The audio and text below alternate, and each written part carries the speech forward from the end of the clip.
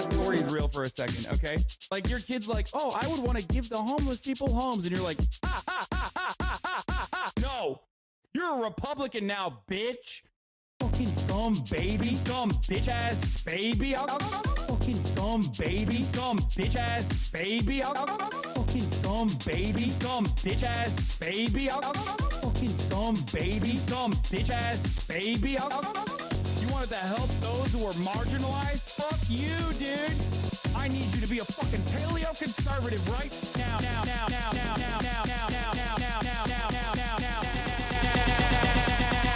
Fuck you. Own, fucking own. Guess what I fucking own? My dumbass daughter who's 6 years old, dude. Stupid fucking baby. You dumb bitch ass baby. Fucking dumb baby. Dumb bitch ass baby. Fucking dumb baby. Dumb bitch ass baby. Fucking dumb baby. Dumb bitch ass baby. I'll kick you in the fucking baby face. I almost got, child labor going too. Fucking tight. Oh, fucking own. Guess what I fucking own? My dumbass daughter who's 6 years old, dude. Stupid fucking baby. You dumb bitch ass baby. Fucking dumb baby. Dumb bitch ass baby. Fucking dumb baby. Dumb bitch ass baby. Fucking dumb baby. Dumb bitch ass baby. I'll kick you in the fucking baby face. Fuck the homeless. Turn this shit off. What's going on, everybody? I'm Hank Pecker, and this is the Hank Pecker broadcast. I've taken over. Turn that goddamn shit off. That's right. What's going on, everybody? I'm Hank Pecker, and this is the Hank Pecker broadcast. No more HasanAbi. Time for some real apolitical content, ladies and gentlemen, boys, girls. No more MBs. Unless we're talking about non-binary. It's finally time for the apolitical king to show you how it's really done. Hank Pectorals, am I right? Yeah. Do the whole stream like this? I can't. It is April 1st, ladies and gentlemen. April Fools. April 1st. A day for all the fools. Fools that thought Biden was going to make America great. Fools that thought Trump wasn't going to make America great. You are all fools, as a matter of fact. My pronouns are US and A. Call me non-Biden, read the way. I'm riding Biden. Hank Pecker in the building, folks. You already know. It's the part of the broadcast where I tell you about my personal news, about what's going on in the real American patriot's heart, mind, and soul, as opposed to the goddamn fakes, the goddamn phonies, goddamn lamestream media, the goddamn vaxxers who want to make all Americans autistic and gay. We're done with all of that. We're done with all that. Time for real American, baby. Folks, April 1st, 2025, the CIA's officially left the chat. They know a real patriot when they see one. So there's no use to monitor the activities any longer. Anyway, folks, this is part of the broadcast where I tell you about my personal news, about what's going on in the world of HasanAbi Piker. Obviously, this is a short-lived April Fool's. There is no Hank Pecker. The reason why there's no short-lived April Fools is because Donald Trump won the election, and it feels like every day is a joke. Every day is a haha. Could that have happened for real? Could that have happened for real? Is that really a thing that happened? No, that's a bridge too far. And then you find out, no, as a matter of fact, it is a real thing. So I see no purpose in doing satire for being a right-winger when, basically we are the punchline. We are the punchline every day. We're the punchline. Okay? In any case, are you ready for American Freedom Day tomorrow? Why is everybody saying Peach Jar wants to come on the Fear End podcast? Like, is she in Los Angeles or something? I don't know why you guys are spamming that in the chat out of nowhere. Like, I just started. Like, what? Okay. Peach Jars wants to come on the podcast on Fear End. Great. I would love to have her on. What the fuck does that? What do you want me to like go to her or something? Like what? Like fly out to Texas to film with her? Like what's happening?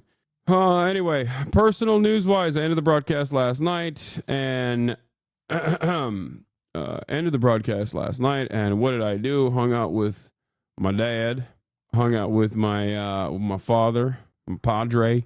Didn't really do much. I wanted to watch Adolescence, and my dad has this policy of never watching like child endangerment, even in fictional settings. So he was like, turn it off. Do you guys have a situation with your dad like this or with your parents like this, where they just like, there's certain things that they just simply cannot see? You're like, why would you watch this?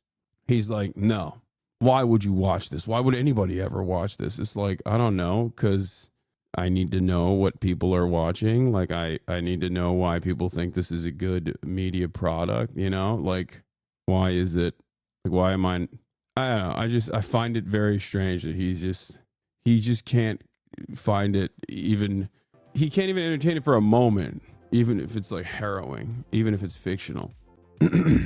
My dad hates sex scenes and nude. Yeah. Like as soon as the kid gets arrested by the cops and he pisses his pants, my dad was like, turn this off. Turn this shit off right now. And I was like, okay. He's like, watch your animes. I don't care. I'll sit here next to you. I don't understand what's going on, but I'll sit here. But if you watch some stressful shit like this with like children getting harmed, I can't be here. But in any case, yeah, I went to bed, played a little bit more Kingdom Comeys, and then I wanted to show you this beautiful angel. This beautiful angel. The most beautiful angel that I've ever encountered. Look at her. She just got cleaned up, so I'm letting her on the bed. And it's funny because she doesn't even like being on the bed. Like she literally gets off the bed. Look at how flabby she is. Anyway, ever since she got groomed, she has a beautiful ball chin. Yeah, her chin is out of control. She's so fat. It's the best. Look at those fat rolls. It's angelic. That belt ain't doing shit. Pull your pants up, son. Yeah, I'm wearing 100 Thieves sent me some new merch, and it's crazy because I think like with Jeff doing the America hat, and 100 Thieves' new merch is all American core. And I feel like once again, regardless of what people say about me, about my fashion in general, like I think I'm always ahead of the curve, perhaps a little too ahead of the curve, because now Americana is like becoming more mainstream. Interestingly enough, obviously I've moved on to the next thing at this point. I'm ahead of the trend. So if you want to be ahead of the trend, you got to tap in. You got to tap into the HasanAbi, tap into the HasanAbi fashion, and you got to lock in and tap into the merch. You can get at ideology.shop as always. Also, I've been shortening them. I've been cutting them a lot up in the bottom, which has been really good for me. I really like the way it fits now. Do you fuck with the Clothing Brand Capital? No, because their sizes are too small for me. Are you circumcised? Yes. Ain't nobody getting tabbies, little bro. I wouldn't suggest tabbies. Tabbies are also on the way out anyway. Yeah. I'm Mr. Crop. Yo, Zon, do your hoodies on merch fit obese people? Yes. It depends on the sizing. If you're like obese and you get hit at XXX, then yeah, I think we have XXXs. But yeah, I cut off the arms of the election merch. I've done that as well. Anyway, I woke up early, went to the park, and got absolutely demolished. Okay, 3 games in a row, lost every freaking game. It was genuinely devastating, but at least I got some decent cardio out of it. I'm still not fully recovered. I'm still not at 100%. And while this video itself will show you that I actually was cooking, I still lost. Look at that. Boom, boom, boom. Quick moves. Light work. What are you doing? What are you doing? What are you doing? Door gets rung and she thinks she's going to answer the door. It's crazy. Get down. What do you think you are? You answer the door now?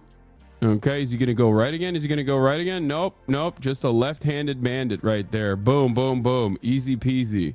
Easy peasy. Easy peasy. What's he going to do next? Is this bully ball time? Nope. It's finesse. He's got that floating. Perfect 3. Look at that. Swish. Boom. Hits another one. Now, did that go in? Did that not go in? We don't know, but don't worry about it. Let's act like it did go in. Okay. Yeah. Fit pick for the day. I'm wearing the 100 Thieves jeans that they sent me. Newsmax is up 200% on stocks today. Trump is going to announce some dumb shit today for them. I'm betting. What? Do you know about the Anthony Edwards baby mama drama? Yeah, he does not want anything to do with that lady and anything to do with that child. It seems like that's what I heard. I saw the tweet where he was like, I saw that one tweet where it was like he wants to pay up front. I don't know if it's real or not, but he's got aura. He does have aura. He does. He really does. Booker is crushing Trump's longest speech record. Yeah, Booker is doing a filibuster. He's filibustering. We'll talk about that in a little bit. I'm so upset with you right now, Hasan. I was talking up a woman and you were brought up by them and they said they stopped watching you because you deep throat LeBron too much. And then I stumbled because I don't watch sports. And then the whole conversation fell apart. Okay, first of all, you literally were able to engage in self-selection right there. You saved yourself. Okay, who doesn't deep throat LeBron? Like people who are obviously silly and fake and phony and don't recognize true greatness. I guess that's the people that don't deep throat LeBron. Like you literally just dodged a bullet and you're over here talking shit, being like, oh, I fumbled because of you. King, you didn't fumble. You dodged a bullet. You dodged it. Also stopping. I stopped watching Hasan because he glazes LeBron so much is so funny to me because it's like, I'll take that. You know what I mean? That's like the weirdest way that someone has announced their departure on this broadcast. And I respect it. I can't help but respect it. Cause it's like people will be like, he's too misogynistic for me. Like he says, I fucked your mom or whatever. Like that's a bridge too far for me. Right? Like things of that nature I hear all the time. But saying, oh, this dude actually glazes LeBron too hard is the funniest reason for a woman especially to quit the broadcast. That's funny. Yeah. Have you heard Bronify yet? No. Would you throw it back for LeBron? I'm not going to answer this question where the answer is very obvious. Yeah, but that's it. I worked out in the morning. I'm still a little bit under the weather. Like I haven't fully recovered yet. And for that reason, I just like have such a hard time freaking breathing on the court. Like I'm looking at my heart rate and it says like, I'm looking at my heart rate and it's saying 173, which is pretty elevated, but like I usually have it at like 180 when I'm really sprinting, you know, when I'm pumping, but it was killing me this time around. But yeah, I love that band Tanarwan. There's a MSJ article about how their musician is an Al-Qaeda leader now. Do you know anything about that band? I have no idea what you're talking about. I think it might be allergies though. It might not necessarily be like a cold or something. It could just be allergies because something is cooking me like big time. In any case, let's get started. I don't know if there's a Themasius. If it was from COVID, please rest your heart. Dude, if I die, I die. You know what I mean? If it's like long COVID and it like exercise kills me, then I'm gonna take that fucking L. You know what I mean? I'm gonna die exercising. I'm being so for real right now. There is 0% chance because because the inverse of it is like I don't exercise and then I kill myself. So I'm dying either way. Either I die during the process of exercise or I die because I killed myself because I can't exercise.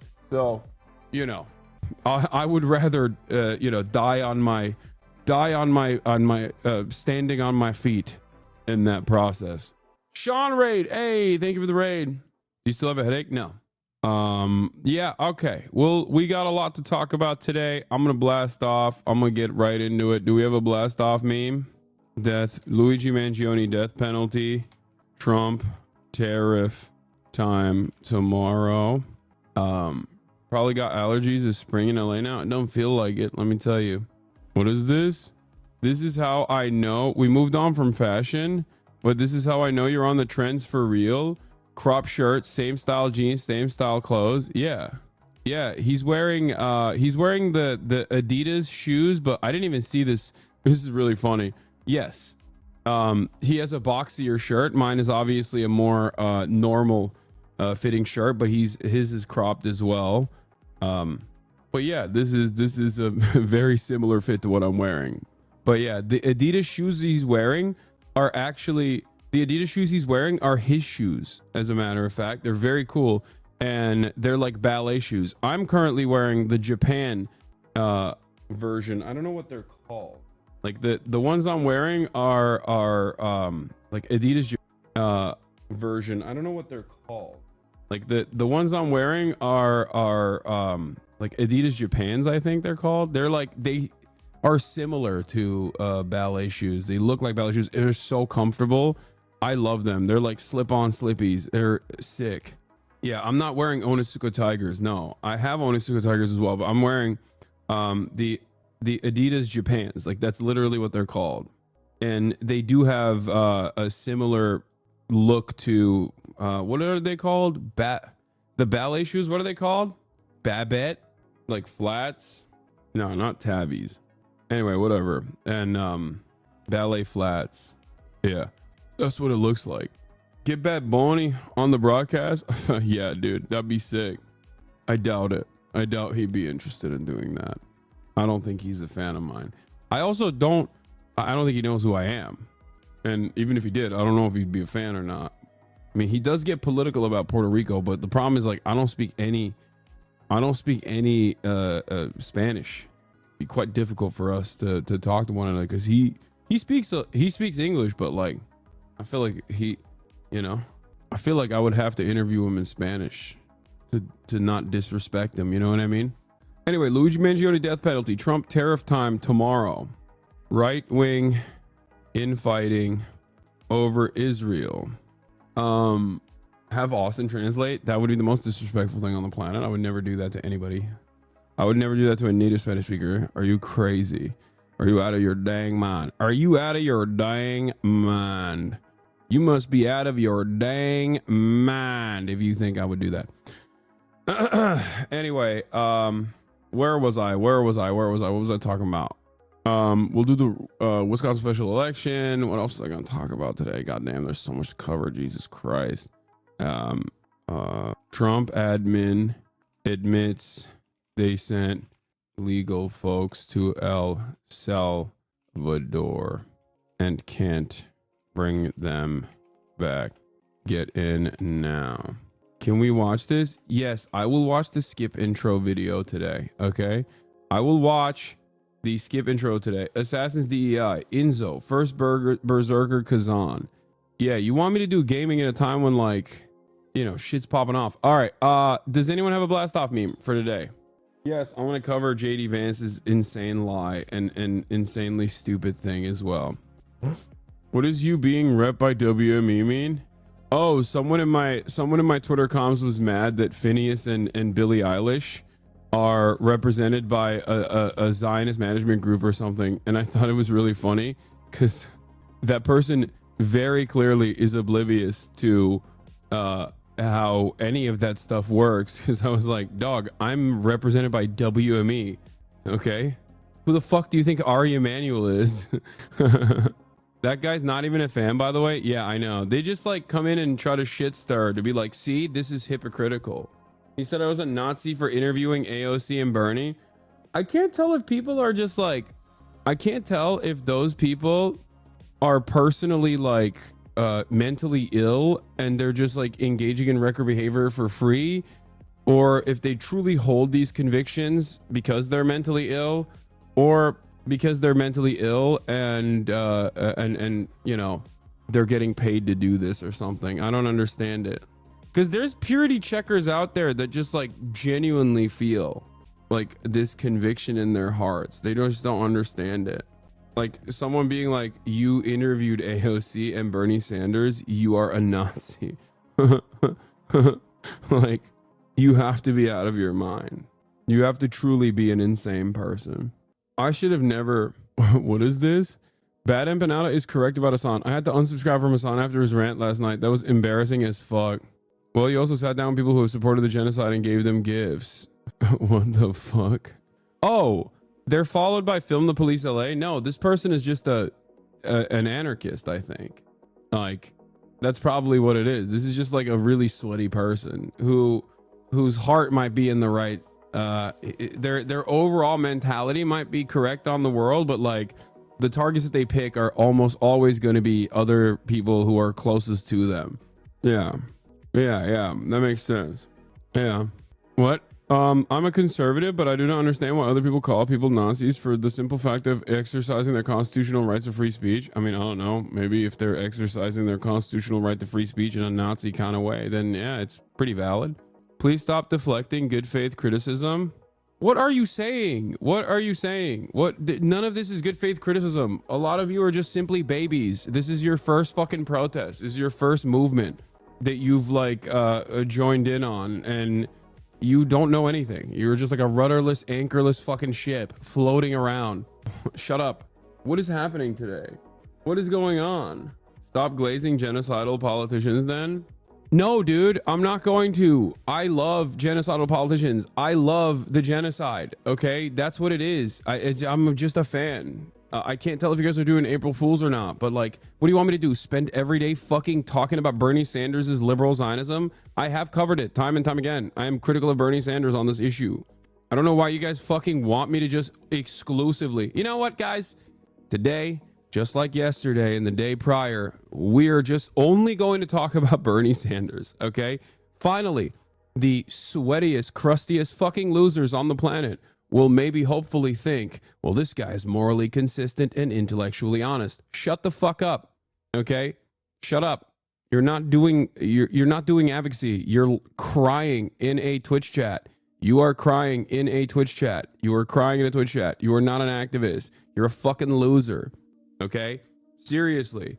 And if this is your worldview, if your worldview revolves around like almost exclusively fucking yelling at a Twitch streamer who you know is aligned with your worldview, that is interviewing politicians, or at least is like close to politicians that are also infinitely closer to your worldview. I'm not even talking about Bernie Sanders at this point. I'm talking about AOC specifically, who people yell about all the time, but like she literally called it a fucking genocide way before anybody else did. If your expectation is like those guys are actually in the wrong, if those politicians are the worst politicians in US Congress, you're fucking stupid, you know?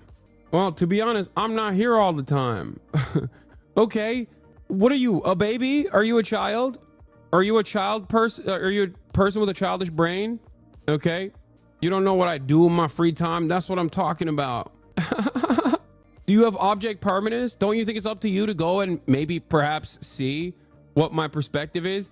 Instead of assuming that there is a good faith criticism here, why call me a loser? Because you're behaving like a fucking loser. Motherfuckers be like, go yell at Republicans instead. No, not even Republicans. There are hundreds of Democrats in positions of power that you could yell at. And this isn't to say that you should not criticize. This isn't to say that you should not criticize AOC at all, ever, that these politicians are infallible or whatever. That's not what I'm saying at all. I've never made that point. I have plenty of criticisms for AOC and Bernie Sanders and numerous other politicians that are aligned with me on some issues, but not aligned with me on others, or they don't go far enough in the way that I want to, in the way that I want them to. But like the idea that the idea that like these are the only targets of ire is so incredibly stupid. And this also in and of itself is incredibly fucking stupid, you know? Anyway, I got baited. I'll admit I got baited by a fucking stupid ass person. I'm gonna fucking kick him out and just like delete my post. That's probably the most effective way to talk about that's the most effective way to deal with this kind of shit, instead of just like taking it seriously and responding to it, because a lot of people don't actually want to learn anything. They don't want to genuinely have discourse. It's just more so just stirring shit up. But yes, why aren't you responding to my criticisms of you? I don't know, because they're invalid. Because your criticisms of me are that I'm circumcised, and that's not up to me. You're just reiterating the fact that I'm circumcised, and it's hurting my feelings. I wish I wasn't, okay? They took that away from me, and you're out here reminding everybody that they stole something from me. You know what I mean? They chopped it up. They chopped my shit up. They took away my hoodie. It's out in the cold. You have to? You're Muslim? I don't care. Yeah. There are 8 House resolutions of block weapons to Israel. 14 members are on all 8. AOC, Greg Kazar, Garcia, Green, Jayapal, Johnson, Lee from Pennsylvania, Ilhan Omar, Pecan, Presley, Ramirez, Talib, Velasquez, and Watson Coleman. And hella dudes are only yelling at some of these people that are just in front of them.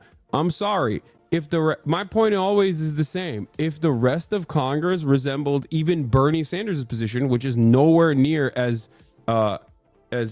critical as like AOC and some of these other people's positions are, like Rashida Tlaib, obviously, that's not even my expectation. But like, even if the majority, the overwhelming majority of Congress demonstrated Bernie Sanders' attitude about Israel, a big chunk of this violence would never be initiated. And Bernie Sanders is not the best on this either. Like, that's the other thing. Like that, we need to move beyond that as well, for sure. But in the interim, you have to work with what you have at your disposal, the tools you have at your disposal. Yeah, Bernie, this is the House resolutions. Bernie's in the Senate. Bernie has also pushed for a Senate resolution to block weapons to Israel, ironically enough. Which Green that they're referring to? I think Al Green. But instead, you're in here yelling at a Twitch streamer who is a fairly prominent anti-Zionist, okay, who gets attacked all the time for his anti-Zionist positions, because of his collaboration with congresspersons who themselves are not anti-Zionist. Obviously, that's not the case, but are infinitely closer to your position, to your worldview, than like 99.9% of Congress. It's fucking stupid. That's it. You go out and build the tools, and I'll work with you too. You know what I mean? Do you see what I'm saying? Do you understand? Like, this is a tool. These are our public servants. Okay, they're supposed to represent our interests, and in that process, I'm not shy about explaining to you that, like, I grade Congress on a curve, and in that situation, I have to look at like what the rest of Congress's attitude is on this issue, and these people are infinitely closer to you. These people are infinitely closer to you in their viewpoints. They're infinitely closer to you in comparison to the rest of Congress. The expectation is to move the rest of Congress to this trajectory and then move them further to the left. Anyway, how do you have the conversations with these people without losing your shit? Very impressive. I have maintained a community I've maintained a fairly large community of incredibly active and incredibly vocal leftists for the past 10 years, and especially on Twitch for the last, since 2018, for the last 7 years. So that's what it is. And I still lose my shit. It's impossible not to, right? It's freaking impossible not to. Anyway, this is just like, remember the tenet. Be normal. Be normal. I'm sure you can if you cultivate a different attitude. I mean, I have. That's why this community is the size that it is. And the broad majority of people in this community, are pretty forgiving and pretty empathetic, and are guided by empathy first and foremost, and care about instilling class consciousness and developing solidarity with others. But then there's always going to be loud, brash, and oftentimes narcissistic people that may not even be doing like wrecker behavior, may not demonstrate wrecker behavior ideologically, but instead are doing it because they just want to be heard. You know, they want that sweet dopamine rush, that dopamine hit of streamer noticed me, streamer responded to me, I got something out of him. In any case, none of this matters, which is what's so funny about it. Like, people will be like, what is happening with my eyes? I can't see. I'm like losing my vision right now. What the hell? What do you say to someone who say compromising on morals and beliefs with Bernie and AOC is going to end up compromising with the Dems in the past? I'm not saying I think that, but it's a valid reason why people are reluctant to support Bernie. Okay, don't support him then. It's fine. I think he's going to be fine without the support of a bunch of like leftist TikTokers or whatever, or their communities. He's got fucking 34,000 people showing up to rallies. I'm sorry. He's got the motion. He's got the momentum. That is the truth. All right, let's start with Luigi Mangione. Something strange is happening to me where my I don't know what the fuck's going on. It feels like there's like blinding light in my eyes. You know what I mean? I don't know what the hell's going on. It's weird. It's odd. I shouldn't even be mentioning this. Spot migraine, but I don't have a migraine. My head doesn't hurt. I don't know what it is. I don't have a headache. United Healthcare CEO killer Luigi Mangione. Let's bring in CBS News correspondent Chanel Call live in a newsroom for us. Chanel, what can you tell us? Yeah, coming to you live once again from our breaking news desk this morning, Mugo. And we just got this release from the U.S. Justice Department moments ago. I want to read to you part of it coming from Attorney General Pamela Bondi's office. It says, quote, Luigi Mangione's murder of Brian Thompson, an innocent man and father of 2 young children, was a premeditated, cold-blooded assassination that shocked America. After careful consideration, I've directed federal prosecutors to seek the death penalty in this case as we carry out President Trump's agenda to stop violent crime and make America safe again. It goes on to say that the murder was an act of political violence and that Mangione's actions involved substantial planning and premeditation. It's like a little bit better if I turn the lights off, but it's still there. Death penalty for killing rich people? Yeah. Oh no. I mean, this is no. It's not worth it. I still can't see even with the lights on. So, hold on. What the hell is going on? I feel great. Otherwise, I don't know why. I don't have an issue with I don't have an issue with anything else. Look at my comments, please. You can have an ocular migraine without the pain. My first migraine didn't hurt. I just went blind. I've had the thing you're experiencing. I mean, it's fine. I'm not going blind. I just like, it feels like there's a light. You know, when you stare at a light for too long and you can't see? When you stare at a light for too long and you can't see, that's what it feels like. Ocular migraine. Yeah, it kind of feels like this, or like a little bit like this. What the hell? Am I dying? What is going on? Apparently it's caused by stress. I also want to mention that we knew that this was a possibility, Mugo, after Luigi Mangione was charged federally back in December. He first faced 11 state charges. That included murder as an act of terrorism, and this is in connection to the killing of United Healthcare CEO Brian Thompson. Mangione has so far pleaded not guilty to those state charges, but the federal charges, they allow prosecutors to pursue the death penalty against him. Today, now, when we talk about capital punishment, AG Pam Bondi directing federal prosecutors to seek the death penalty in this case. We know Mangione has not yet entered a plea in that federal case, but prosecutors have already said that these 2 state cases and federal cases will essentially proceed on parallel tracks, with the state charges expected to go to trial first. Wow, some very important background and context there. Chanel Call. Yeah, I mean, the Mangione cases and all of the escalated charges surrounding it are entirely because of politics. Luigi Mangione's actions being taken as an act of terror in the state of New York is specifically because of politics. On the federal case, Attorney General Pam Bondi pushing for this to be elevated or demanding the death penalty on it is once again pure politics. The reason why they're doing this is because they want to make an example out of him.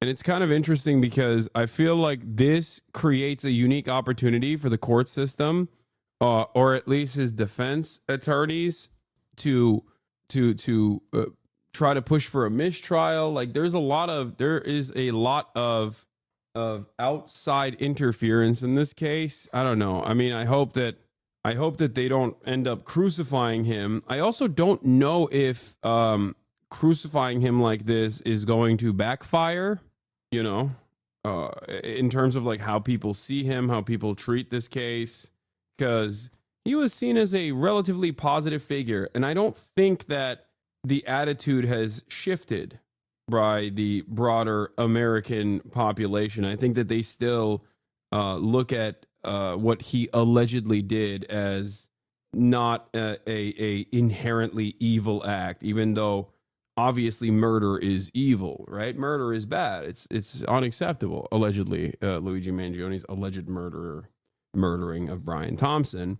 The very fact that in a country like America, where people are incredibly draconian and have this very, very straightforward approach to law, order, justice, the very fact that like they would still look at a situation like this as an open and shut case and still go, yeah, well, the other guy has a lot more bodies because he's a private healthcare CEO is wild to me.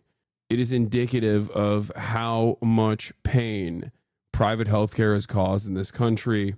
And I think that this kind of prosecutorial overreach is inevitably going to cause more of a backlash in favor of Luigi Mangione and also against the administration. But maybe I'm wrong. Maybe Americans are so hog-minded that they'll turn around and go, no, actually, we were wrong for the things that we thought and the things that we said. You know, maybe hogs will get in line and say, yeah, no, Luigi was a bad guy. He's a terrorist. He deserves the death penalty. Who knows? But he is very white, and he does come from a wealthy family. A lot of these things optically play a formative role in garnering support for Luigi's actions beyond the fact that beyond who his target was. Voters going to the polls this morning. High stakes elections in Murder Florida. Murder is never a valid excuse for anything. Yeah, it's not. But that's not what is this? He's guilty. It's open and shut. He's not positive he's a murderer. I wouldn't praise him if he murdered a parent. You wouldn't praise him if he murdered a parent of yours. Murder is never a valid excuse for anything. Yeah, the entire point here isn't whether murder is good or bad. I think everyone understands. First of all, allegedly, we don't know if he did it. Innocent until proven guilty. That's number one. Number two, I can't believe I can barely fucking see the screen in front of me, and I'm still using that limited amount of vision that I have to respond to a silly ass chatter who is refusing to understand that it is not. The interesting part about this conversation, this back and forth, is not whether or not murder is wrong. Everyone understands that. Okay, everyone understands murder is bad. If that's how people dealt with issues, I mean, society would collapse. You just go up and be like, all right, well, you wronged me. I'm going to kill you now is not exactly going to make for a stable society. Now, having said that, the reason why people still have a sympathetic outlook on him, even though Americans also usually operate in this, with this, I just hear so many people praise him and I'm sorry, I just don't get it. Yeah, you don't get it. I don't know what your background is. I don't know what your, what your family's wealth looks like. But there's a reason why so many people praise him. And that is because they understandably see someone like Brian Thompson as a placeholder for an incredible amount of death and destruction. So much so that even Americans who normally have the exact same attitude that you have are looking at the situation and going, yeah, well, I mean, it's a little bit of a vigilante justice moment, because they see Brian Thompson functionally as a serial killer. Okay. Because people like Brian Thompson engage in the act of social murder. It is systematized murder. It is processed murder. It's murder through paperwork, but it's murder nonetheless to the individual who watches their loved ones suffer through their cancer treatment and have to forego treatment because they can't pay for it because their insurance decided to deny that claim. It's like that is for them, whether it is being done by the stroke of a pen or with a sniper rifle or with a bullet, is still experienced as murder. That's the way they see it. Just because it's done for profit doesn't change that reality, right? Maybe you don't live in the United States of America, though, because maybe that's the reason why you don't understand it. But that is what it is. He left right after that explanation. Maybe he's still in here. I don't know. You often argue that criminal migrants should be locked up in the U.S. It would be disingenuous for you to argue that allegedly murderer should not go to jail. What? Should not go to jail? Not that you are doing that. It would be am I reading this correct? It would be disingenuous for you to argue that an allegedly murderer should not go to jail. Okay, first of all, there's a difference in the crimes. We're talking about someone who's done a serial rape or something. What? No sentence, convict for murder? What? I'm confused as to what you're saying. maybe my brain is also breaking down aside from my vision. So maybe I don't know what you were trying to say. I've said if someone has gone through the legal process and has been convicted of a heinous act, a gruesome crime, a murder or a rape or something like that, I think that, yes, justice should be served. Okay?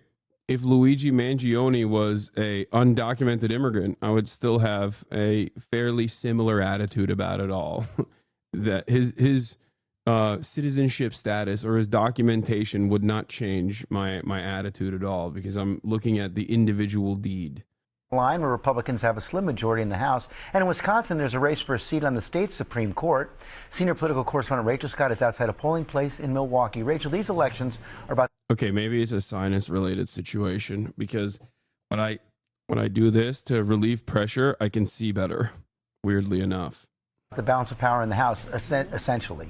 Yeah, definitely, George. And not only that, it could be the first real test of how voters across the country are feeling about President Trump's agenda. So let's start here in Wisconsin, where there is a battle over a single seat on the state Supreme Court.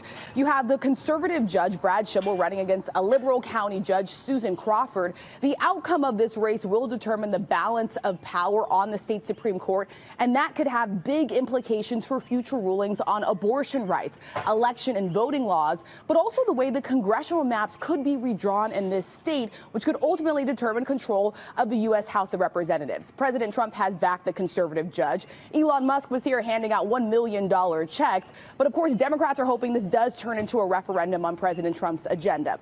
Over in Florida, there are two special elections. One is to replace former Congressman Matt Gaetz, who President Trump initially tapped to serve as his attorney general. And the other is to replace his national security advisor and former Congressman Michael Waltz. Now, both of those districts are traditionally red, but Democrats still making a play. They are keenly aware that House Republicans have a narrow majority, and what happens today could ultimately either expand that or shrink it, Michael. Yeah, big implications, as you said there, Rachel. Thank you so much. Turning now to an election in Wisconsin with big national implications for a...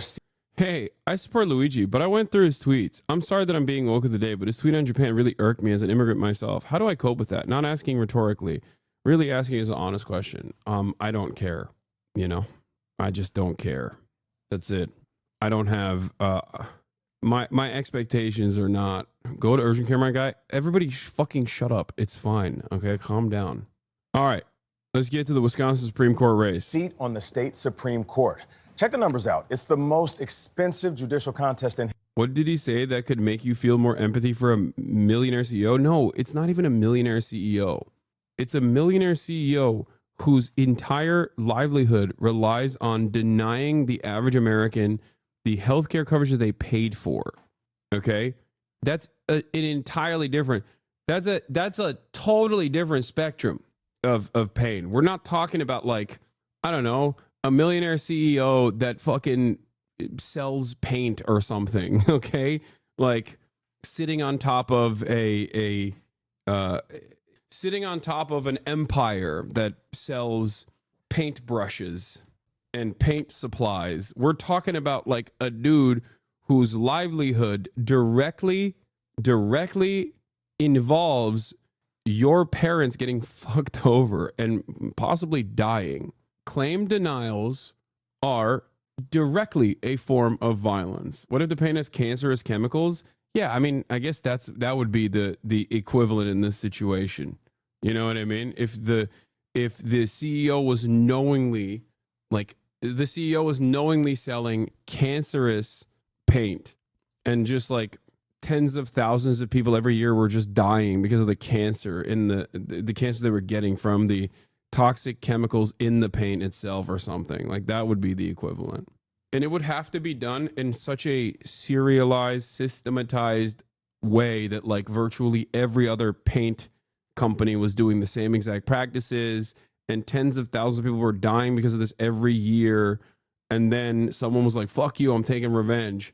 Yeah, that would, like, it would have to happen over such a long period of time where like Americans that normally never understand systematic violence would be able to see what this paint CEO was doing as a systematized version of violence, like a social murder, if you will.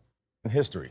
Billionaire Trump advisor Elon Musk has been heavily involved in this campaign. Ed O'Keefe is in Milwaukee. Ed, good morning. Well, good morning. This race wouldn't normally draw so much out-of-state attention, but coming 2 months after President Trump took office in this key battleground state with so many issues at stake as well, it's kind of the perfect mix. We spoke with the two candidates stuck in the middle of this proxy fight. A high-stakes statewide election drawing national attention. It's a big race. I love Wisconsin. The race for a seat on the Wisconsin Supreme Court between Democratic-backed Susan Crawford and GOP-endorsed Brad Schimmel has raked in. Actually, I just realized paint is not even an appropriate analog here, because paint has utility. Private healthcare does not. It doesn't need to exist at all. I just realized that even there is quite literally no reason for this expensive middleman to exist in this process, and it's only there. It is only there to make money for the company. That's it. It has no use. It is only a burden. That's why it's even Paint CEO is not an appropriate analog here. It's just you also need healthcare. You don't need paint. No, but they are not providing healthcare. They are providing healthcare insurance. Yes, you need healthcare. You don't need healthcare insurance technically. And the only way that these guys make money is by denying you coverage that you paid for. That's how they make their money. It's just so messed up when you think about it. I don't know. I don't know how more people are not constantly losing their minds over how ridiculous this is. In big money, a record $80+ million, a large part from billionaire donors like Elon Musk. Why do you think he wants to spend so much money on this race? I think that Elon Musk is looking at this as kind of a test case because he's got business interests all over the country and probably litigation all over the country. So he wants to have some influence and some access to the Wisconsin judiciary. Crawford says she's focused on the issues facing the battleground state. It can be things like fair elections, the right to vote. I'm getting reports from Wisconsin chatters, the cheesehead chatters in here. This is not the first one that has said this, but holy crap, just finished voting and there was a freaking line. My tiny ass ward doesn't even have one line. It doesn't have a line on presidential years. Yeah, this could be good or bad. It could be because Elon Musk's initiatives have actually drawn a lot of support and more people are aware of it and it's bringing Republicans out in large numbers. Or it is because as special elections goes, a lot of Democrats who are laser focused on undermining the Trump agenda are using any opportunity they can to do so, and therefore they are going out and voting in droves in an effort to make sure that they don't give another W to Trump or Elon Musk. I really hope it is the second thing and not the first. I really hope it's not that Elon's initiatives have been incredibly successful.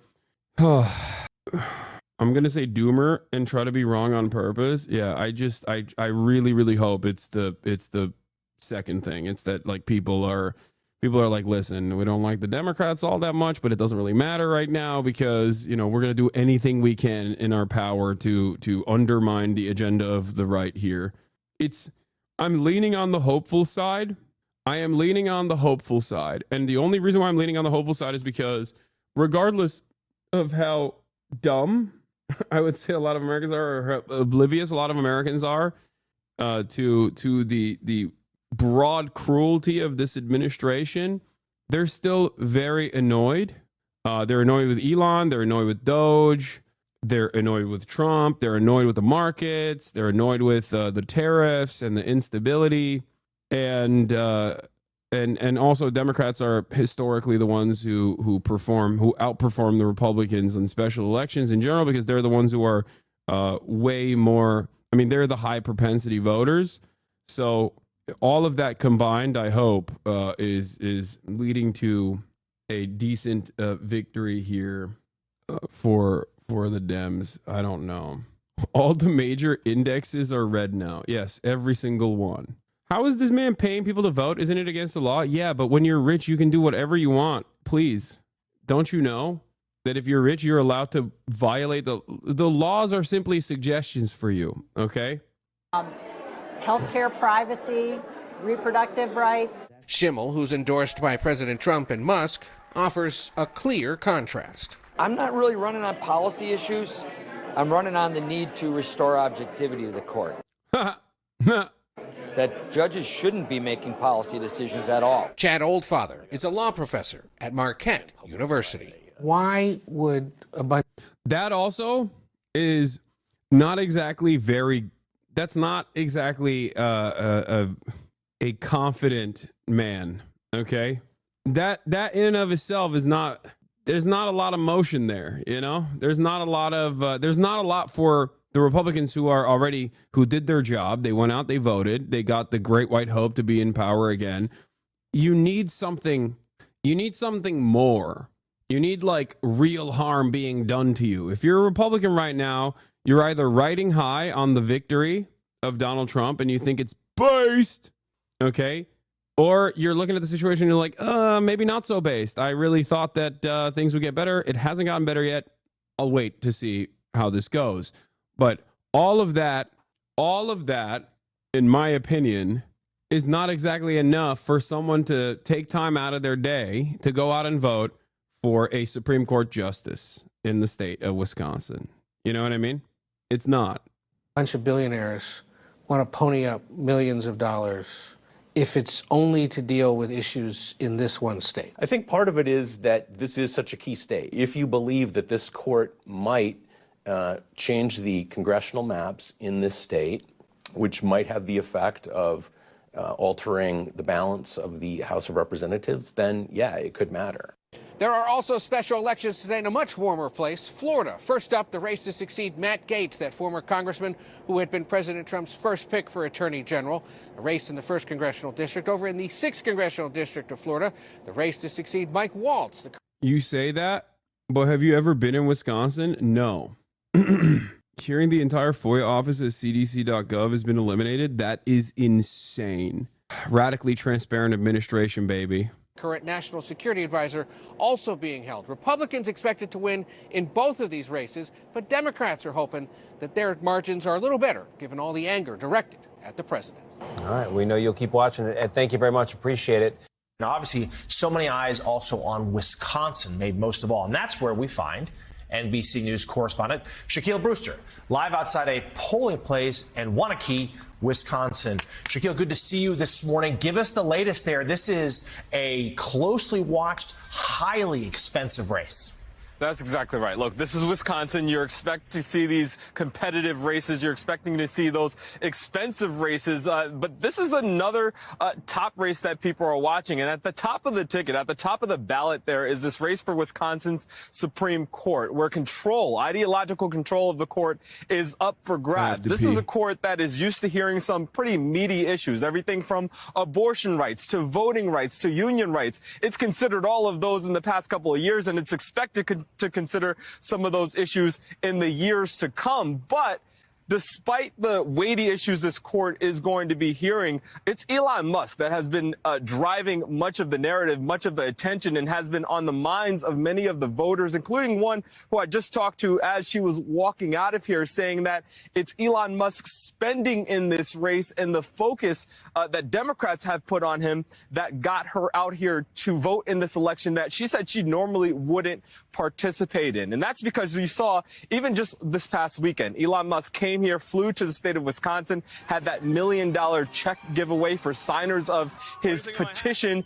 He also gave people $100, his super PAC gave people $100 for signing that petition. He's been front and center in many of the ads from the liberal candidate in this campaign. I talked to both candidates. I went to some of their events, and I talked about the fact that, yes, there's a lot at stake with this court seat, but I talked to them about how they feel about Elon Musk being front and center. Susan Crawford, the liberal candidate, said essentially that Elon Musk is her main opponent in this race, not the conservative judge, Brad Schimmel. Listen to what both of them told me when I asked about the Musk factor in this race. He has spent over $22 million in counting on this race, and it is just unprecedented. This has never happened before in any kind of state judicial race or even any state race at all that I know of. Elon Musk is coming into the state of Wisconsin to try to buy a seat on the Wisconsin Supreme Court. I think people across the country should be pretty worried about that. He can do whatever he wants with his money. That's his money. It's not my business. If there's a problem with this, that's somebody else's problem to work out. It's not mine. It's not my business. If I gave somebody $1,000, my wife would have a talking to with me. But that's not my problem. Schimmel there, also endorsed by President Donald Trump. And before today, you had about 650,000 voters across the state casting a ballot, voting early. Of course, you see the flow of people here behind me. And also on that ballot, I should mention, is a move to elevate the voter ID law in this state and put it into the state constitution. That's also been a motivating factor for some conservatives here, guys. All right, NBC's Shaquille Brewster live from Wisconsin. Thank you very much. And joining us now, politics reporter for Semaphore, Dave Weigel, and former MSNBC host and contributor to Washington Monthly, Chris Matthews joins us. Good to have you both. Not friend of the show, Dave, Chris Matthews. it is so hard to predict. There you go. You got friend of the show, Dave Weigel, and enemy of the show, Chris Matthews. Is your eyesight better? Yes, it's getting better. Anything after the election last year. And I say that because the media, Democrats, even some Republicans were highly skeptical that they could get low propensity younger male voters out. And that's exactly what they did. So, you know, would normally say those people don't vote in off-year elections, but hard to say. What are you hearing out of Wisconsin? Are they going to come out again this time to vote in a judicial race? Well, before he actually traveled there, I was in the state for early voting. We smoking that Luigi pack is so funny. This is how you know Republicans have no values and no interest whatsoever in anything other than like whatever they consider to be is the left position or the liberal position and owning it. It's like, what do you mean? Are you a healthcare? Are you a private healthcare insurance executive? Like, what are you talking about? Hell yeah, dude. Hell yeah. We're smoking on that Luigi pack. It's such a funny fucking take to have. It's like, bro, they're killing your mother. They're killing your father. They're just, when they are not going to be able to pay for their cancer treatment, you'll see who's smoking on. Okay. The administration is up in arms defending for-profit healthcare and trying to make an example out of this person. Especially because of all of the, enthusiasm that this person received, right? In a blatantly illegal act that we don't even know if he did or not, right? Allegedly he did it. I thought this would mean he's with Luigi, Gen Z here. No, he's saying we smoking on that Luigi pack, as in like he's gonna get the death penalty. Hell yeah, I'm glad he's getting the death penalty. It's just very odd. I find it strange to be siding with the admin on this. I don't know. Like you're not like an edgy boy, you know? You're not edgy at all. When it started, Musk had really papered the state. Hands off my CEO. Republican voters with ads that said, this is an election that can help Donald Trump. You need to turn out again to vote for Donald Trump. You've got Turning Point Action is in the state doing the same thing. Don Jr. was in the state, and they were trying to make this an election about Trump because you're right. Their theory was if you just get 63% of those Trump 2024 voters to show up, you win this race. And Republicans historically have been able to do that. The bullish theory on Musk going there is if you want to give him credit for some of the victory in Pennsylvania last year, if you want to say there are young men who don't pay attention to politics but love him, listen, they're invested in Tesla, etc., that he's excited them by showing up, you can. But at the same time, the Democratic strategy, and you heard Crawford say it, has been to say this is not about this Republican judge. This is not one of those races that's going to be about how they'd rule on the bench. It is an attempt by Elon Musk to buy the state. Their polling said that he's really unpopular, and their early vote, as usual in Wisconsin, they've gotten good at this. The Democratic early vote, they're very confident. Crawford won that pretty big. They're skeptical that all these men we've been talking about, who they didn't even vote for their Senate candidate when Trump was on the ballot. They voted for Trump and came home. That's just not going to be possible for them to come out for somebody who's not Donald Trump as a stand-in for him. So, Chris Matthews, we're used to these elections that come so soon after a presidential contest. We sometimes it's the Virginia, New Jersey gubernatorial races, and now it's this Wisconsin Supreme Court matter. But we're used to it being sort of a referendum of a sort about how a president's doing. But what's so striking and unusual about this one, sure, it's about Trump, but really, in many ways, it's about Elon Musk. Yeah, and I think the television pictures are going to be powerful. That the cheesehead, everybody in Wisconsin is going to see that, and they'll know what it means. And has he earned the right to wear that cheesehead? There he is. Oh, God. Blech. I can't stand it. I can't stand it. I hate how corny and dumb people are getting. I don't like it. I don't like it at all. How are people responding to this positively? How do you not immediately turn around and go, this is gross. I don't want anything to do with this. I was about to vote for the Republican until this very moment, and then I laid my eyes on this, and I realized, like, this is awful. He doesn't seem like he looks like an Araviste, a guy that shows up with a lot of money, spending millions of dollars, giving $1 million gifts away to people who are on the right side with him politically. But this is in the environment of a lot of concerns about Social Security, in an environment where, of course, abortion rights is always there, but also about Signalgate. Signalgate's right in the air, and the president has said it's over, it's closed, I've closed it, I've given a pardon to these people. I know who did it, but I'm not saying I'm going to tell you who did it. So he's acting like a big shot.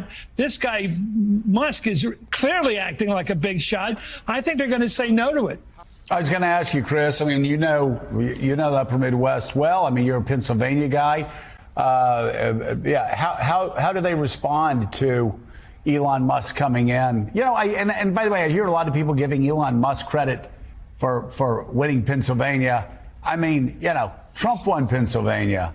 I mean, you and I know how politics work. They vote for the guy on the top line. They don't vote for endorsers or this or that or the other. I'm just curious. This race is about Musk in Wisconsin, not so much even about Trump. How does that play? I think it plays badly. I think people are going to say, you know, this is a tough state. Wisconsin's always been decisive, going all the way back to the Kennedy-Humphrey debate, the primary back in '60. It's always mattered, and it's always been close. And I think they're going to say, wait a minute, my vote counts, his vote doesn't. Not giving away $1 million gift certificates for voting and supporting the right side. It must bother people. And that Republican candidate, did you see that weird answer he had? I don't care what's going on about his spending his money. Of course you care. He's spending money for your side. You got to talk about that and what voters feel about that. This is democracy. You don't have to. You shouldn't be buying elections so flagrantly. And look at this. This is flagrant. Look at the check. Look at the $1 million checks. I think people would say, I don't want to have anything to do with this kind of. I think it's insane that this race has. This is yet another race where the needle is moved, where there are hundreds of millions of dollars being spent on a special election on a Supreme Court judge. How do people not realize that this is insane?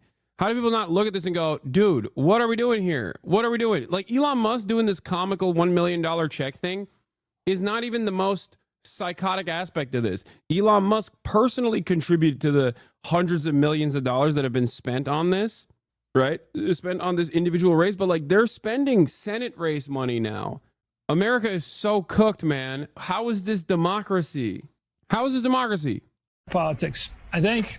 Well, we'll see. I think Wisconsin goes for the Democratic judge. All right. Where's George Soros when we need him? George Soros has no motion. He has nothing. He is a broke boy in comparison to Elon. George Soros' net worth is like $7 billion. Elon's net worth is like 700 gorillion. What are we doing? Oh, I don't want any billionaires. Okay. How about no billionaires? No George Soros, no Mark Cuban, no Elon Musk. No Miriam Adelson, none of it. It's so crazy. I am fundamentally against wealthy people being able to buy support. Joining me now is Charlie Kirk, founder of Turning Point USA. Charlie, great to see you tonight. Now, we have seen a lot from the Democrat Party since 2020. We've seen what they're capable of. But what is it about Elon Musk and what he's doing that really has turned them into insane, total lunatics and criminals? It's two primary things. Just like President Trump, he's a class traitor. He used to be part of the ruling class of the country, and he decided to defect from the orthodoxy of what it means to be a wealthy, polite person in America. What is this haircut? What is this haircut, bro? It's like the Vegeta. Like he went to the barber and was like, "Give me the Vegeta. I need that." Is a straight up pyramid on his forehead. What is happening? Yes, Vegeta. I know. I like saying Vegeta. It's funny. Most nerds try to hide the receding hairline. Kirk is displaying it. I don't know what he's trying to display here. It's just wild. It's especially funny because his head is so large and his face is so tiny on his ginormous head. So then there's way more real estate here. America and said, you know what? No, I'm not going to go along with the zeitgeist of the times. I'm going to challenge this idea that we have open borders and that we're wasting all of this money. So he is a class traitor, and President Trump is the most popular class traitor of this generation. So President Trump and Elon Musk have that in common. But number two is he used to be a darling of the left. Not as much as President Trump. I'd never say that President Trump was on the left, but he used to be loved by all these networks. But Elon Musk used to be the poster child of environmentalism, of clean entrepreneurship, of forward-thinking innovation. Barack Obama used to do cameos and newspaper articles and interviews alongside Elon Musk saying this is the best of the American entrepreneur. But now that Elon Musk has decided to use his fame and, most importantly, his fortune to uncover the hundreds of billions of dollars of waste and to support President Trump, they have now unleashed the hordes of left-wing activists after Tesla owners, dealerships, workers, even cheering on the decline of the Tesla stock. So President Trump and Elon Musk being class traitors and formally friendly. Class traitors. Yesterday, we covered Alex Jones talking about the dialectic. Today, we're hearing Charlie Kirk utilize the term class traitors. What did you think of Tesla back in 2014? I have never been a fan of Elon Musk. There's never been a moment where I liked Elon Musk. One, because I thought he was too fucking annoying. And two, because he's a billionaire. Okay? If you have an inherent antagonistic attitude towards billionaires, you are always going to be in the right. Okay? Do not trust billionaires. They will always betray you. That's it. You can't make $1 billion. You rich too? Oh my God. One, you should also have an inherent antagonistic attitude towards rich people, myself included. Okay? That is healthy. That is a healthy thing to do. But if you are comparing me to someone like Elon Musk, you are fucking stupid. Okay? Me, you, and even people who have $100 million, as a matter of fact, are closer to a homeless person on the street than they are to Elon Musk. Do you understand? Like, people with $100 million are still closer. It sounds insane. It sounds impossible to comprehend. People with $1 billion, I believe, are closer to homelessness than they are to Elon Musk. That is how much Elon Musk's wealth, that's how large Elon Musk's wealth is. You have no understanding of anything, numbers, size, anything, if you cannot comprehend this. 1 million seconds is like 13 days. 1 billion seconds is 32 years. Okay? If I asked you to wait 1 million seconds, you'd be waiting for 12 days. If I asked you to wait 1 billion seconds, you'd be there for 34 years roughly. Something along those lines. Do you understand how different of a scale that is? Do you understand how insane that is? I think the problem is with numbers, people have no understanding of the difference between 1,000 and 1 million. And people have no understanding of the difference between 1 million and 1 billion, let alone hundreds of billions. Okay? The scale, the magnitude difference there is impossible to comprehend. I don't know how else to describe it. We're talking just about 1 billion. Elon Musk has 300 of those 1 billions. Here is Reckful explaining. This is a very famous thing that he did. long time ago, rest in peace, the Recful, describing the difference between billionaires and millionaires. Now, we have someone named Amhai who is top Twitch donator of all time. He has like probably $1 billion, right? Right. There are people in the world with $1 billion, regardless. Okay. Anyways, $1 billion, that's a big fucking number. We can see that there's a lot of zeros on top of the 100,000, but we don't really feel it. You don't really feel it until you go like this. Maybe you know it's 10,000 times more, but here. 1, 2, 3, 4, 5. That's 500,000. Copy paste that. That's $1 million, okay? Then we go, we have to go 2, 3, 4, 5. That's 5 million. Let's copy paste that. That's 10 million, okay? Let's copy paste the 10 million. That's 20, 30, 40, 50, 60, 70, 80, 90, $100 million, okay? Let's copy paste the 100 million. Okay, that's 200, 300, 400, 500, 600, 700, 800, 900, $1 billion, okay? And now I'm Amhai, and I'm going to donate Soda Pop in $100,000 like this. Was that the elite key? Yeah. And now we're going to try to find, the money that we're missing now. Okay?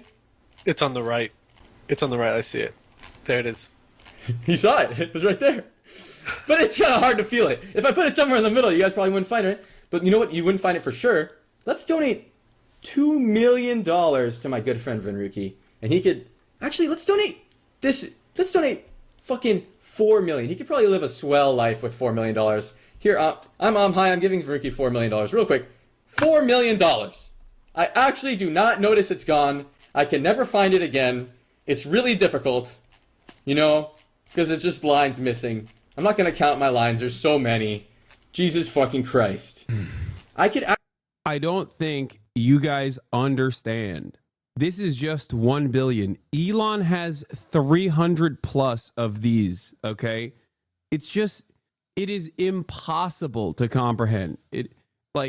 People do this all the time. There are a million YouTube videos about this. Like, you got so many different YouTubers who have tried to explain this, the scale, the magnitude, how different how different the numbers look like. It's so funny. Whenever people come in, and go, Hasan, you're rich too. Big dog. You and I are not even a speck of fucking dust together, okay? In comparison to one guy's wealth. This is just one guy. There are hundreds of guys like Elon out there. Yeah, I mean, eat the rich text format. Wealth shown the scale. Here. Wait, why can't I scroll? I'm scrolling. It's not working though. Oh, you got to go right. Yeah. $1,000. 63 is the median U.S. household income. Here's $1 million. Here is $1 billion. Here is $139 billion. And that's Jeff Bezos. It's still going. Still going. Still going. Jeff's so wealthy that it's quite literally unimaginable. Let's keep going.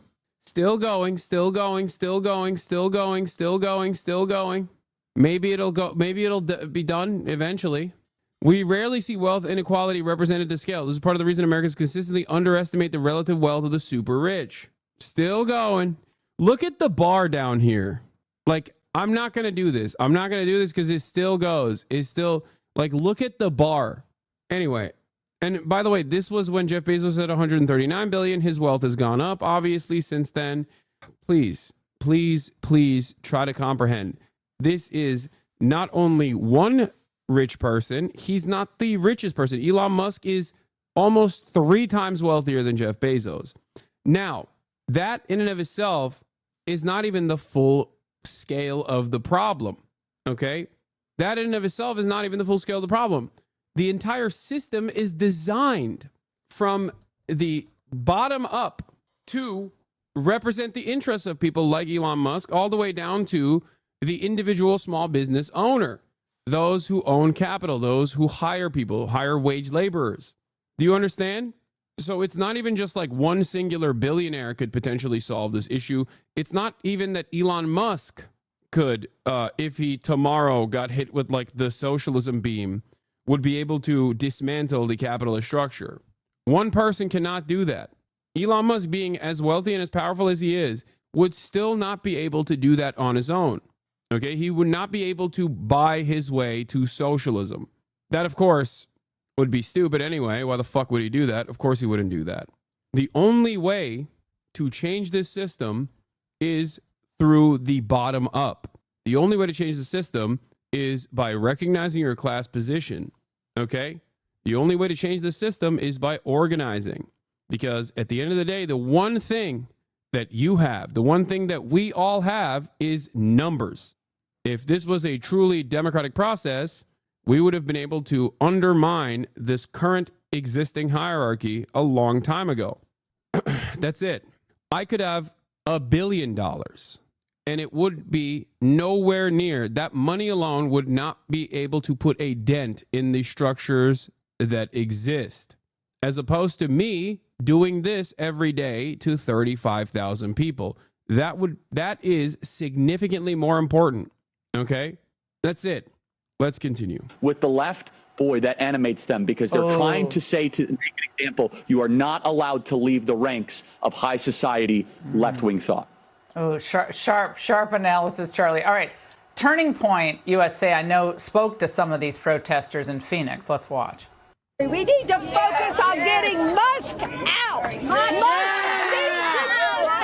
And he has absolutely no right to have his sticky rich fingers in the American people's money. Elon Musk is in our Treasury Department with his 19-year-old cronies, and I'm worried about my Social Security. He should be locked up and removed from this country. He has absolutely no idea what he's doing. It is my understanding that Elon Musk does not have any kind of degree in economics. No. So I don't get it. None of those guys said anything wrong. Oh, sorry, I burped. None of those guys said anything wrong. They were correct. What's the problem here? That they just like disagree? Is that what it is? Normally, at least they try to find people that they can like belittle and claim are just like silly or whatever. But in this instance, like they didn't even get any. They didn't even catch anyone like being silly or whatever. They just disagree with them, I guess. Oh, I'd like to see his degree. Charlie, it's all the same tired talking points. Some of them don't even look like they believe what they're saying. It's almost like a performative experience for them. That's right. First of all, credit to our amazing Turning Point USA team of front lines of gathering that footage. Some of those protesters can get rather violent, so they've done a great job. The left right now, if they get their way, they want to destroy the singular most successful American manufacturing story of the last couple decades. We're actually building cars in our country, and we're building rockets in our country, and we are the world leader on both, and they want to destroy both of that. Why? Because the politics don't align. And you can hear with some of those protesters, I totally agree, Laura. There's no thought. It's just repeating what the media has told them. But one thing that they mentioned at the end, what's his degree in economics? That's so important because Elon Musk is not an approved credentialed elite. He's not an expert. He's not a Dr. Fauci type. Instead, he built something. And that is a true threat to the American left. Someone that has taken a risk, that has built something of value, especially in the hardware space, not just the software space. Charlie, very briefly, this Wisconsin Supreme Court race tomorrow is critical. And the media coverage of this is, Elon Musk is pouring all this money. Yeah, he is pouring a lot of money. And it's not as much as Soros and the gang, the billionaires on the left, because they want to take at least those 2 seats that could be gerrymandered with the Supreme Court's help and flip the House. That's what the ultimate goal is, and they hope ultimately impeach Donald Trump. That's what this is about, and the media coverage of this is, it's typical. It's massive. Wisconsin is the biggest election of 2025, according to the Wall Street Journal. We have Turning Point Action folks on the ground right now chasing ballots. We need massive turnout. If we lose in Wisconsin, we will not lose to the Democrats. We'll lose to the couch. We will lose because we did not go and show up in record numbers. We need a working class movement tomorrow in major numbers to make sure that Schimmel wins the Supreme Court race. Because if not, it might result in the Democrats winning the House in 2026, and then impeachments and subpoenas, and the sequence of events from there would be detrimental to our republic. And it all starts tomorrow in Wisconsin. Also the special election for Randy Fine in Florida. Big XQC's SF90. XQC has more money. XQC has more money. Yeah, he does. I know. What's the point? He has no motion in comparison to fucking Elon Musk. Juicers are so funny. I think the amount of money you have does not make you a better person regardless. I don't even think XUC would agree with that. Who cares? Why are you flexing another man's wealth? That's so strange. So odd. I have more money than you and your dad combined. Does that make me a better person? Probably not. You know? The fuck? I would go so far as to say having more money usually, more often than not, makes you a worse person overall. You know? Big election time. I know we just got over an election, but tomorrow, big election day in Wisconsin and Florida. Go out and vote. You bet, Charlie. Everyone's got to get off the couch and get to vote. Charlie, thank you as always. Click here to subscribe to the Fox News YouTube page to catch our hottest interview. Meanwhile, Democrats pull an all-nighter protesting Trump and Musk on the Senate floor. Careful, there's an increasingly large possibility that Chatter is Elon Musk's kid. Is Charlie Kirk so successful on TikTok because he's convinced right-wingers that they are the party of the working class? I mean, it's just the algorithms have boosted him. And it was most likely to get a guy who's in Trump's ear, who's in Trump's orbit, to feel safe about TikTok. And they succeeded. TikTok opened up the algo faucet for the likes of Charlie Kirk. Charlie Kirk popped off big time. Donald Trump got a lot of benefits off of TikTok. It's not just TikTok, of course. I think all social media platforms have been pumping right-wing comments, right-wing commentary, like flooding the marketplace with unrestricted right-wing commentary for quite a while. And they did it in a way where they could finally see the benefits. Like the Republicans could finally recognize the benefits. And therefore, we are where we're at now, where the right loves TikTok. Trump loves TikTok. All but Reddit and the right-wing grifters are so mad about that. I mean, Reddit is also kind of right-wing from where I'm standing. Because they're knapsack liberals, you know? Didn't take no hero to fly. Yeah, their filibuster is getting like 67,000 views on the live stream. And I knew then and there that I really liked But him, like, because he was right. The real heroes were the buddies who carried me out. it's weird. Like, yeah, as chatters are saying, Megaphonics is right. It's not even a particular bill or nomination. They're just doing a long speech for PR. I just don't understand like why they didn't do this for the clean, like for the supposed clean continued resolution. Like if they had deployed this filibuster, if they filibustered in some bitches during the fucking CR, this would be a fantastic opportunity. All eyes locked in. This would be great. This would be the right opportunity. Megaphonics is right. Now say April Fool's please, or we'll never hear the end of it. I mean, he's right. When he's right, he's right. I'm fair, man. I call balls and strikes. Cory Booker's anti-Trump speech on the Senate floor has lasted 19 hours and counting. It just doesn't, I don't know. I don't know what they're doing. I mean, look, I'm not going to discount it. It's not the worst thing. I'm glad that they're like fighting, I guess. But even when they are, it just doesn't make any sense. I got to pee again. Let's talk a little bit about while you were sleeping. It all started about, 11 hours ago. It looked just like that. Cory Booker, the senator from the state of New Jersey, started a marathon speech, and he made it very clear. He said, I'm going to keep going as long as I'm physically able. And what he's doing, and is doing live right now as he puts on his glasses, is he's talking about the actions taken by Donald Trump over his administration thus far. Not happy about any of it.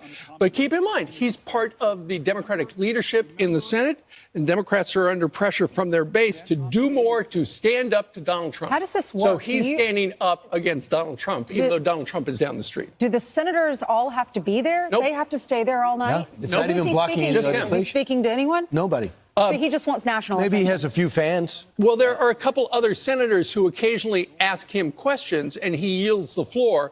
But by yielding for a question, then he still controls the floor. This is not a filibuster, by the way. So here's what did you miss last night when you made that dumb decision to sleep? I rise with the intention of disrupting the normal business of the United States Senate for as long as I am physically able.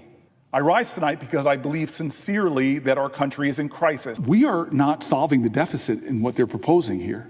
They're cutting and cutting and cutting things that make no sense to cut, and they're doing it for tax breaks which disproportionately go to the wealthiest. Placing tariffs on our biggest trade partners is beyond unfair. This drives the cost of goods up, and the consumer is the one who ends up paying the increase. Even with universities got too woke and had too excesses, the antidote to that isn't to try to shut down the thought of the left. It's to try to make a fair, more competitive marketplace for ideas from all around the political spectrum. How would you do that? I mean, there's just several things that he said are just not true. He's still running on the tax cut for the rich. Not true. And most Americans understand it, and they believe that under the past administration. I really hate Fox and Friends. I really, really hate it. It might be my least favorite program on television.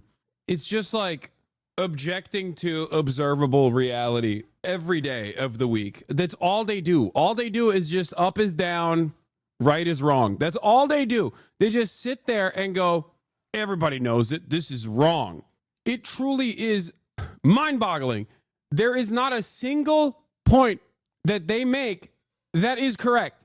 Not a single one. Why do we even watch it every day? Genuine question. Because Fox is one of the most successful broadcasters. It's the same reason why we watch Asmongold from time to time. Okay? You have to understand what your ideological enemies are saying and thinking in order to claw back your parents and your coworkers from the faucet of misinformation. You have to see what their notes are, where they're getting their notes from. This is why my entire career is overwhelmingly listening to right-wingers. And in that process, as a dedicated watcher of right-wing commentary, I have noticed that in the last couple of years, this has gotten significantly worse. Things have gotten spectacularly stupid. Genuinely. It's just, there's not too much you can say or do about a person that is getting their notes. A person that is getting their notes from Fox News is not living in the real world. They are living in a made-up universe. They are not, it's just, there's no way that you can have a consensus. When Donald Trump had his first term, that they got a tax break. They know that to be true. He also talks about the university campuses. So you're going to side with the people that are blocking the Jews from going to class right now? That's not going to work with the American people. And just over and over the talking points. If you want to get the American people attention. Like every single thing he said is wrong, okay? He started out by saying, everybody knows that it's just not true, that Trump is not looking for taxes to the wealthy. Yes, he is. He is looking for taxes to the wealthy. That is precisely what he did his first term, and that's precisely what he said he's going to do the second term. I don't know why you would even deny this. That is precisely what he said. Understand it, and they... Okay. Then he turns around and talks about university campuses, claiming that the students are blocking Jews from going to class. Also, not true. Completely not true. It's not happening. Not real. I was there. And members of this community were there every day. It's not true at all. Okay? They were in a public space in the middle of campus. They were not blocking Jewish students from going to class. It is made up. With the people that are blocking the Jews from going to class right now, that's not going to work with the American people. And just over and over the talking points. If you want to get the American people attention, you don't do it on the floor of the Senate. Wait, I'm sorry. And then he follows this up by hitting one of the dumbest points, which is to turn around and be like, you can't protest this way. This filibuster is not allowed. It's like, what are people supposed to do then? Just quietly whisper to one another what their discontent is with the administration? Like, what are we talking about? That's so funny. The Fox guy's saying he has like 50,000 viewers on YouTube, 58K on TikTok, and like 30K on Twitter. Yeah, I think that this right here, even if it's like aesthetic resistance, paired up with Bernie Sanders and AOC getting a lot of attention, a lot of positive attention, should be a reminder to every Democrat that, like, you have to fight back. You have to fight back against the Trump administration.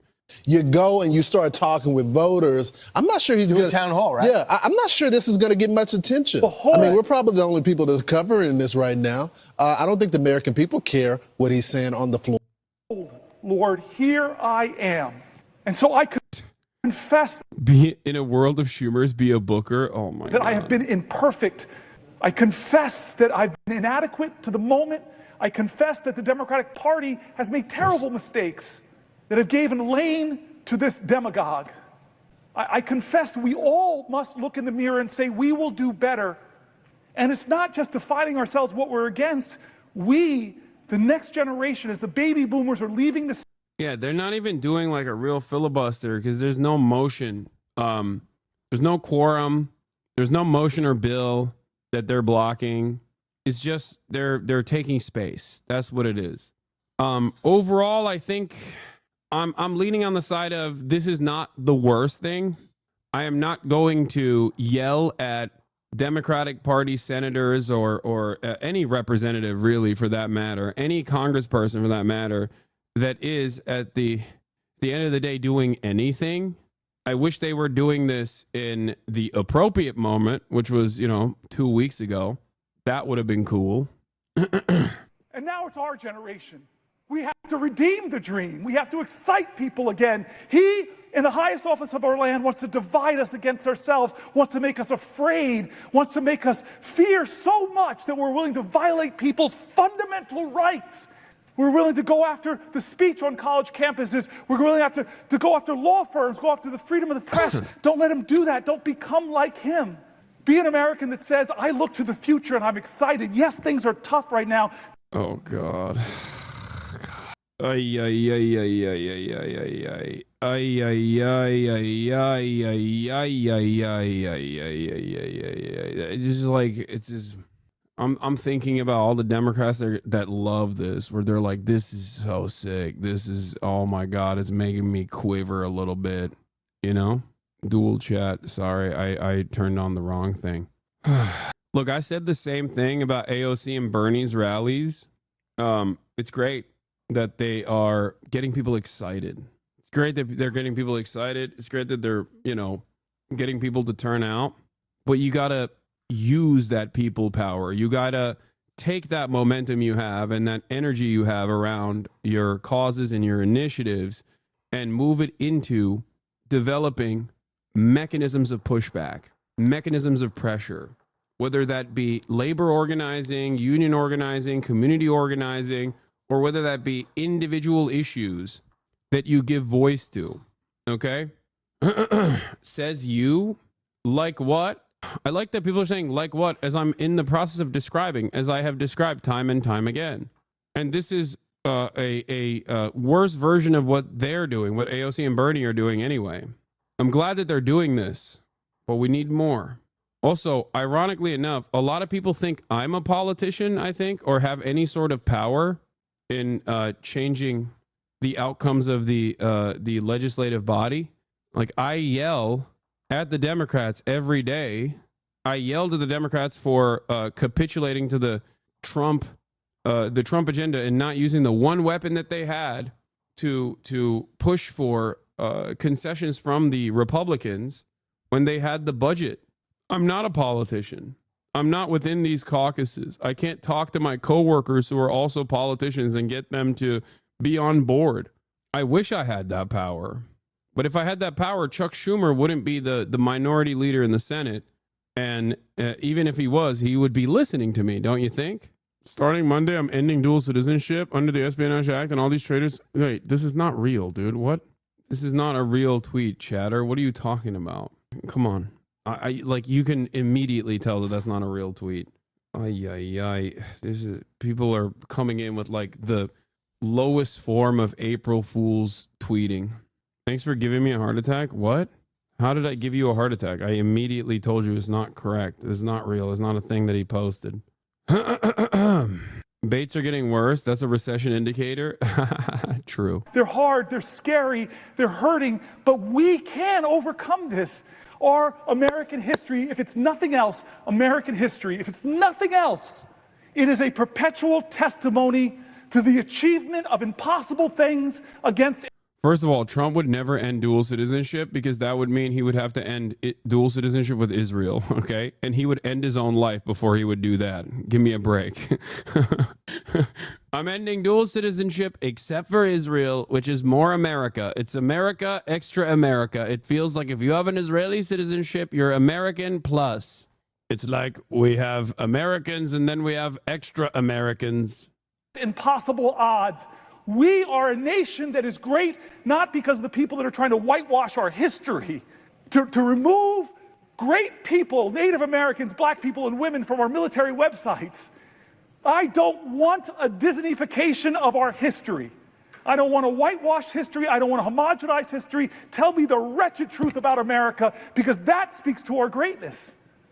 And so what do I want to people to do? It starts with us, man, and you're doing it. I've seen courage of my colleagues. We're doing it, but we have to do more, and I'm sorry. I'm not going to be a politician that's going to say, we are going to do more for you. I'm going to be a politician. I'm going to be a leader that demands more from America. What? Will the senator yield for one last question? MSNBC spoke to Columbia students about Trump's attacks on academic freedom. That's interesting. It's especially interesting because MSNBC itself, with like Morning Joe, was actively daggering Columbia students and demanding that this basically happen. You know what I mean? What the Trump administration is doing those were the desires. Those were the fucking desires of Morning Joe.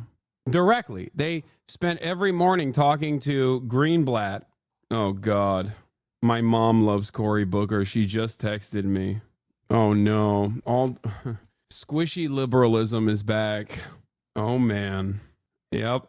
Okay, everybody loves. Okay, this is I think people are so unimaginably desperate for any kind of motion, any kind of change, any kind of movement whatsoever from the Dems that like this is enough for them to get like libbed up on it.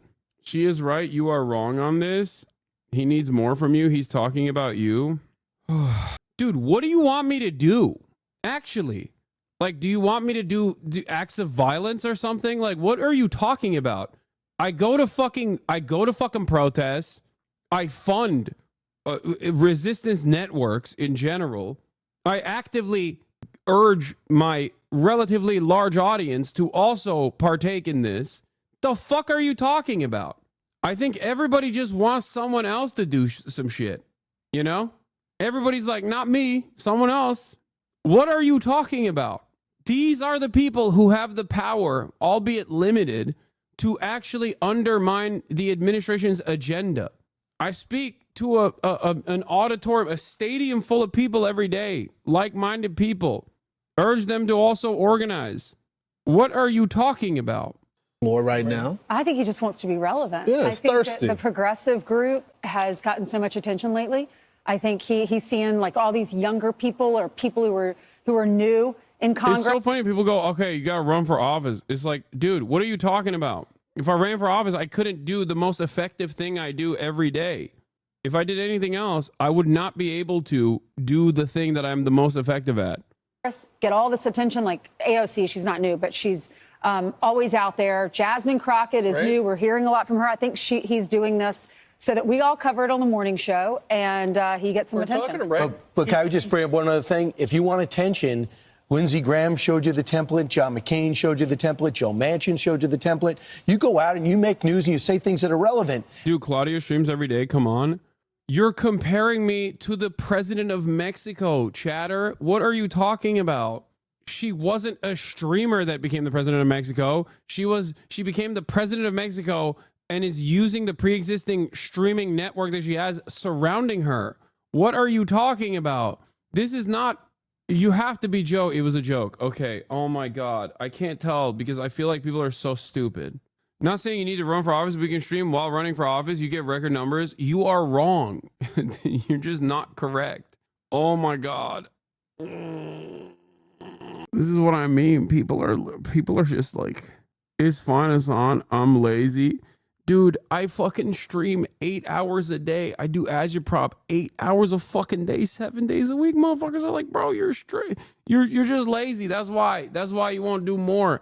No, you all at the end of the day still believe in a singular person being a leader that is going to change everything magically. I can't even change the politics of the fucking website that I'm one of the largest content creators on. What are we talking about?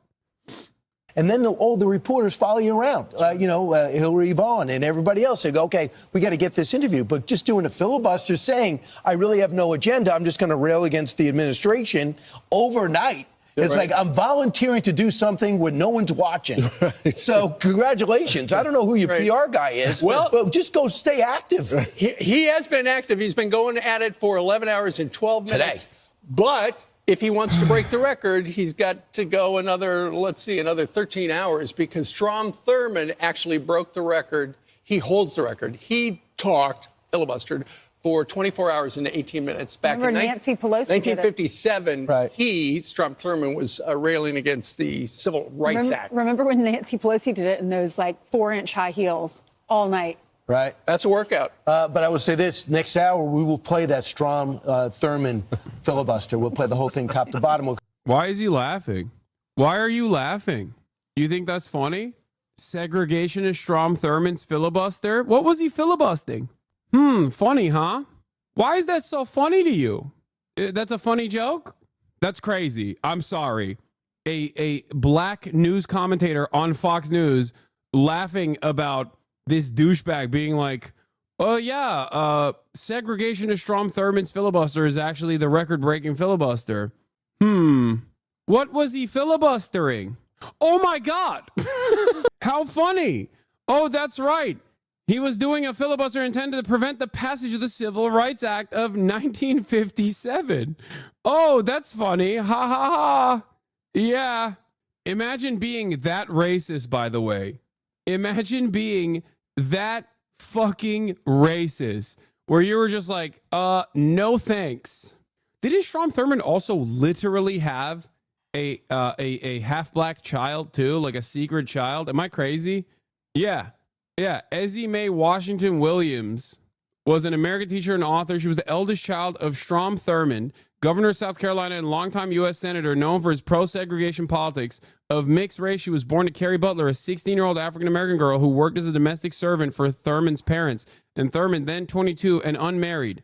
Ezzie Mae grew up in a family of one of her mother's sisters. He did statutory rape on a black woman that worked for his family. Washington Williams did not reveal her father's identity until she was almost 78 years old after Thurmond's death at the age of 100 in 2003. Yep.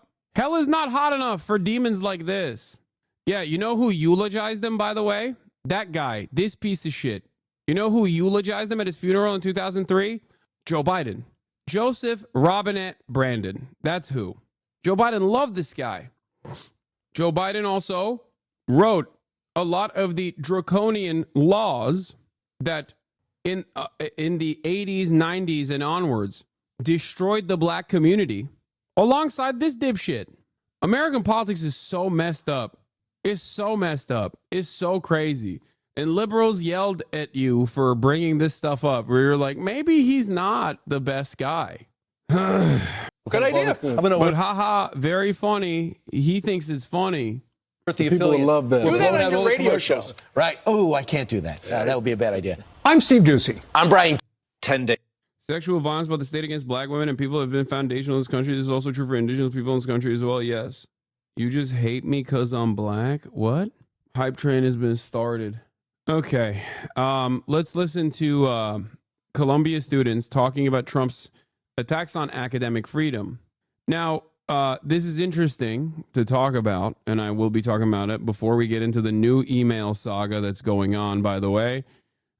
Members of Trump's National Security Council, including National Security Advisor Michael Waltz, has conducted government business over personal Gmail accounts, according to documents reviewed by the Washington Post. Interviews with 3 U.S. officials.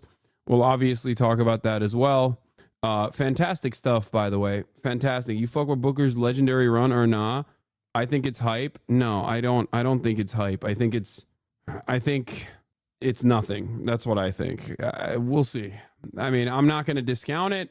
At the end of the day, it's good that they're doing anything, I guess, and I'm glad that people are excited. But if you think it's anything beyond like a performance, if you think it's anything beyond theater, I don't know what to tell you. It's like A filibuster is supposed to be directed towards a filibuster is a hurdle. Okay, it's a procedural hurdle placed upon the passage of a bill. Okay, that's what a filibuster is. They're not doing that right now. There's no bill that they're launching a procedural hurdle against. There was an opportunity for them to do that. There was an opportunity for them to do that a couple of weeks ago when Chuck Schumer whipped votes to do a cloture, to vote for a cloture, so that there was no filibuster opportunity for the continuing resolution that passed that gave Trump the opportunity to legally undermine a lot of the federal funds that were going to key mental health initiatives and the like. That is where they were supposed to filibuster. That was the expectation. That's what I wanted them to do. They didn't do that. And they're simply just like taking up space at this moment. I wish they had done this back then.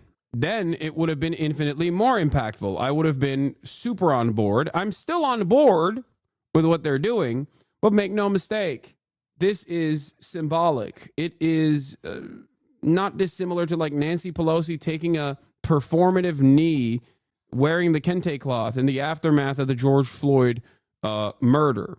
It's PR. It's PR in the right direction. It's I guess, good starting point. But I need you to understand that there's a reason why they're doing it now rather than 2 weeks ago when this would have been incredibly effective. You understand? What is it like on campus? So to say that campus is charged right now would be kind of an understatement. Yeah. There's a lot of division, a lot of chaos. The kind of atmosphere is defined by paranoia, I would say. Everybody is afraid of other students, whether or not they're going to get doxxed, whether or not, ICE is going to show up at their dorm hall, and whether or not the administration is going to be able to stand up for them at the end of the day. You're involved with campus journalism, right? Yes, I'm the editor for the Columbia Political Review, which is our largest project in political opinion journalism on campus. We're not a newspaper, but we're just basically a venue for any students. We've got a staff of 220 to share their opinions, to share their commentary. And yeah, that mission's absolutely been threatened by what's going on. Are people freaking out on staff? Yeah, absolutely. Literally 10 minutes ago, I got an email from one of our former writers, an alumni, not a current writer. Oh, wow. Who wanted to have all of her articles taken offline because she's threatened because she's an international worker now. And that's not new. It's something that people have been trying to do ever since doxing became a problem on campus, removing articles about Gaza. But I've gotten at least 5 of these emails in the past week. And is it about Gaza or is it just about political dissent generally? It's definitely about political dissent generally. But the reality is that nobody knows what's on the table because there's been absolutely no transparency in any of the deportation processes or just what demands the Trump administration will be willing to accept capitulation on and restore our funding. So this is presumably driven by the protests here at Columbia over Gaza. But you're suggesting that the aperture could widen to include anything from trans rights to, DEI. Do you think the university would capitulate on those topics? I mean, do you think that there's a red line for them? I'm not sure. I think when you're threatening taking... The answer is no. There is no red line. It's over. There is no red line. They completely caved on academic receivership. What are you talking about? What kind of question is this? Once a college, an independent private institution of higher education, decides to cave to the administration's incredibly unreasonable demands, including but not limited to academic receivership, where they get to choose who the new deans are, okay, like an outside force that will then control what is being taught at that college campus, you are no longer a real college. This is exactly what they did in Nazi Germany as well. It's over.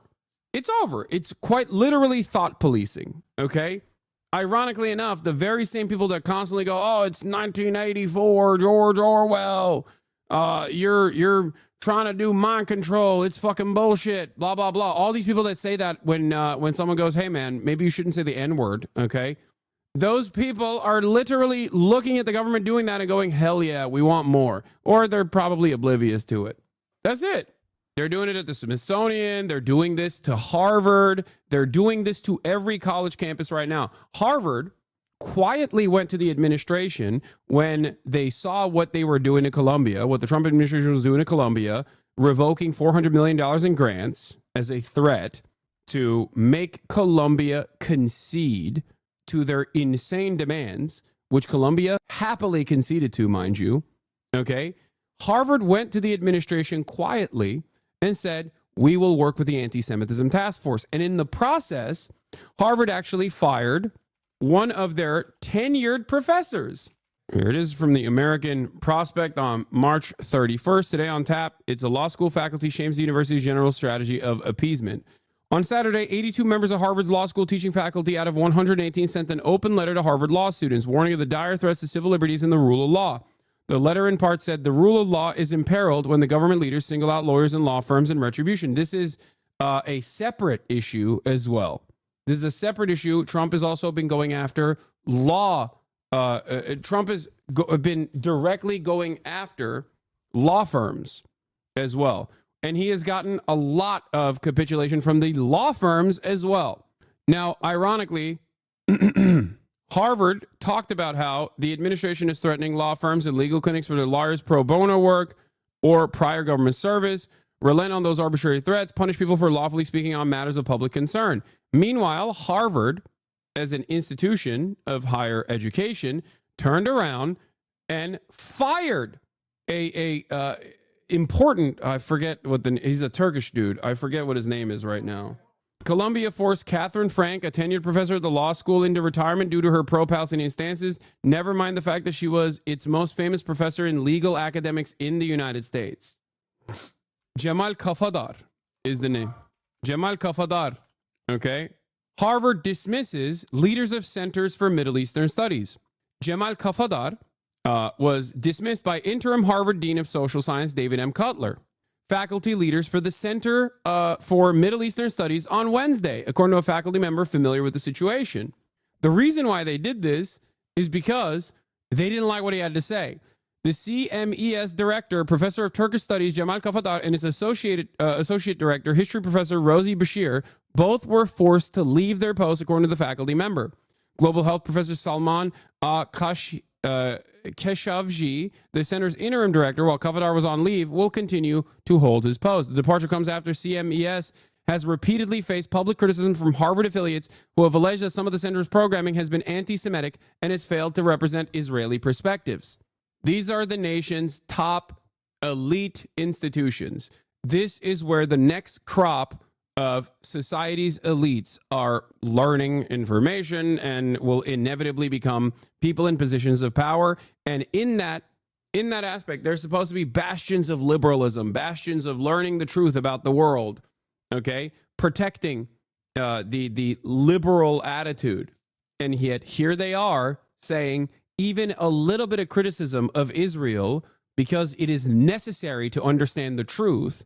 Whether you are going to become anti-Israel or pro-Israel after that does not matter. Like, you are learning the truth about Israel. That's too much. The bridge too far. We have to fire these people.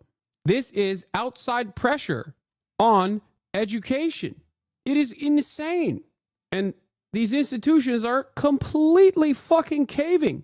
Amid a mounting pressure campaign by the Trump administration, Harvard's peers have begun shuttering or overhauling programs that the White House says require supervision. At Columbia University, where Trump administration announced $400 million in federal funding cuts, administrators acceded to White House demands to place the school's Middle Eastern Studies programs under closer administrative supervision. They are literally fucking firing deans and professors because those professors are like, yeah, Israel's an apartheid, which is objectively correct. Why? Like, how? How is this appropriate in any way, shape, or form? My Palestinian American friend, as a grad student at Columbia, has had her paper postponed from publication and her discussion series for teachers postponed. Both are on Palestine and education. She has no idea what to do now. Yeah, it is disgusting. It is disgusting to me. It is disgusting to anyone that cares about education, that cares about learning the truth. This is an administration that is actively suppressing the truth. They're disappearing students for saying the right thing about Israel. They're firing professors. This is crazy. July 2024 poll to Academia on Israel Gaza, page 9, Harvard Snap poll. It's additionally damning considering the massive amounts of wealth that these institutions have at their disposal. Okay? Harvard's endowment is $50 billion. What the fuck are you doing with those 50 billion fucking dollars if at this very moment you're not using that to defend your students and to defend the integrity of your academic institution? What good is the $50 billion endowment? You are just a gay hedge fund at that point. And when the administration comes down and says no more DEI, you are no longer a gay hedge fund. You're a homophobic hedge fund now. Yeah, the pressure from Trump was laughable. $400 million is about 2.7% of the endowment Columbia raises every year. They could afford to lose 5 times that money and appeal to donors to back free speech and independence, but no, it suits them to obey. Part of the reason why is because a lot of the big donors there are pro-Israel or have businesses in Israel. And they have financial connections to Israel. Jewish or not Jewish doesn't fucking matter. Okay? That's it. That is part of the reason why they're like totally on board with this. Oh, Israel and Gaza. Do you approve or disapprove of the military action Israel has taken in Gaza? 76.9% of the academics polled on this said they disapprove of the military action Israel has taken on Gaza. Do you support or oppose college selling their investments in companies with ties to Israel, which is boycott, sanctions, and divestment? Almost 10% say strongly support, 11.5% say support, 18.85% say somewhat support, 16% say somewhat oppose, 14% say oppose, 14.6% say strongly oppose, 14.5% say not sure. Do you think students should have a say in what their college's financial endowments are invested in? 41.4% say yes, 41.4% say no. It's a direct 50-50 split. I mean, direct split there, perfect split, with 17% say not sure.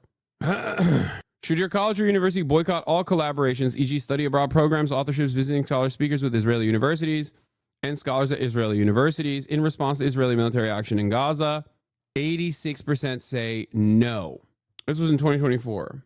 LMAO, at least half of those that disapprove of the actions don't support BDS, liberalism in a nutshell. It's bad, but we shouldn't divest. Exactly. It's bad, but we shouldn't do anything about it. No way to create pressure upon Israel. We don't like what Israel's doing, but we also don't want to do anything about it. Why are your universities investing something? Aren't they supposed to educate, not do banking law? Brother, this is the United States of America. This is the most hyper-capitalist country on the planet. Every institution, every sector is a bank now, okay? Boeing is a bank. Harvard is a bank. Everyone is a fucking bank. No one just makes things anymore. No one provides services anymore. You only make things or provide services until you can turn into a bank. It's a valid question that you're asking, but the unfortunate reality is everything is a fucking bank. That's it. There's an argument that boycotting Israeli academic institutions hurts science. What do you think? Yeah, I don't agree with that. There's an argument that boycotting apartheid South African academics hurts science. They don't have any issues boycotting fucking Russian academics. They didn't have a single issue boycotting Russia across the board. They divested from Russia like that. Why is it that when it's fucking Israel, all of a sudden it's like, we can't do that? You know what hurts academia? Bombing every fucking university in Gaza and killing virtually every professor in Gaza. And also, boycotting academics, for the record, is like a total... It's like the maximalist position, okay? Sure, there's no academic boycott against Israeli academics. Fine, okay. That is an area where the university and the student protesters can reach a meaningful agreement. The major point here is divestment. Divestment from Israel. Any kind of victory that you get on that front is good. It's moving the needle in the right direction. I will never make good and I mean perfect and enemy of good, okay? But these guys are not making any concessions whatsoever, and instead of making any concessions whatsoever, they are directly attacking those who are making very reasonable and moral demands. That's it. That's it. Yeah, Khafadar was on leave for the 2024-2025 academic year, by the way. Khashoggi, who also is affiliated with the anthropology department, is an Adams House faculty dean, has served the center's interim director in his absence. The apparent firings at Harvard are a notable move from Cutler, an economist who's only expected to hold a social science divisional deanship for one semester while Dean Lawrence D. Bobo is on leave. Cutler announced in an email to some center affiliates, which was obtained by the Crimson, that Khafadar would depart from the CMES directorship at the end of the year. Cutler thanked Khafadar for his work at CMES before asking colleagues to suggest potential candidates for his future leadership by April 16th. It's wild to me that you can be a straight up fucking neo-Nazi professor with a tenure and you will never have your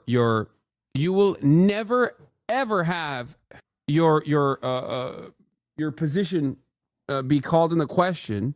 But God forbid you have an accurate analysis of history in Israel as your job demands, as is quite literally your fucking job. That's the expectation.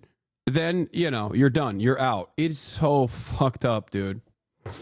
How do people not see this? How do people not see how fucking insane this is, dude? Yeah, you can be Alan Dershowitz.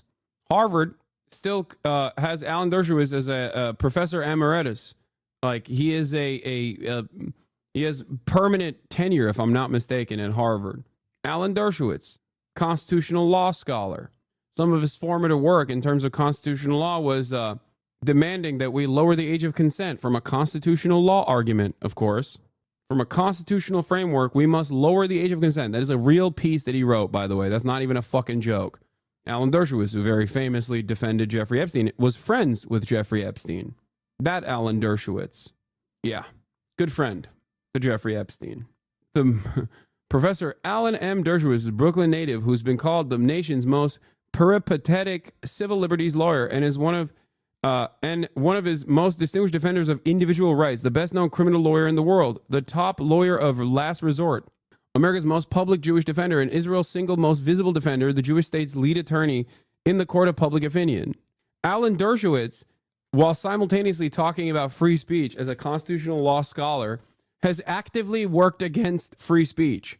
Alan Dershowitz probably loves all of these things that are happening in college campuses right now where, you know, pro-Palestinian students and professors alike are being disappeared or fired from their positions. Alan Dershowitz famously, his famous contributions to the field of free speech and free association in academia especially, was to blacklist Norm Finkelstein, blackball him, and ruin his academic career for the crime of Norm Finkelstein calling out Alan Dershowitz's horrible plagiarized book filled to the brim with faulty information about Israel, and then also destroying him on Democracy Now! That's what Norm did.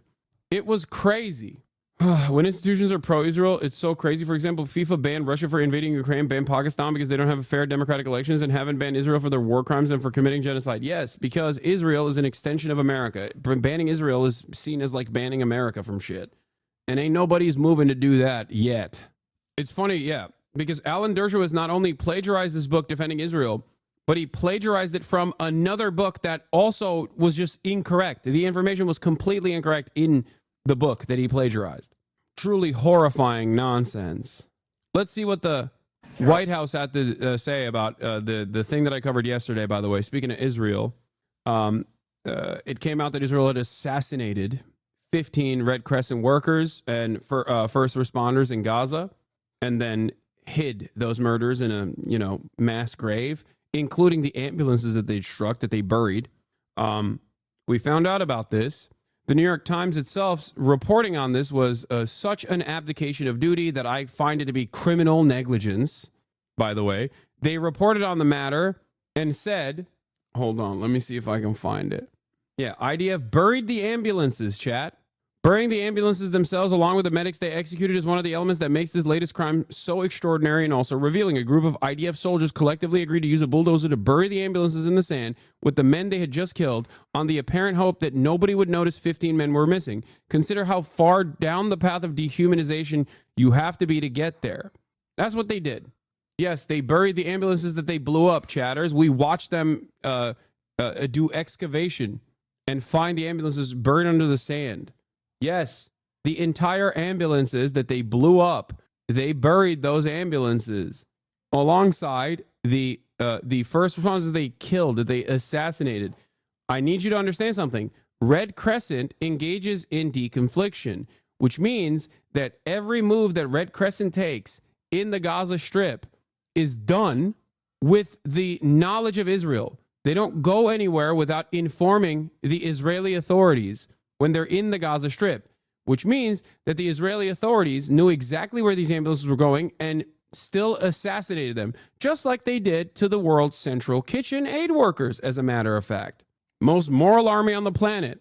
Mohammed Al-Safin says the UN filmed the video at the site showing the bodies of the medics in their uniforms being dug out of a grave under their crushed ambulances, Radio Rwanda-ass newspaper. The reason why Mohammed is saying this is because, speaking of burying, the New York Times buried the fucking lead on the only coverage that they did at the time, yesterday, on the Gaza medics. Here's how they reported on it. And this is also like further down in the article in and of itself. On Sunday, the Palestine Red Crescent Society said it recovered the bodies of 8 emergency medical technicians, 5 civil defense personnel, and a United Nations employee in Rafah in southern Gaza. The medical organization said it had lost contact with 9 of its crew members more than a week ago after they were directly fired upon by Israeli forces. The Israeli military said in a statement late Sunday that its forces had opened fire on March 23rd at several vehicles that had been advancing suspiciously towards the troops without headlights or emergency signals and without prior coordination. The military added that an initial assessment had determined that the forces had eliminated a Hamas operative and 8 other terrorists without explaining any connection to the emergency and rescue crew members who were killed. The Times could not independently verify the claims of either side. They wrote the Israeli claims, okay? They wrote the Israeli claims, and they did not write the claims of the Red Crescent. Now, or the UN, mind you. Now, what's interesting about this is that this is the New York Times. It is the paper of record. Do you think that the New York Times does not have the phone number of the Palestinian Red Crescent Society or the United Nations? Do you think that the New York Times simply could not find this information? You think they couldn't just call up a journalist at the New York Times? They have like 4,000 of them. Not a single one of them could call up the United Nations or the Palestine Red Crescent Society? Red Cross in Palestine or in the Muslim world is called Red Crescent. Okay, just so you understand, that's what it is. They just could not dial them up. They could not independently verify these claims. They could not look at the video footage of the excavated ambulances. Insane. This is not incompetence. This is not negligence. This is actively omitting key information from your coverage in an effort to shelter the public from the truth. The New York Times has moved beyond being stenographers of the State Department to be stenographers for the Israeli occupying force. They do this in a way where even Israeli outlets don't do this. Like Haaretz is more critical of Israel's war crimes than the fucking New York Times is. It's insane. If there was any sort of real justice, some of these journalists would be tried in the same way that the press were tried at the Nuremberg trials. Straight up. This is fascist collaboration to the highest degree. This is crazy. It is mind-boggling to me that they've just kept doing this, that they just refuse to do their job at a time when journalism is the most necessary. Good journalism is an absolute necessity. They're doing everything they can, everything they can to shelter the public from the truth. The truth that Israel is doing a genocide, and the truth that Israel will stop at nothing to complete its exterminationist policies in the Gaza Strip and then also in also in the West Bank. Oh my God. It's horrifying, man. It is truly, truly horrifying shit. Here's how the White House responded to the reported killing of rescue workers in Gaza. Sure. Go ahead. Thanks, Caroline. Yeah. In Gaza, the bodies of 15 rescuers have been found in their sort of ambulances where they were apparently killed by Israeli forces. Just wondering if the White House is going to be calling on Israel to investigate that and to try and avoid similar casualties involving rescue workers in future. Well, as for the specific situation you just mentioned, I'll talk to the president about it and our national security team. What I can tell you is what I've spoken with the president on. He very much remains committed to backing Israel, and it was only because of this president and his team's leadership that we had a temporary ceasefire in Gaza, that we were able to bring many hostages home. And the president made it very clear to Hamas, you get the hostages out, all of them, or there will be hell. You didn't answer the question at all. President Trump's tariff. Anyway. This is why I don't hate the tariffs as much, where I'm like, we do deserve punishment. You know what I mean? As a society, we deserve it a little bit, okay? We do deserve Donald Trump a little bit. You know who doesn't deserve the pain that Donald Trump brings on them, though? The Palestinians. They don't deserve it. They're getting it anyway. Israel eliminates all tariffs on U.S. goods.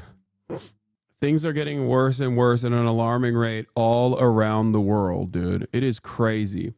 Here's the State Department spokesperson on the Israeli military summarily executing one by one 15 aid workers from the Red Crescent, UN, and local first responders in Gaza. Yeah. By the way, I want to repeat something that I hope people are aware of, but this answer to this question is identical to the State Department procedures when Biden was in charge. Make no mistake. The UN's Humanitarian Affairs Office has said that 15 paramedics, civil defense, and a UN worker were killed, in their words, one by one by the IDF. They have dug bodies up, they said, in a shallow grave that have been gathered up, and also vehicles in the sand. Have you got any assessment of what might have happened, and given the potential use of American weapons, is there any assessment of whether or not this complied with international law? Well, I can tell you that for too long, Hamas has abused civilian infrastructure, cynically using it to shield themselves. Hamas's actions have caused humanitarians to be caught in the crossfire. This is no different than Matt Miller, Kirby, Anthony Blinken, or even all the way down to like the lowest level of doing Hasbara, someone like Ethan Klein saying Hamas is putting command and control centers under Israeli hospitals. It is a way to justify Israel's actions against the healthcare infrastructure of Gaza. Okay? Anyone that even remotely entertains this nonsensical fucking bullshit, anyone that entertains this bullshit is doing propaganda for Israel. Whether they recognize it or not, it does not matter. Okay? The use of civilians or civilian objects to shield or impede military operations is itself a violation of international humanitarian law. And of course, we expect all parties on the ground to comply with international humanitarian law. But this is specifically a question on it's a question about accounting and accountability, given that it may have been the use of US weapons. So it's a question about the State Department rather than Hamas. Is there any action to assess? Every single thing that is happening in Gaza is happening because of Hamas. Every single dynamic. I'll say again, I've said it, I think, in every briefing. Yeah. Here's Matt Miller under the glorious Brandon liberal regime saying the exact same thing. Ericott persisted with his line of questioning. Why is it so difficult for this government to say we condemn the killing of children, Palestinian women and children, he asked. That earned him a reproach from Miller. Whenever you ask me these kinds of questions, I do think you continue to kind of just elide over the fact that Hamas bears a great deal of responsibility for putting those children in harm's way, the State Department spokesman said. Remember, it was Hamas that launched this war in the first place with an attack on Israel that killed men, women, and children, and that Hamas that hid and continues to hide behind children as human shields, Miller added. In order to construct a narrative such as this one, you have to avoid so many glaringly obvious fucking truths, which is that Israel's not doing a genocide, even though it is, right? Which is that Israel just has no other option but to bomb the children, even though it is a fucking war crime to bomb hospitals. It's insane. Here's the Israeli ambassador and Biden advisor clashing over Gaza war legacy. Israeli ambassador Yechiel Leiter had a tense exchange with Brett McGurk. You might remember him, former President Biden's top Middle East advisor, after Leiter condemned the Biden administration's Gaza policy in a closed-door briefing at the Atlantic Council last week, according to 4 American and Israeli sources who attended the meeting.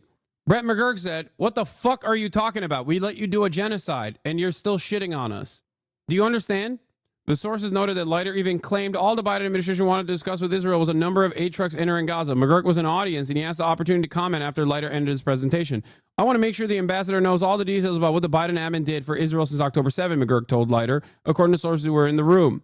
McGurk then detailed many steps Biden took, like traveling to Israel, sending aircraft carriers to the Middle East to deter Hezbollah and Iran, giving $13 billion in military assistance, using emergency procedures to ensure the delivery of weapons, helping defeat 2 Iranian missile attacks, and blocking anti-Israeli measures in the UN.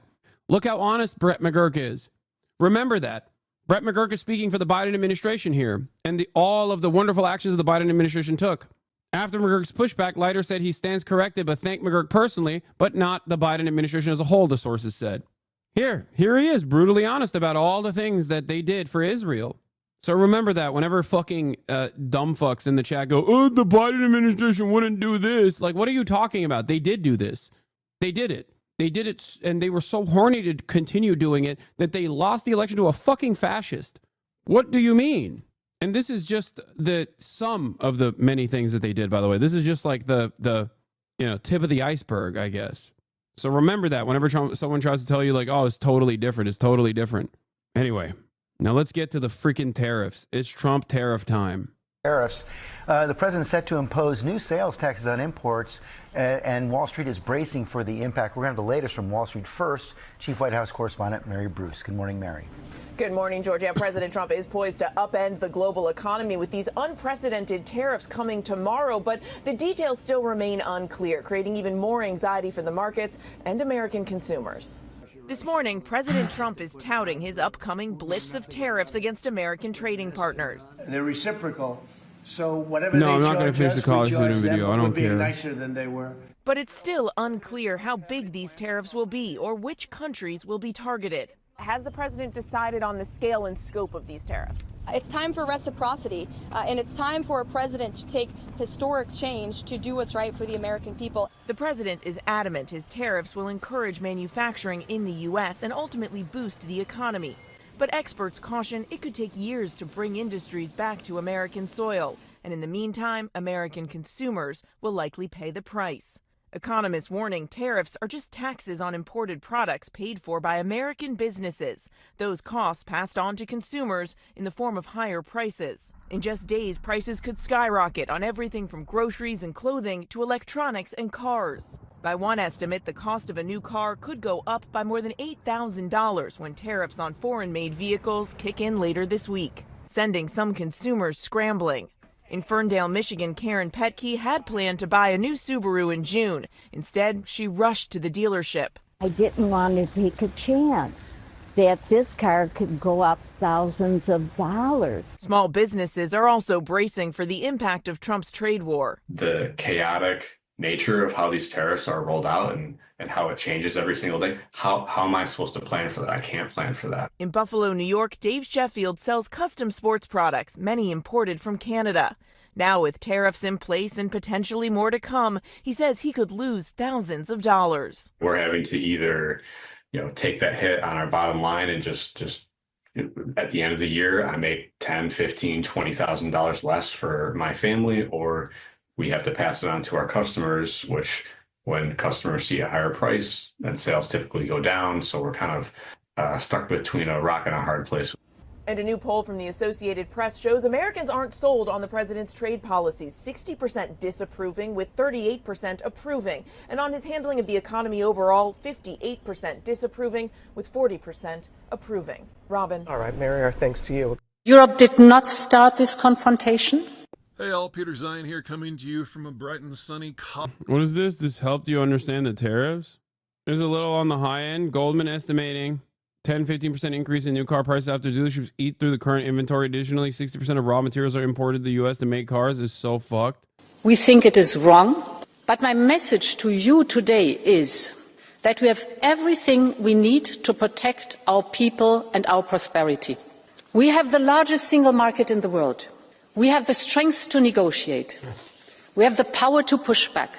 And the people of Europe should know that together we will always promote and defend our interests and our values, and together we will always stand up for our Europe. Tariffs will just fuel inflation, exactly the opposite of what we wanted to achieve.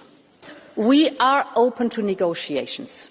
We will approach these negotiations from a position of strength. Europe holds a lot of cards, from trade to technology to the size of our market. But this strength is also built on our readiness to take firm countermeasures if necessary. All instruments are on the table.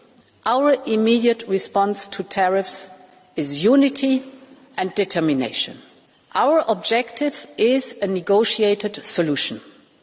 But of course, if need be, we will protect our interests, our people and our companies. Europe has not started this confrontation. We do not necessarily want to retaliate. But if it is necessary, we have a strong plan to retaliate and we will use it. Donald Trump's blueprint for America looks something like this. Big industry, power and might. Made in America, made by Americans. How many people work here? It's 1,100 and some. We're inside a metal plant in rural West Virginia. It is one of the largest. I think one of the ironic aspects of like American domestic manufacturing also taking somewhat of a hit is that like my merch is made in the United States. I'm proud of it. Okay. And it's made in facilities that have unionized workers. Okay. It's labor union made. It's American made. Having said that, the raw materials necessary for the garments, I suspect, at least some of them, are probably not sourced from the United States of America to make the garments, right? So even in that process, I suspect that the price of the actual T-shirt, like the blanks that are still produced in the United States of America in union facilities, are most likely going to go up.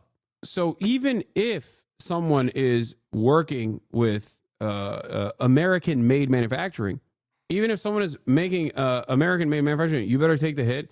That's so funny that you're saying that, brother. I don't know how to describe this to you, but people that have tried to look at the will you absorb the cost? One, yes, of course, but I don't think you understand that like there's a reason why people that make their shit in China sell their t-shirts for a higher price point than I do in the United States of America with union-made manufacturing. I'm already eating the cost. It's fine, and I don't have an issue with it, but just know that there is, there might not be more cost to eat. I basically already sell it at cost. Just understand, there's a reason why the shirts that I sell at ideology.shop, Union Made, American Made, there's a reason why it's cheaper than every other merchandise that you see from other streamers that are making their merchandise overseas. It's because of the fact that I have eaten the cost in terms of the profit margins. Okay? And I will continue to do so. I saw a few Twitter Andies saying the shirts are not union made because they're cheap. I know. That's what's so funny about it, is because the expectation from people is that it's virtually impossible. It's virtually impossible for someone to make shirts and sell it at $35 fucking dollars if those shirts are made in the US and with union manufacturing. They consider it to be fucking unbelievable. And the only reason why they consider that is because they think, well, where's the profit then? There's no profit here. This doesn't make any sense. That's it. Also, Elon Musk is on the 5. Massive amounts of money off of the federal government, like Nancy Pelosi. Please. Yes. So we've encountered there's really so much for it. It's deciding. $35 is cheap, huh? Wait, what? Yeah. For fucking, yeah. For have you bought merchandise from any other goddamn streamer? What are you talking about? The fuck? Yeah, in comparison to a product made in Indonesia at PacSun, yes. In that regard as well, because these are fake charities where mostly Democrats, almost, well, I don't want to be clear. There's sometimes a little bit of Republican in there because they sometimes throw the Republicans a bone to say, hey, be quiet about this. So that's where you start getting the uniparty thing going on. But it is overwhelmingly to Democrats, and they give give billions of dollars to NGOs run by Democrats that then go through a whole network of additional NGOs. It's a giant money laundering scheme. Really, at this point, I think the word NGO and money laundering are almost synonymous. Okay. Thank you. Makes sense to me. Kennedy? Hello, Judge. And hello, Elon. Welcome to the Five. Great to talk to you. So let's talk a little bit about some of the anti-Tesla violence. Your car company was... It's unbelievable. Yeah, I mean, it was a leftist dream come true. It was technologically advanced. It was the word of mouth was better than any car company, arguably, on the market. And now the left is trying to make it a pariah by tying their anti-Elon politics to violence. How do you talk the unhinged off the ledge, and how do you counter that violence that you're seeing at Tesla dealerships? Yes, it is remarkable that there is so much violence. People have burnt cars, they've fired bullets into dealerships, they've scratched swastikas into Teslas of the innocent people that they're just going about their lives. They've done nothing wrong. And Tesla's done nothing wrong as a company. And so I find it ironic and incredibly hypocritical. Clapped. 20 years simply for watching things at January 6th, but not actually doing any violence. You don't hear a single word from them about the actual violence happening against Tesla. What incredible hypocrites they are. It's outrageous. I mean, really, this is fundamentally a case of terrorism. It's wide-scale domestic terrorism with the purpose of intimidation, and it's vandalizing your ugly ass car. Look at these terrorists, dude. What we actually have to get to are the people who are organizing and paying for these attacks and protests. That's who we really need to go after, because the people who are actually throwing the Molotov cocktails, they are the foot soldiers. Right. But we need to go after the generals, and we're going to do so. The president has made it very clear that we're going to go after those that are paying and organizing these violent attacks. And Attorney General Bondi has said the same thing. I believe that is exactly what will happen. Do you know who they are? We're coming for them. Do you know who those generals are? We know. We do. Yes. And hopefully the prosecution will be for RICO and an organized criminal enterprise, which makes the penalties even more serious. And now to Jessica. Yes, absolutely. Jessica, these give him are hell, serious Jessica. crimes. Come on, where Jessica. The organizers and pushers of mass violence will go to prison for a very long time. That's right. Okay. And I hope they see this segment. Well, we'll play it again. Jessica. Okay, well, liberal Tesla lover here. My sister has two in her family, so have not thrown any Molotov cocktails recently. But I wanted to talk to you about what DOJ has been doing. So you've been making cuts to a lot of the agencies that have open investigations and regulatory battles with your companies. At the same time, you continue to get billions in government contracts. Tesla gets billions in subsidies. How do you explain that to the American people? Well, everything that DOJ does is an open book. So I think the most transparent the most transparent organization in government ever. Every single DOJ action is listed on the DOJ.gov website. It's also listed on the X handle. So if anyone has a concern about any one of those actions, they can bring that up. They can raise that. And I do want to say, sometimes we make a mistake. Nobody bats 1,000. We will at times make a mistake, and we'll act very quickly to correct it. I am under such an extreme spotlight, so much scrutiny, that it's literally impossible for me to get away with anything nefarious. And obviously, nor do I wish to. So this is a case where we have radical transparency. We're actually willing to admit that we do make mistakes. Often people are not willing to admit they make mistakes, but we are. But we want to emphasize we fix them quickly, and we're trying to do the right thing for the American taxpayer, for the American people. And I think history will be the judge that what we've done here and what we're doing is a very good thing for the strength and future of America. Okay. So, Elon, for one last time, why don't you remind the viewers They 100% were like, Jessica, don't fuck up the bag here. We got our glorious king. Our glorious king. Absolutely. So the reason that because it does seem like, why isn't this rather a small thing? And it's happening, ironically, of course, on April Fool's Day. This is not an April Fool's joke. This is very real. So a judge race election in Wisconsin will decide whether or not the Democrats can gerrymander Wisconsin in order to remove 2 House seats from Republican to Democrat. Because of the razor-thin margins in the House, that would mean potentially a flip of the House from Republican to Democrat.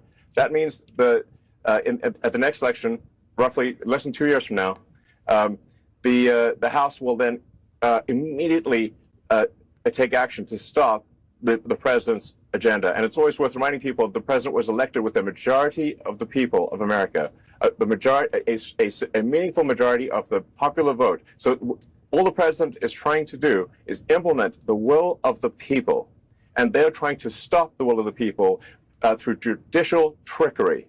And in fact, in general, there is a huge problem with activists that are actually politicians in judges' robes, and that needs to stop. It's undermining the integrity, the reality, and the perception. They're like, we want our activist judges in every court. That's it.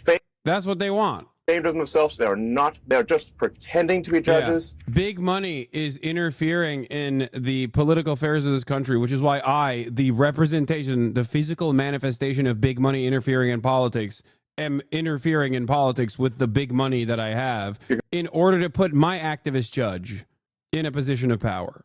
Incredible stuff. All right. Elon Musk, thank you so much for being with us on The Five. Thank you. Right.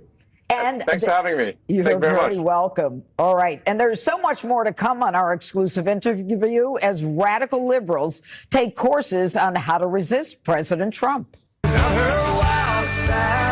Oh, I hate this LARP so much. Anyway, let's get back to how U.S. companies are reacting to Trump's Facilities tariffs. of its kind in the world. Aluminium. They literally think he is a god. It is crazy. Aluminum, they call it here. There's a lot of power, there's a lot of force coming down on that slab. Heated, molded. It's like pastry. They're just like... It's exactly same principle. Transformed from massive blocks into coils and sheets. It rolls through here to customers far and wide. So space, aerospace, transportation, general engineering products, military products. Well, you do get a real sense here of the president's vision. American manufacturing, American jobs, and American products. But expanding all this, that is a true challenge. Because the competition here is cheaper aluminium from overseas. From China mostly. It is a familiar story. And it's what's behind Donald Trump's core tariff plans. We believe in free and fair trade. And the point is that trade has been free but not fair in aluminum. The boss of the multinational firm that runs this plant says tariffs are blunt but necessary. There's been massive growth in the capacity installed in China, but a lot of that has been allowed by illegal subsidies. So what it means is that overall, trade of aluminum products is broken as an international system. It is clear that not all countries, not all products are unfairly traded. But there is a history of Chinese production making its way through third countries into the US. So a blunt, approach was required. Blunt for sure. Blanket tariffs are causing huge angst, precisely because resets create uncertainty. Short-term pain. Gain only maybe down the line. And what about, people at the other end of the supply chain that you're at the sort of top end of, the small businesses? That's going to hit them hard. How can you, at the other end of this process, reassure them? I'm not going to say that an increase in cost is a good thing for a customer. But I think it's important to look at things and put them in proportion. Proportion is not a luxury all can afford. In the northeast of Washington, D.C., just 4 miles from the frenetic policy decisions at the White House, the Right Proper Brewery is a dream realized for Thor Cheston, a small business owner with a thriving company. These are our grain silos. And the grain is from where? Canada. Thor relies on the international supply chain. The cans, aluminium from Canada too. The malt is from Germany and Britain. So we are always looking for the best quality ingredients, no matter where it comes from. It is a complex global web of manufacturing to make American beer, and margins are tight. A small increase in the aluminum price would have a massive impact for you. We don't have the luxury of just raising our prices. We're in a competitive landscape. You could face some real increase in costs if they start tariffing from Germany, from UK, Canada.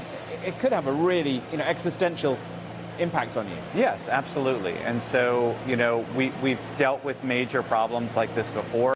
There are some products that once tariffs hit, people may just adapt to buying less of that item, so there would be permanent deflation in demand. Yeah, but that would also mean layoffs, job cuts. What is it? Hasan, do you attribute your success to your rich parents? Yes. They're no longer rich. I'm the rich one. I take care of them, but yes, many times over, as a matter of fact. I've talked about this quite a bit. Are you happy with the answer that you got? Oh, nope. Still spamming it. Got it. Okay.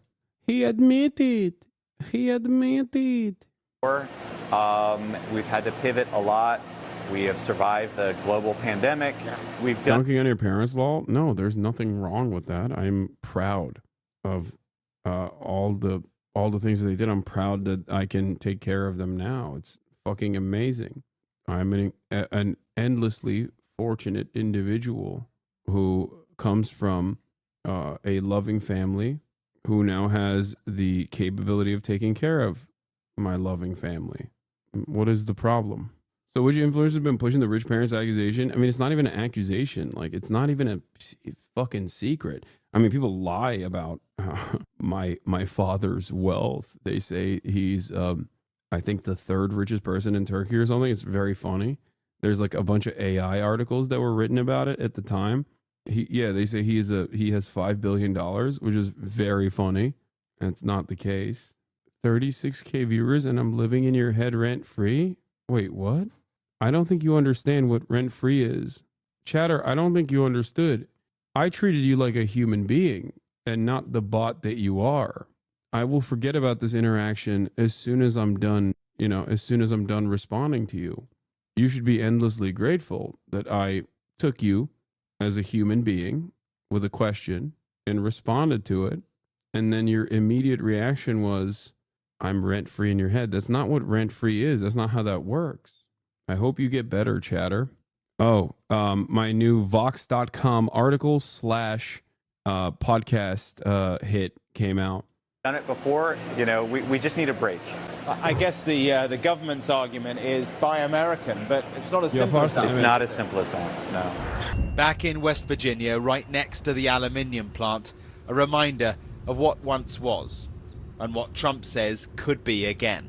Here's the thing. Yeah, this person got timed out by Fossabot for spamming. They got auto time. What? Fuck Turkish invaders, long live Cyprus? Are you okay, Chatter? I don't think you are, but anyway. Though, all that aluminium. Here, I untimed you out, even though you got botted. Being squashed and squeezed in that plant down there is sourced from abroad these days. And so the ultimate ambition is to reopen smelters like this, to make the aluminium here in America, make the whole process American. But that requires massive investment and a constant supply of reliable energy to keep the smelters going 24 hours a day. From the factory, the Ohio River still carries what's left of America's heavy industry. Living in West Virginia, we're big on coal. Through towns like Parkersburg, not the thriving place it used to be. We used to have the really nice aluminum plant right down the river here, and it shut down. Here, you can see why so many rolled the dice for Donald Trump. Obama, he shut down mines and ruined a lot of people's lives. I think it'll bring jobs back. Definitely bring jobs back to the U.S. He's putting the tariffs on the other countries, bringing their things in, and then that way, it equals out. I know that it's probably going to end up jacking up prices here in the U.S. I am a registered Republican, but I don't support the man in any way, shape, or form. I'm for. Americans only care about their pocket, dude. You can't fuck their bags up. A Republican, but I'm not exactly aligned with Donald Trump. The Trump tariff blueprint is full of jeopardy. If it fails, it will be here, places like this, again, that will be hit hardest. No politician with millions or billions of dollars cares about me or you. Nobody. Mark Stone, Sky News, in West Virginia. A major CNN investigation and Corporate interests pay for luxury trips. State attorneys general join for free. I don't care about this. So we are going to talk about the deportations. One of the stories that has actually penetrated public consciousness a little bit is a man of Salvadoran descent who actually in 2011 got legal status from the United States of America, like permanent protection from the United States of America, because he had escaped El Salvador due to gang violence. Okay? Now, that person has been disappeared alongside the many others that were deported. And we're going to be talking about this because J.D. Vance actually replied to Jon Favreau. My moots are fighting on Twitter on this issue. And he responded in the stupidest ways possible. Right-wing commentaries like a blanket they comfort themselves with. Hassan Piker, your interview with NPR is being re-aired. J.D. Vance is not my moot, but Jon Favreau is. My moot is fighting with the vice president, which I find to be odd, because why is the vice president getting into Twitter beefs? But also, I guess I'm not too upset about it because, more of this, please. We'll cover all of that in a second. But yeah, this is it. ICE admits to an administrative error after Maryland man is sent to El Salvador prison. A Maryland man with protected legal status was sent to the notorious prison in El Salvador following an administrative error. A U.S. Immigration and Customs Enforcement official admitted in a sworn declaration on Monday. Let's take a look. I trust our intelligence agencies and the intelligence individuals that are within the Department of Homeland Security, that the individuals who are there are members and a part of this. I guess it's not that crazy that the vice president is getting into Twitter beefs, considering that the real president, Elon Musk, was getting into Twitter beefs with me a couple days ago. So this organization and have worked with them. And while we were there at that prison, we not only talked about how to identify these members of these terrorist organizations, but what they did, their actions they took, the case files we built on them, and how we verified that those individuals should be there in that prison. I'm very confident in the fact that those individuals that are there should be there, and that by belonging to these organizations, they were choosing to be on the side that wanted to destroy the United States of America. Homeland Security Secretary Kristi Noem expressing confidence that her agency is only removing criminals from the U.S. On Sunday night, 17 additional men were deported to a notorious prison in El Salvador. According to Secretary of State Marco Rubio, the U.S. military only transported violent criminals, including murderers and rapists with gang affiliations. El Salvador's president posted another video yesterday showing the men in restraints as they were let off a U.S. Air Force plane. According to a senior State Department official, 7 of the men are Venezuelan citizens, while the other 10 are citizens of El Salvador. Meanwhile, the Trump administration acknowledged in a court filing yesterday it inadvertently deported a Maryland man to El Salvador because of an administrative error, but that U.S. courts are... Now, he's not the only person that has been deported, even though he's not the only person that has been deported that did not deserve this deportation. He's just the only person that ICE has taken responsibility over so far, even though ICE has taken responsibility and then doubled down and said, sorry, nothing we can do about it. No way to bring him back. Now, what is completely psychotic about every part of this process is, ironically enough, if these deportations that are being done without due process were conducted with due process, that person would not be trapped in a slave labor prison in El Salvador right now. That's kind of the whole point of my argument that I have been talking about nonstop. And I don't think people understand how devastating this is. No amount of Cory Booker filibustering is going to change this reality. The Democrats need to take stronger action than this. This is changing the very fabric of American society. Okay? This is the most pressing issue with this administration. I need you to understand this. It is more important than the tariffs. It is more important than Doge layoffs. It's more important than fucking Elon Musk being annoying. This is the number one issue. And I'm not saying that because I have a soft spot in my heart for migrants or whatever. Okay? Because this is not even just about immigrants. This is about eroding an incredibly important part of the judicial structure in this country. This is the number one issue with this administration, if I were to rank them. And before people go, oh, is it more important than Gaza? Ironically enough, it touches on the situation in Gaza as well. When due process is eroded, nothing else matters. Do you understand? Nothing matters. They can just kidnap you and put you through the system without any sort of recognition or any care or consideration because you have no defense. Anyone and everyone will be harmed by this. Like this dumb fuck who says, who cares if they kidnap a terrorist? This story is quite literally ICE saying this guy wasn't a terrorist.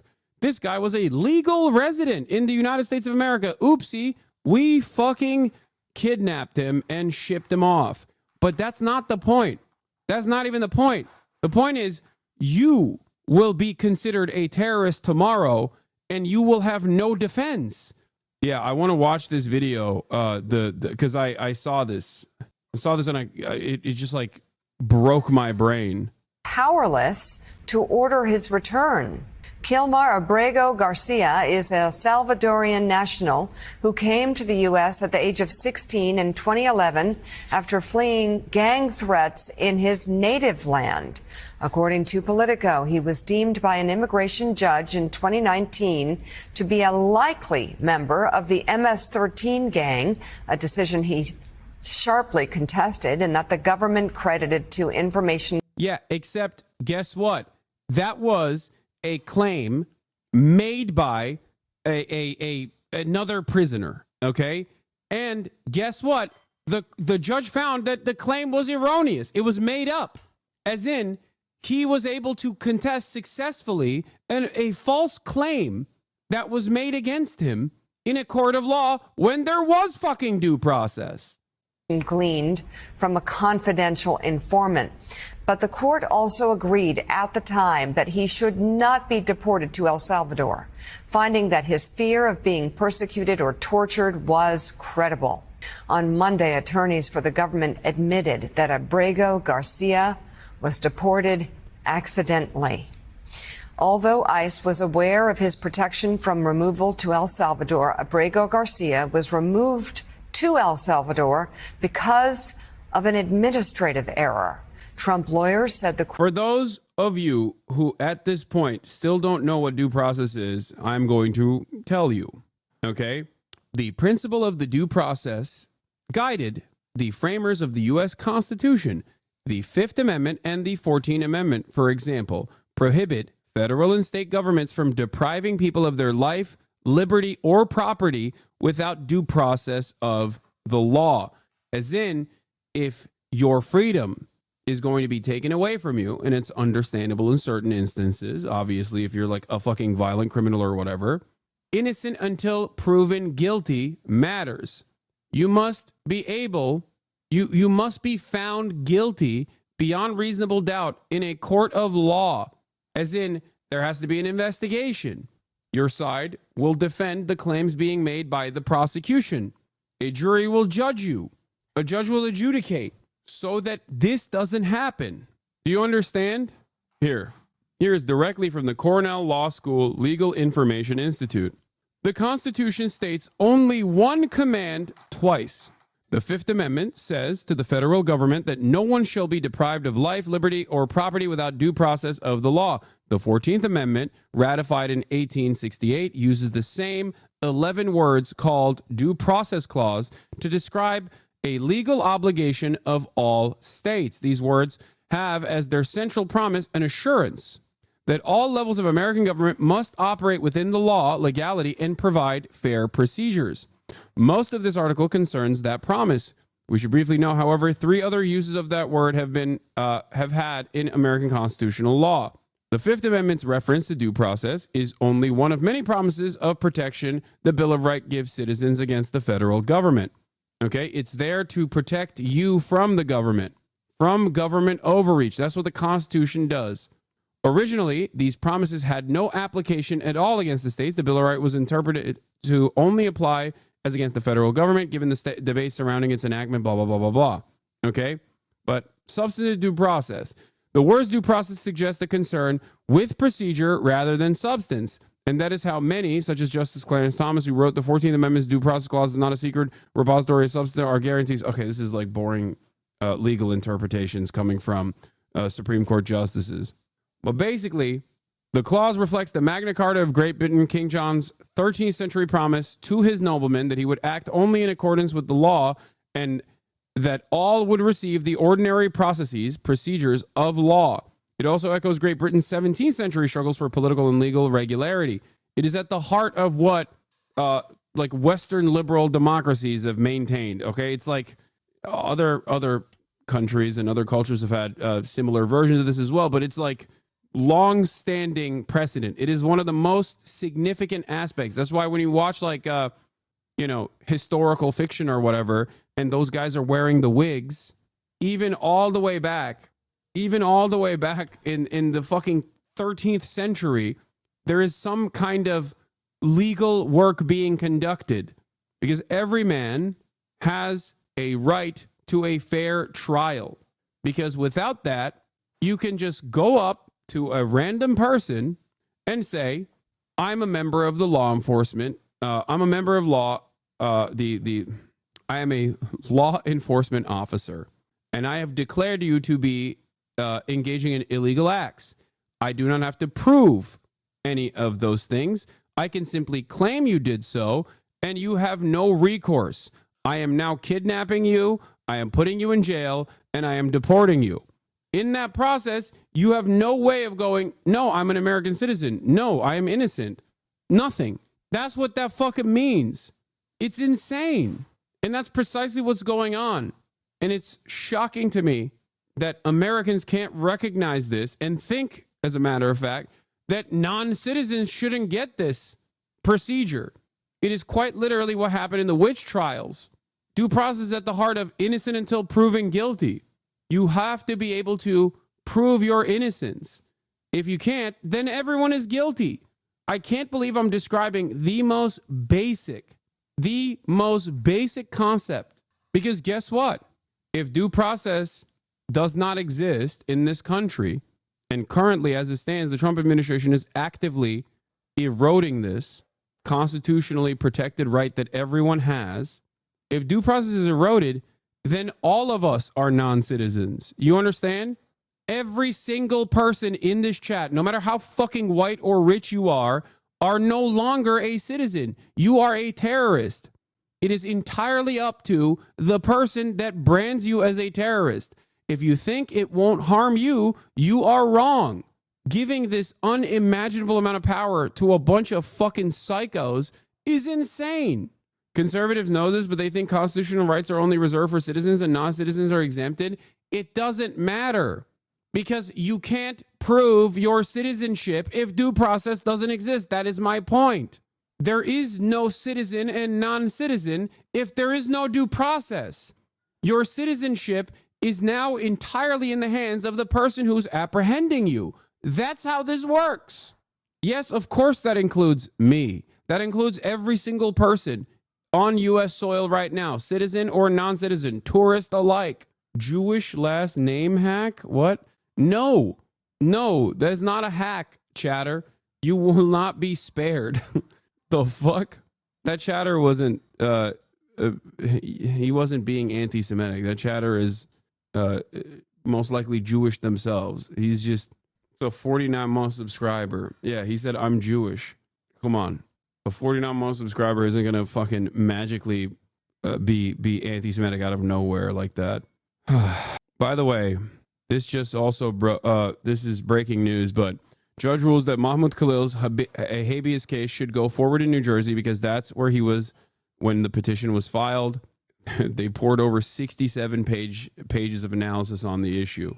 This is a part of that structure. This is a part of the due process, ironically enough. The very fact that he's still in the custody of the state is insane to me.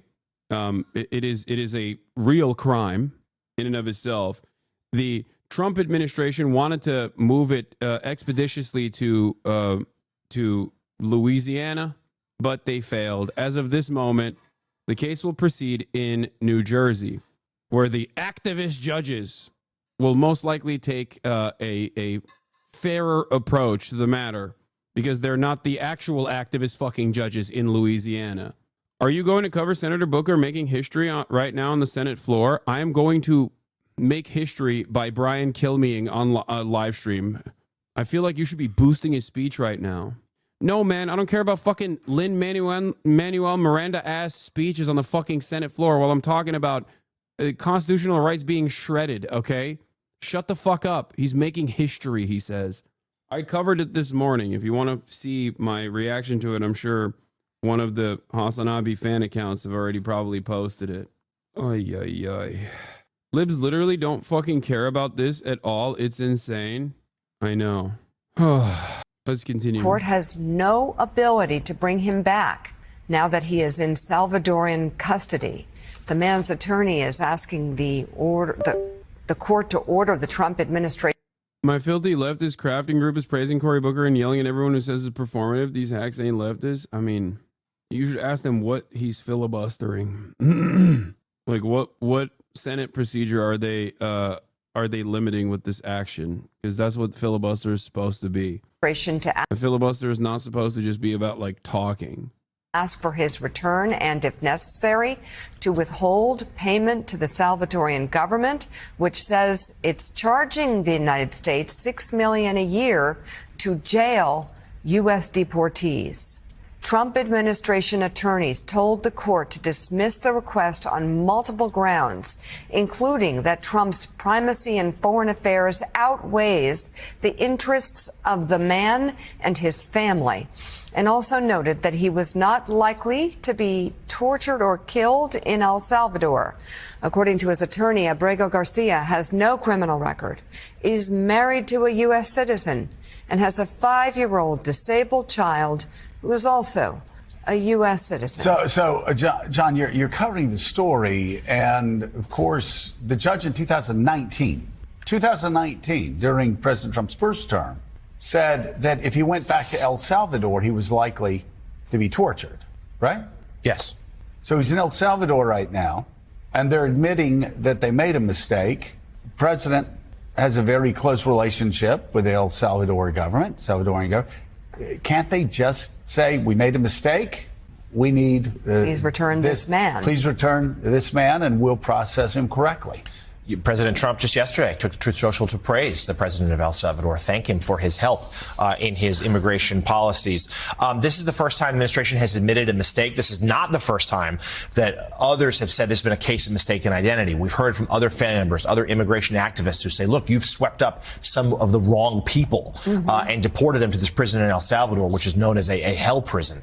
And this, though, the Trump administration is saying, yes, we shouldn't have deported them there, but are claiming, and again, let's make clear, claiming that they have no ability to get him back. Now that's the crux of it now. The families, this man's attorneys are pushing to say that's ridiculous. Of course you can withhold payment. Reverend Sharpton, this is something where this man needs to be returned. He's committed no crime here in the United States. He has no criminal record. Police at the time, when he was first rounded up, they said they had no evidence he was a gang member, though an immigration judge said deemed it, quote, likely because of information they got later from a confidential informant. But the fact of the matter is, this is someone who has not committed a crime here in the United States other than being here illegally. And in defiance of court recommendations, the Trump administration put him to El Salvador and claims they just can't get him back. And I think that this is the kind of example. Bro, it's crazy that they can't even fucking, when they're covering the story in a critical tone, they still have to hand it to the Trump administration a little bit, where they're like, well, he might have been a criminal. There's actually some veracity to these claims. It's like, no, there isn't. There fucking isn't. And once you file a claim to be here and a immigration judge decides that there is enough reason for you to fear for your safety and therefore allow you to be here, something that the fucking current ICE administration the current administration's ICE agents have recognized. Why the fuck are you bringing this up? That those of us that resist this administration ought to really be amplifying, because you have to make people in Wisconsin, in Florida, understand that could be you. This guy has no reason to be in a jail in El Salvador. He's only there because of Trump's policies. And now the Trump people are saying we can't do anything about it, whether we believe that or not. I mean, how do you do that in the United States of America? And to say to a court, well, his interest, the president's, outweighs the family. Well, I thought the president's interest was to protect all the citizens of the United States.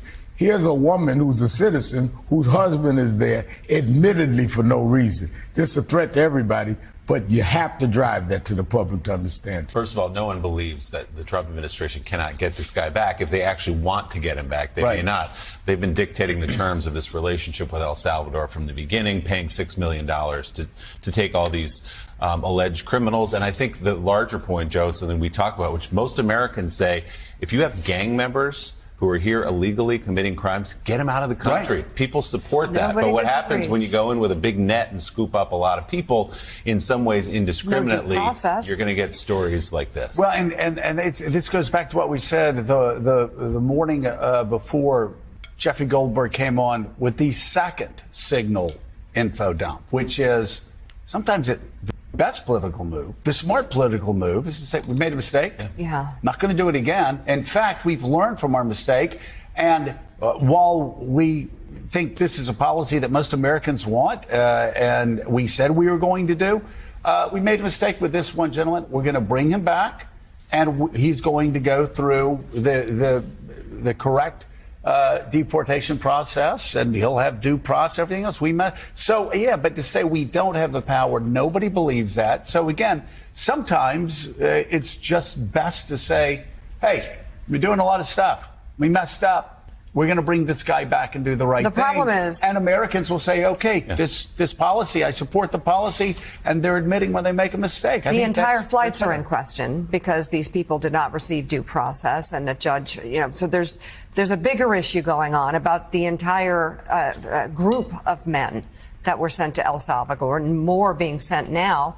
And now they're saying a mistake, but we can't fix it. My God, we'll be following this. We'll have much more. But again, tomorrow. The thing is, this is something that, first of all, was promised on the campaign, but it was promised for criminals, right? Number one. Right.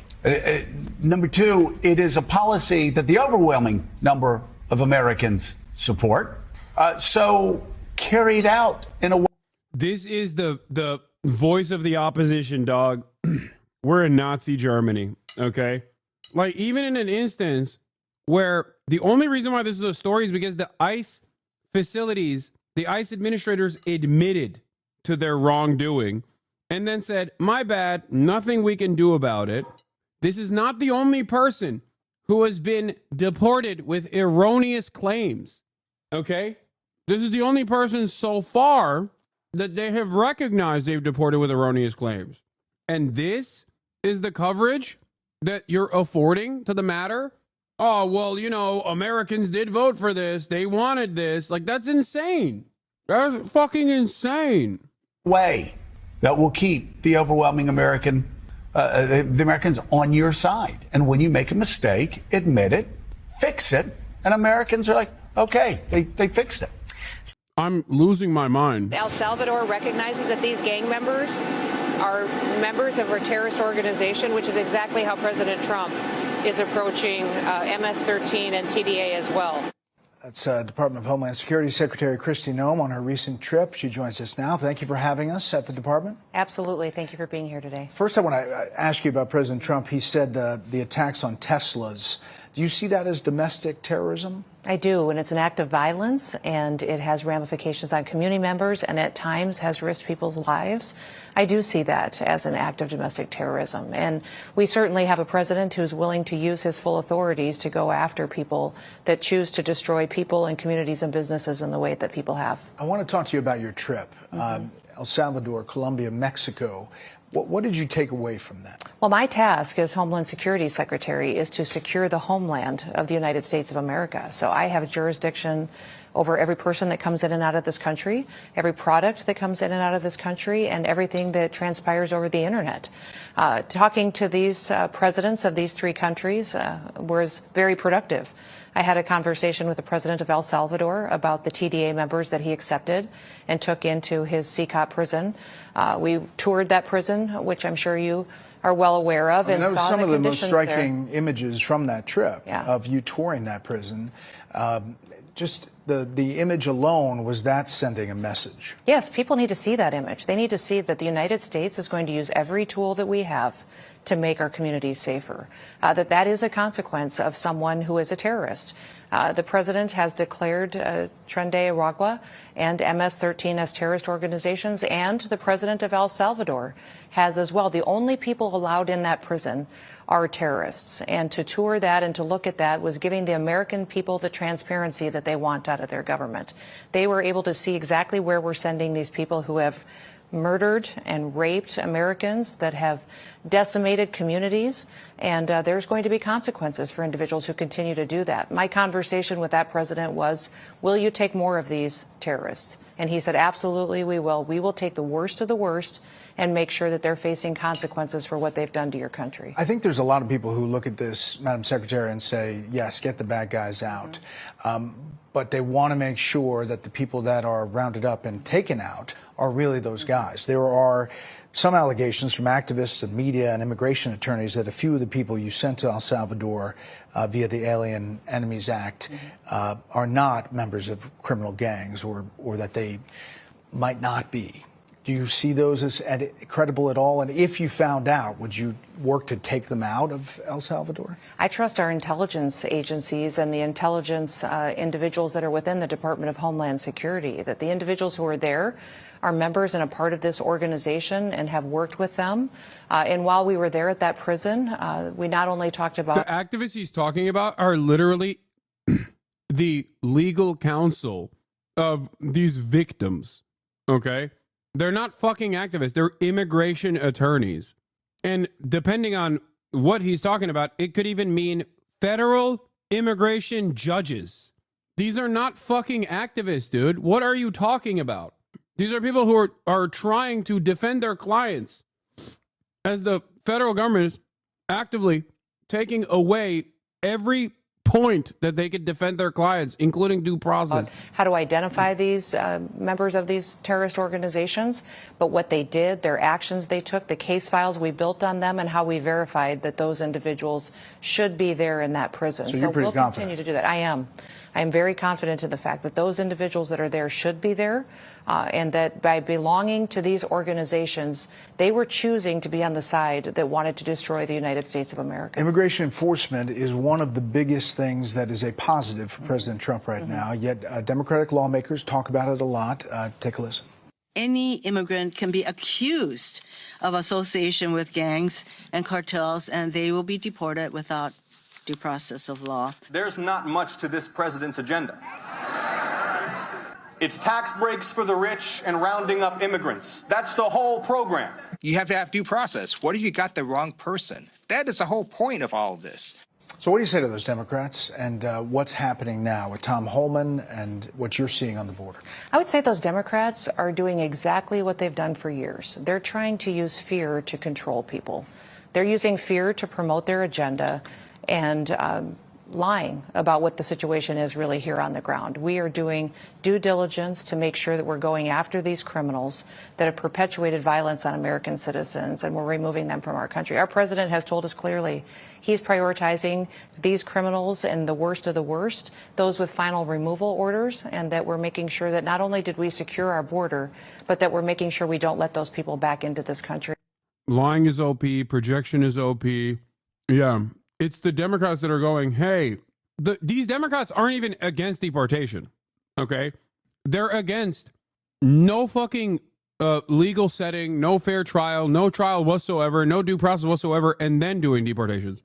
They're saying if you're going to deport people, like, you have to investigate whether or not they are deportable. It's fucking insane. I'm losing my mind. Holy fuck. We have deported over 120 people that are on the known terrorist watch list out of this country, over 800 TDA members, and over 100,000 different arrests have been made of criminals that are out of this country.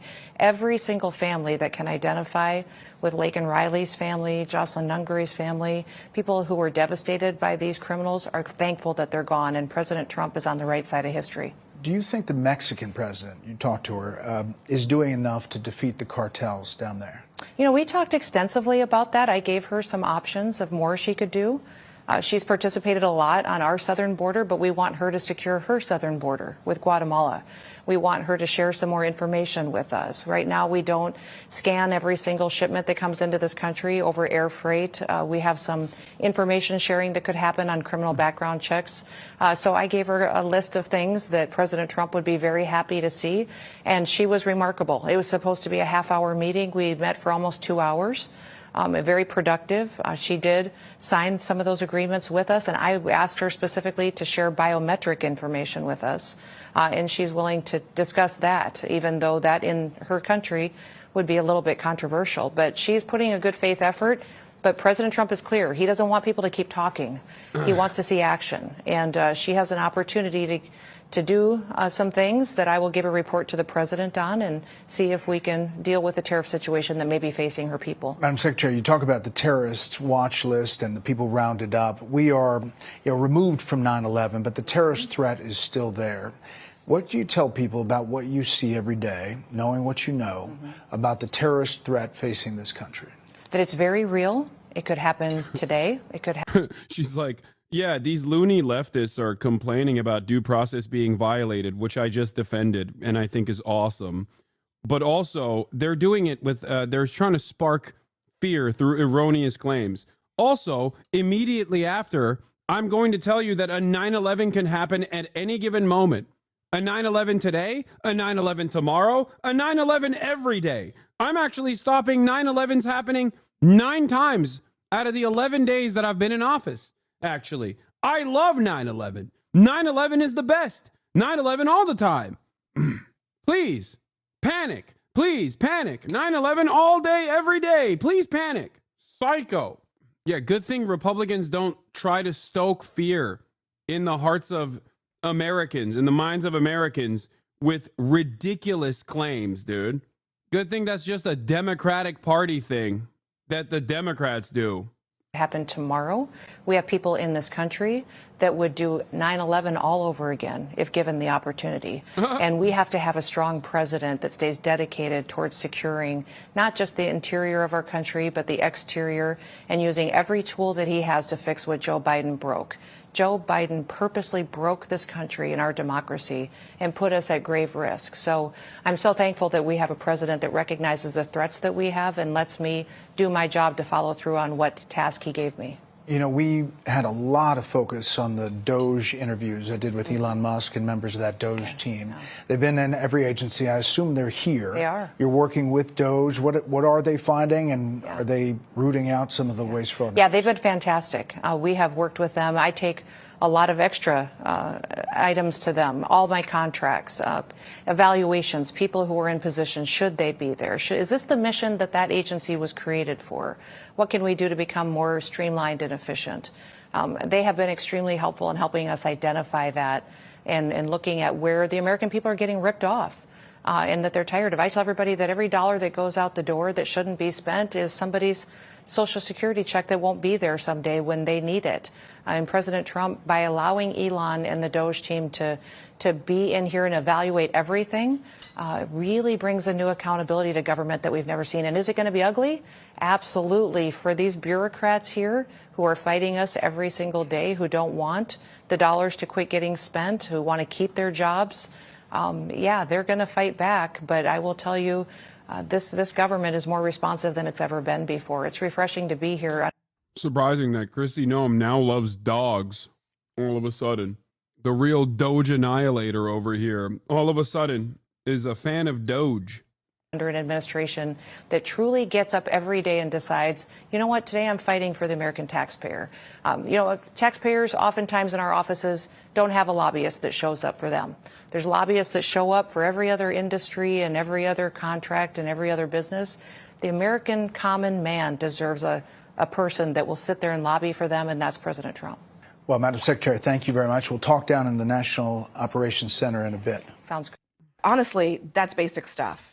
In fact, if you violate the law, that's exactly when due process kicks in, because you get to have a hearing of some kind to determine whether or not the case against you is true. I don't understand why that's even something a congressperson would say. Well, just to the overall premise, President Trump was elected by the American people to secure the border, end human trafficking, and defeat the drug. You fucking bots, bro. Every conservative spokesperson for the admin is a goddamn bot.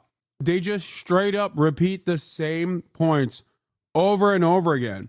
President Trump has the heavens mandate. God ordained him to save the American people.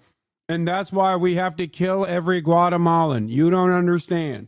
Jesus Christ, dude. Do you feel more secure under Trump? No. What? Who? Who feels more secure under Trump? You have to be a real fucking baboon to think that an administration that's like disappearing people in broad fucking daylight and defending it and actively fighting the courts and eviscerating the crumbling power, the already crumbling power of the judiciary. Like, people go, oh, they're white, but dude, you don't understand. White people are not safe either. You're a fucking idiot if you think, oh, I'm white, I'll be fine. You're a moron. Due process goes away. It doesn't matter. They just go, you're a non-citizen. What are you going to do about it? You can't, there's no court system. There's no mechanism where you can just go, hey, I'm going to prove my whiteness and citizenship. Drug cartels, hands down. That is what the American people are expecting from him. Just last night, there was 17 additional illegal aliens that were deported, 6 of them who were had raped children. Like, these are people who need to go. The administration has made it very clear I that they are agree. prioritizing criminals. I'm going to interrupt because I want to make sure we're staying on the premise here. It's not about actually those people who, you named the 17 of them, had final orders of deportation. They had actually had their cases adjudicated. They were using basic immigration deporting tools to deport them because they did have their day in court. We're talking about the people who didn't. But the bottom line is that, first of all, they're doing it very quickly. They're deporting illegal alien criminals. The one thing that I will say is that there's a lot of information that we don't know that Department of Homeland Security does have. They're doing their job. They have the intelligence. No. It may not be shared publicly. No, they're not. You know why I know that? Because when they reveal the information that they do have on the people that they're deporting, we very quickly find out that, no, they don't have fucking any information. They're just making shit up as they go along because the goal was never to deport criminals. The goal was to deport brown people. Enough brown people that will make the dumb fucks feel like, you know, we've done enough racism. That's why I kept repeating in the beginning when they kept saying like, oh, we're deporting all the criminals. I was like, what are their crimes? Because the notion that the average undocumented migrant living on U.S. soil that has done a heinous crime that never got their day in court is so idiotic. That would imply that the entire police system, the entire court system was just actively letting undocumented people do fucking rapes and murders. Like, you're out of your fucking mind. That wasn't happening. Quickly, but some of it may not be able to be It's shared not being publicly at shared this with the point. courts either. Go ahead. They're not doing that. The person that Joe Rogan was talking about, and I actually think he might have been conflating multiple cases, is the story of a gay makeup artist named Andre, who had some crown tattoos with the name Mom on them. There's still so much we don't know about that. Are you suggesting that the gay makeup artist is a member of Tren de Aragua, which was the accusation? That was the stated claim. And by the way, there are many more of them. There are three. The reason why I think Joe Rogan is a little bit confused, he mentioned a gay barber. It's actually a gay makeup artist. He might have also been a barber. I found in a 5-minute Google search 3 separate barbers who were sort of rounded up because of their tattoos that were apparently Tren de Agua tattoos. One of them is the Nike Jumpman logo. Another one, multiple crowns. I mean, you know, LeBron has a crown tattoo. Is he a member of Tren de Aragua? Like, this is ridiculous. Caroline Levitt was asked about this because there was a document that the administration submitted in court that basically said if you have a tattoo, you have clothing that might be associated with this gang, you're in the gang. She was asked about it. Here's what she said. You can get classified by simply having certain symbols in your tattoos and wearing certain streetwear brands. That alone is a... By the way, the process of revoking people's citizenship, declaring people who are legal permanent residents, the people that have proper documentation to be on U.S. soil, the entire "you are no longer a citizen here" attitude is literally what the Nazis did. Okay? That's it. Like, Jews became non-citizens after the racial laws were passed. That's it. They did not deport Jews or put Jews in concentration camps over any other metric. That was the legal standing that they utilized. That was the pre-existing legal construct that they utilized. German folk were real citizens. The white Germans were the real citizens. Jews were not considered citizens. It is the process of denaturalization that took place. What?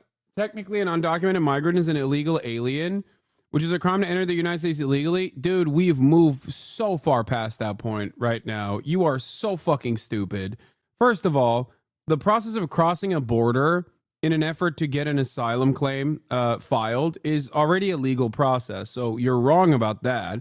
Number two, it's a civil fucking violation. There's a difference between crossing the border and like murdering someone, okay? And we're not even talking about that right now. We're talking about people with the fucking paperwork that ICE is deporting erroneously. Wake up! The law's the law, dude. Sorry. The only difference between an undocumented migrant and a documented one is just paperwork. Okay? That's it. That's the only difference. But we're not even talking about that right now. We're talking about the government is doing to legal permanent residents and people with the proper documentation to be in the United States. You're a fucking moron. Enough to get someone classified as TDA and sent to El Salvador. That's not true, actually, Andrew. According to this document, it is. Shame on you and shame on the mainstream media for trying to cover for these individuals who have. This is a vicious gang, Andrew, and you are questioning the credibility of these agents who are putting their life on the line. That is what the document said. Can we go back just? Yeah. The agents putting their lives on the line while they deport the fucking gay hairstylist who has no criminal record whatsoever after going to his permanent residence as a person who keeps telling the fucking government where he is at all times. You understand that, right? The people that they're going after are the easiest targets. They're not even going after undocumented migrants. They're going after documented non-citizens, documented migrants, because they have to constantly tell the authorities where the fuck they're at. So these lazy, fat, piglet pieces of shit in the fucking Department of Homeland Security are like, oh, well, you know, there's not really any criminal gang members that we can find, so let's just make it up. They're doing dragnets across the board on legal residents here, okay? They're doing it to people who are constantly telling the federal government where they're at, collaborating with the federal government because they were silly enough to believe that America had some semblance of fucking morality. Do you understand that? What happened? I thought these were the scary criminals that we're deporting. Read the ICE document for yourself that Caroline Levitt refused to answer questions about. It says exactly what Andrew Feinberg said. All it takes is 8 points on a made-up rubric, and that can be just a tattoo, 4 points, or displaying logos or symbols, 4 points. And those tattoos are insane. One of the people that they decided was a Trinidad gang member was a dude who is a swimming teacher, a swimming instructor for autistic teenagers, because his cousin is autistic. And because of that, he had an autism ribbon tattoo, an autism awareness tattoo. That was enough to be like, yep, nope, this guy's a fucking real criminal. Get his ass out of here. It is fucking insane. Just to the premise of what Joe Rogan was talking about, because he's right. It's horrific to believe that in a constitutional democracy like the United States of America, where it's supposed to be guaranteed that we are having to rely on information based on an administration that does not have a good relationship with the truth. They're not even willing to provide the judges who are part of these cases with the documents to prove that some of these individuals actually either did have due process or had been found to be criminal gang members. And let's be very clear. I don't think anybody at this table wants criminals in this country who are murdering children, who are hurting people. I think that's we can probably go baseline there. But what I think we have to ask ourselves is, if you believe in a constitutional democracy, do you not want your president to follow the law? And by the way, in our own... Dude, Democrats are so bad at responding to this. Just destroy the false claim. Why are you entertaining this? Why are you conceding to this? Just ask, do you honestly think that the cops and the judges under the Biden administration let rapists roam free when they found out that they were undocumented? Are you fucking insane? Are you experiencing a significant series of mental setbacks that have caused you to truly diminish the processing power that you have in your mind? Because if you believe that, you are the dumbest person I have ever encountered in my fucking life. Not only is there no evidence to suggest that that was what was going on, it would be an incredibly complex web of individuals from all different aspects of the federal law enforcement agencies collaborating with one another under one singular woke banner for God knows what fucking reason.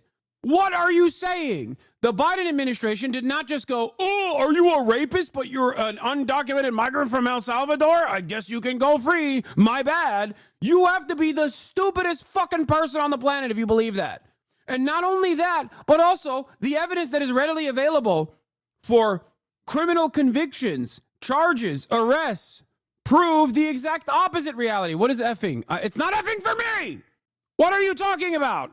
I fucking hate this goddamn platform that shuts off a server in like one part of the fucking country, and everyone from that part of the country immediately goes, oh, the stream is over for me.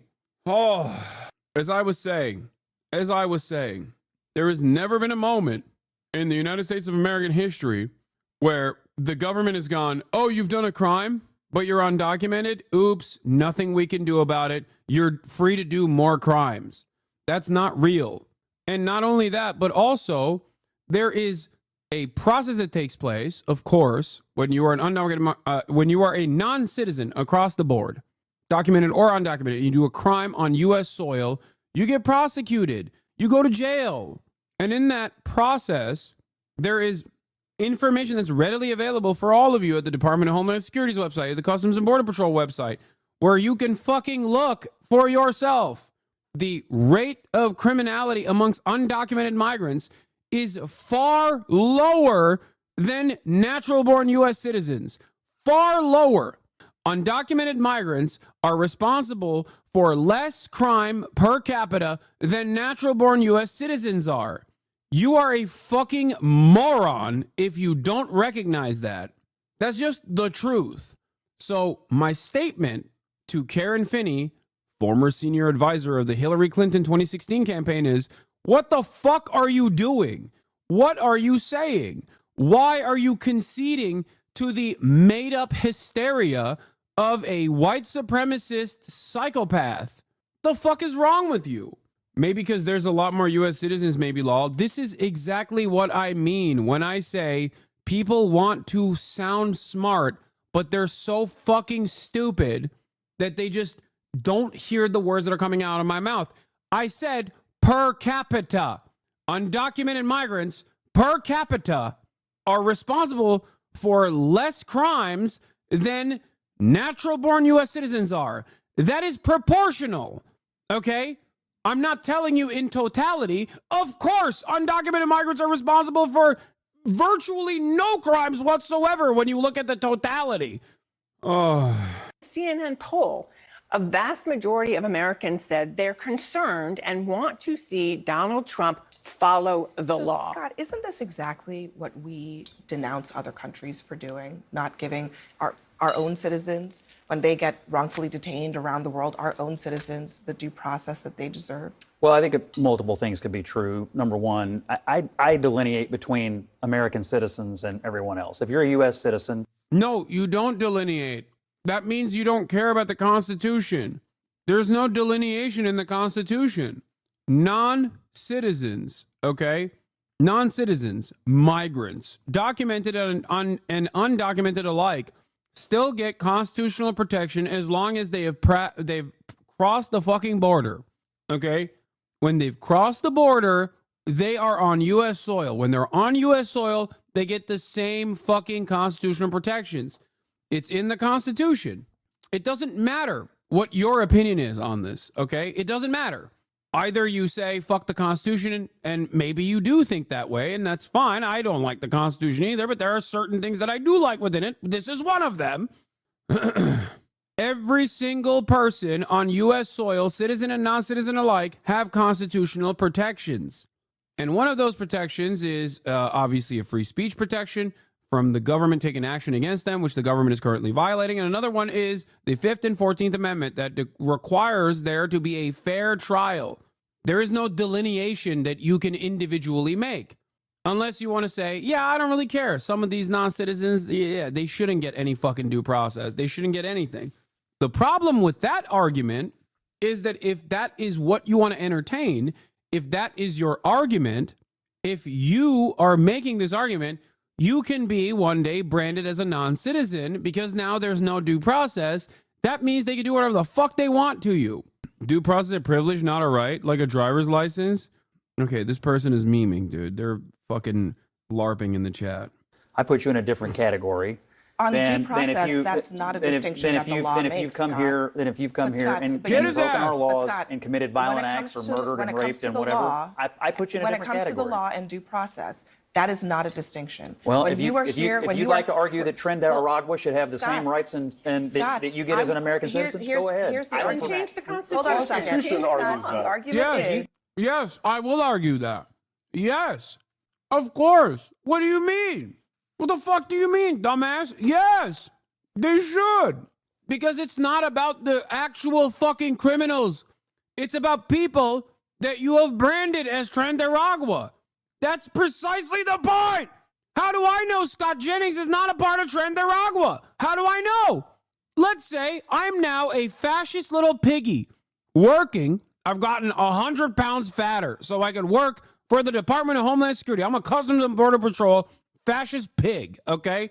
I knock on Scott Jennings' door. I arrest him under the suspicion that he is a Trinidad member. Scott Jennings luckily doesn't have his ID on him. He says, what are you talking about? I am a Republican consultant. I'm Scott Jennings. I'm on CNN every night. I say, shut the fuck up! And I beat the fuck out of him, and I black bag him, and I put him in a fucking prison cell. Then he says, wait a minute, what's going on? I'm an American citizen. Hello? I'm Scott Jennings. I'm on CNN. I beat the shit out of him even further. Okay? I beat his fucking ass over and over again. He begs me for the aluminum foil that they give to the little children in a fucking deportation facility. I say, fuck you. You don't get it. You're Trinidad. Scott Jennings keeps saying, can I see a lawyer? I say, fuck you. You're Trinidad. What do you mean a fucking lawyer? Then I put him on a fucking plane and ship his bitch ass to El Salvador to a slave labor colony. Okay? Every step of the way, he's like, I'm an American citizen. I'm an American citizen. No, you're not. I have decided, I am the law. I've decided you are Trinidad. Fuck are you going to do about it? When you don't have due process It's all up to me. That's why I keep saying everyone is fucking Trendaragua if there is no due process. Everyone is. And it's not like this is a hypothetical that I'm entertaining. This is literally the reason why they're having this fucking argument on CNN. Due process gives you and every single other person the opportunity to defend themselves, to make sure that we're just not nabbing random people and then claiming they're Trendaragua. That's it. That's the point. But I'm not illegal. That's the answer. That's the only answer these fucking dumb fuck Republicans have. I'm not illegal. Okay. You can't prove it, though. You can't prove it. If there's no due process, you can't prove that you're not illegal. I say you're illegal, so you are fucking illegal. That's how it works. You're saying that a terrorist can walk across the border and become effectively a U.S. citizen? That's not what I'm saying. Hold on. Scott, look at me. Okay. Yeah, let's give the host you and I are Welcome talking. back. You and I are Let's give talking. respect. Okay. Not What I'm disrespectfully. saying to you is that the law does not make a distinction between U.S. citizens and everybody else when it comes to being accused of crimes. Are you saying that that should not be in place? That if you happen to not be a citizen, you get to be thrown into a jail with no process at all? I'm saying that these people are effectively terrorists. They walked across our borders illegally. Okay. They are violent. And I don't really want them but here. But doesn't the government have to prove that they are who they say they are? Correct. That's all we're saying. That's all. I think. I mean, you can say it. Eventually, it's not a concession that you like Trendaragua. It's just a question of the basics of civics in this country. I think eventually the government will have to show all of its cards on everybody that they have detained, deported, or done anything to in this arena. But there is no doubt. There is no doubt that the Trump administration is rounding up effectively terrorists who came across here illegally, committed horrific acts. Not yet. But eventually they'll have to. But also, I will defend their right not to do so. Yeah, what eventually. They'll do it one day. Don't worry. You fucking coward. Goddamn Nazi piece of shit. Scumbag. Why should they? When there's loyal propagandists like Scott Jennings on CNN, on liberal media, turning around being like, well, I just don't want any Trendaragua in the country over and over again. When the conversation itself is about due process, because without due process, turns out there's innocent people being fucking deported under the suspicion that they're Trendaragua. That's the whole point. You can't just avoid that point by repeatedly saying, what about Trendaragua? Okay, you're fucking Trendaragua now. Suck my dick. I hate these goddamn morons, dude. And do not need to be in this country. They are doing that, perhaps, but they're also doing a lot of other things, too. And that's why the courts are asking questions about it. Of course, if anyone's harassing Jews on campus. How this rabbi's argument actually hurts Jews? Steven Crowder? Oh, my God. Schumer breaks news to Booker on the Senate floor. The Republicans are planning to sidestep parliamentarian on current policy. They don't care anymore about norms, about rules, and even about going nuclear, he says. Booker says it's further breaking of the Senate. Next time around, there's no going back now. Well, that's crazy. I don't know if this is what you meant with right-wing infighting. Bro, it's so sad. This motherfucker's got 2,000 views in 34 minutes. Let's see. That's completely impermissible, just as harassing any other students on campus. Communists do it too. I'm with you. But as it relates to government institutions and then public figures, that is an anti-American view. Idaho Republican state rep dared to speak out against Trump, then ICE raided them. Wait, what? Stephanie Mickelson was falsely reported to ICE by local Republican Party. 3 days later, her farm was raided. What's worse? It worked. The next debate, I remained silent. I didn't speak up because I didn't want to put a target on my family's back, she said, admitting that weaponizing ICE to intimidate her had actually worked. I did change the way I did things. What is this? Investigate West dropped a... And I think a lot of it has to do with I've been one of the few that have stood up to the far right extremism. And because of that, Republican Representative Stephanie Mickelson believes she's had a pretty big target on her back the last several years. We've talked about this before, when Representative Mickelson was censured and then told she could no longer run as a Republican by her local legislative GOP committee. That leadership has since been replaced. But last week, we learned how big that target actually is. Daniel Walters of Investigate West dropped a story of how far-right Republican activists have tried to weaponize a federal agency against those who don't agree with the new administration's approach to immigration enforcement. Specifically, how a ranking member of the Ada County Republican Central Committee targeted Representative Mickelson with threats of raids by ICE. Well, that raid happened back in January. Mickelson, who owns several food production and seed potato companies in southeastern Idaho, says immigration enforcement isn't really her biggest concern about this. It's more about the culture of politics these days and how intimidation tactics like this could impact anyone's effect as a legislator. Please raise your right hand and repeat after me. For many people, I, Donald John Trump, do solemnly swear. The second inauguration of Donald Trump Solemnly swear that I will faithfully execute. Was a turning point. I will faithfully execute. For Idaho Representative Stephanie Mickelson, They showed up at our business, days later. That point came later that week. He started targeting me on Tuesday, and they were there by Friday. Representative Mickelson is referring to a January 21st social media post by Ada County GOP Vice Chairman Ryan Spoon, in which he asked the Deputy Director of Immigration and Customs Enforcement if he could please send some illegal... Wait, it's another Republican? Hey, yo, these people are fucking crazy, bro. It's Republicans doing it to one another. Oh my God, bro. It like not even a random guy, like actually a Republican in a position of power, like a party representative. Like I thought, yes, they said it like 12 times. No, I thought it was just like fucking random Nazis online, not the Republican in her own district. Immigration raids to the businesses owned by Idaho State Representative Stephanie Mickelson. She's been bragging about how many illegals her businesses employ. Representative Mickelson says, So I was actually home that Friday. It was an off day during the early legislative session when ICE showed up at one of her eastern Idaho farms. And then when they couldn't get a hold of me, then they start texting 911, Mom, which means I have to call. Not coincidence? I don't think it was coincidence, but, could have been, but I doubt it. Yeah, they keep pointing to something you said during last session, though. So what it was is we were having a discussion, and it was a Texas force style bill, which was already tied up in the courts. This right here is another key component to us protecting and defending the people of Idaho, and that is protecting the very borders of our state. So on this particular case, and I feel like this has been happening a lot lately, is we target a certain ethnicity or a certain group, and we want to...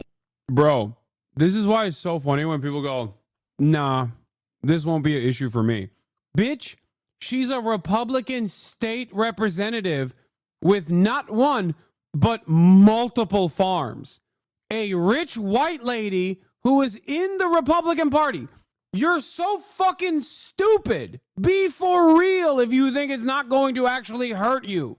These people, herself included, don't even give a fuck about you. You don't have any money. You have no motion and you have no bitches. Okay? You're gonna fucking die alone. And you're never going to be able to retire. You think these fucking elites give a shit about you? They don't even care about one another.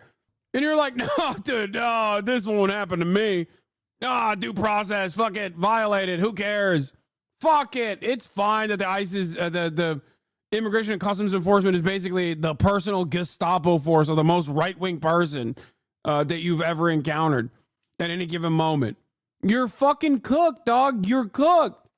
Demonize them. For debate on motion, Label 32. It was during the House debate on last session's immigration enforcement bill. I think you need to remember that every food processor, probably in the state, from the large food processors to the small ones. But I stood up and I said, I think we need to be really thoughtful before we're passing some of these bills because I think they have unintended consequences. So if you guys think that you haven't been touched by an illegal immigrant's hands in some way through either your traveling or your food, you're kidding yourselves. So because of that, then they claimed that I had admitted to something which I had never admitted to. Which is likely what Spoon referenced on January 23rd of this year, calling Mickelson a, quote, plantation mistress, and said, we're going to take your farm slaves away. However, Spoon told Investigate West, quote, her own testimony drew attention to herself. And the fallacy in all this, every employer out there has to follow the law. But the law is very narrow as far as what we can get, what we can ask, and what we can do. If we don't follow those laws, and if we were knowingly hiring undocumented workers or illegals, you can get a fine of up to $27,000 per employee. For Representative Mickelson, her biggest worry isn't necessarily her family business. Double checked. But the chilling effect this had on her ability to do her other job, like when a similar immigration bill came back this session. When this came around for you to stand up and speak your mind on a topic like this, did that change? This year, I didn't stand up and talk about it. Why not? I felt like that I didn't need to make myself and my family and our businesses a bigger target than it needed to be. And so I simply stayed quiet on the issue. So you've had to change the way you do things?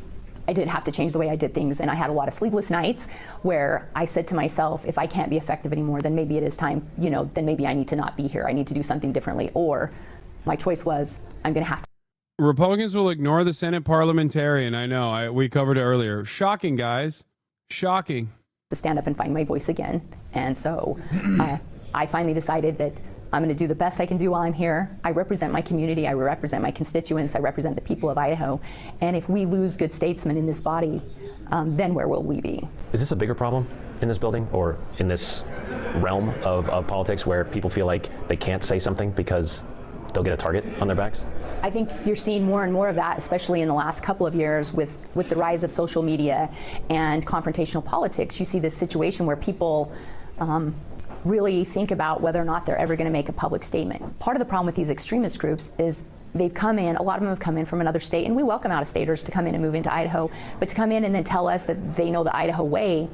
The Idaho way is when we have a problem, we roll up our sleeves and we work together and we help our neighbors, or we have differences, but we sit at the table and hammer through what's the best solution for Idaho. But I think until some of us start standing up and saying this is enough, if you want to have a conversation, that's great.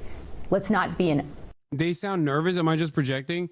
No, I mean, it's double speed. I think that's part of the reason, but also, yeah, of course she's nervous. Another member of her party, as a state representative, she's a state representative, spoke out against this bill. Another member of her party called ICE on her facility.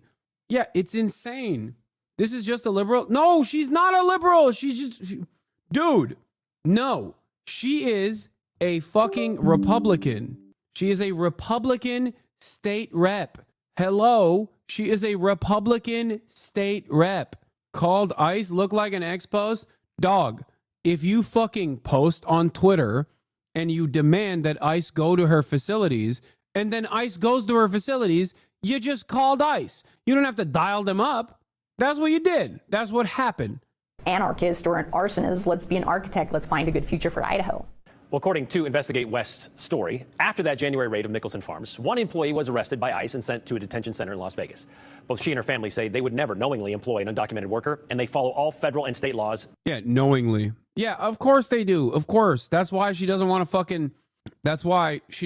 ICE to fucking round up all of her workers. That's what it is. That's the real reason. It's not like she even cares about the humanity of these people. Maybe she does to a certain degree.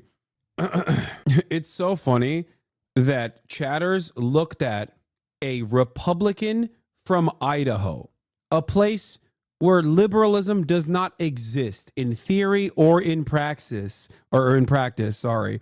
And you went, oh, she thinks like brown people are human. She must be a libtard. No, she's just a Republican who has a disagreement. One disagreement. That's all it took for another Republican to sick ICE on her. What the fuck?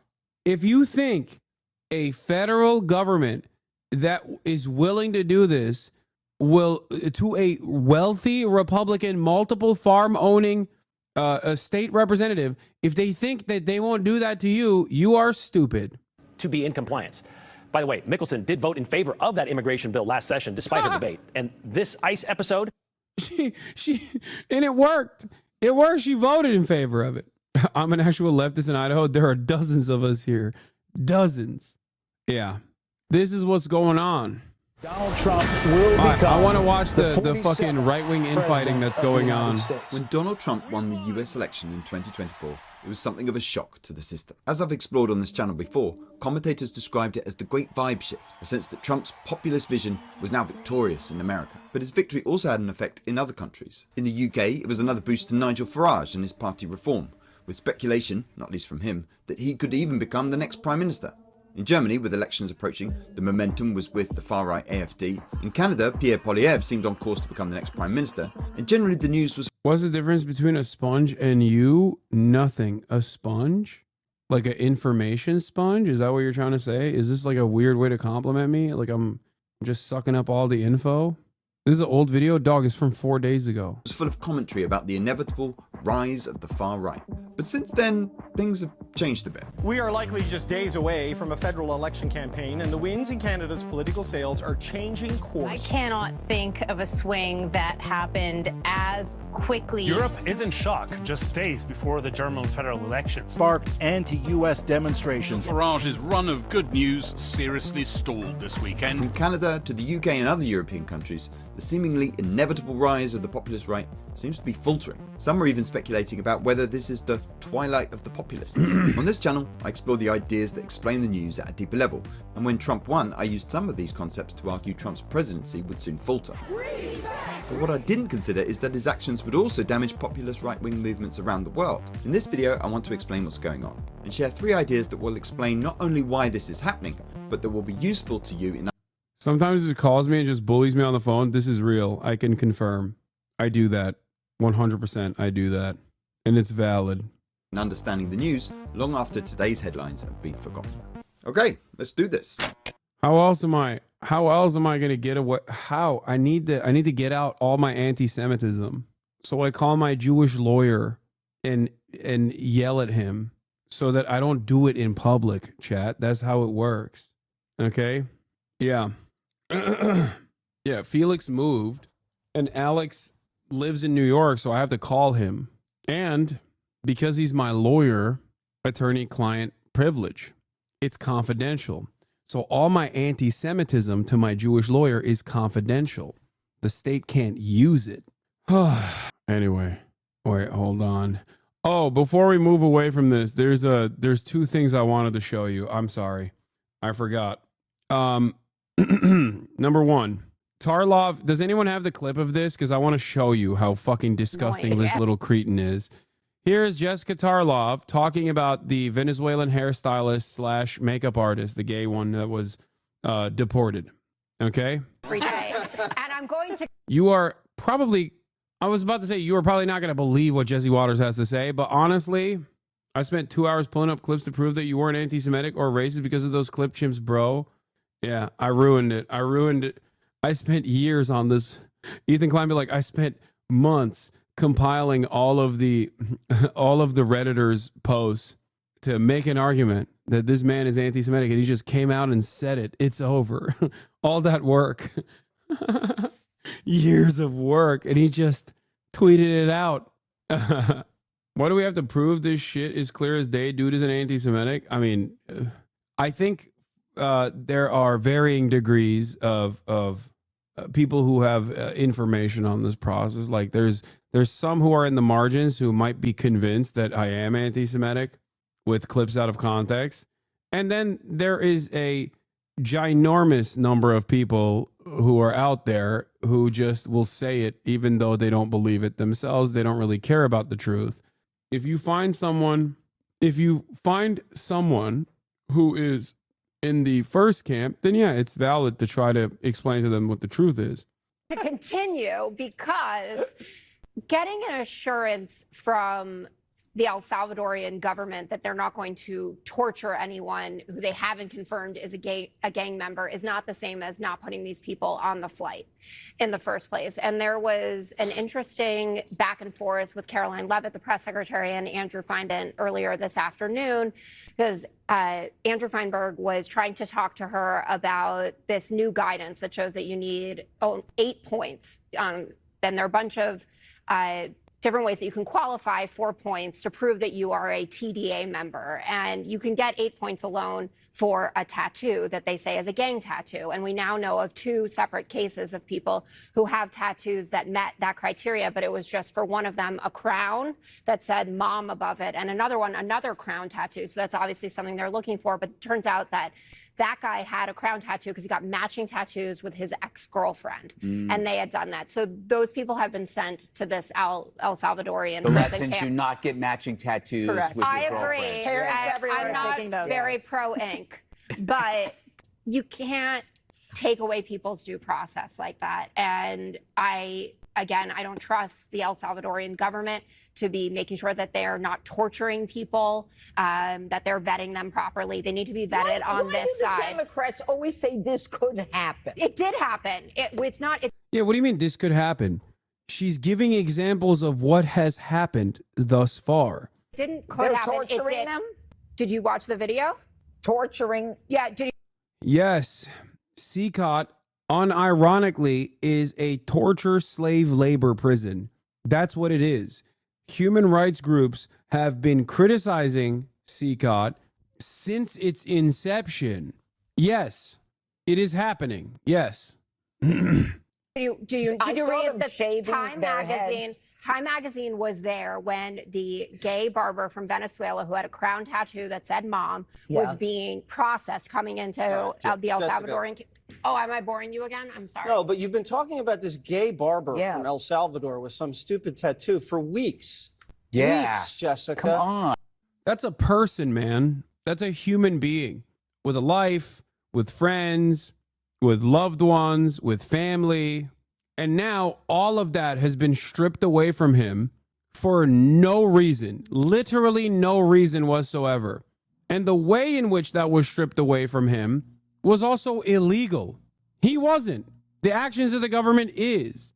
And he's like, oh, come on. I want to jerk off over the thought of brown people being rounded up, and you're ruining it for me by constantly yapping in my ear about how a lot of these people are innocent.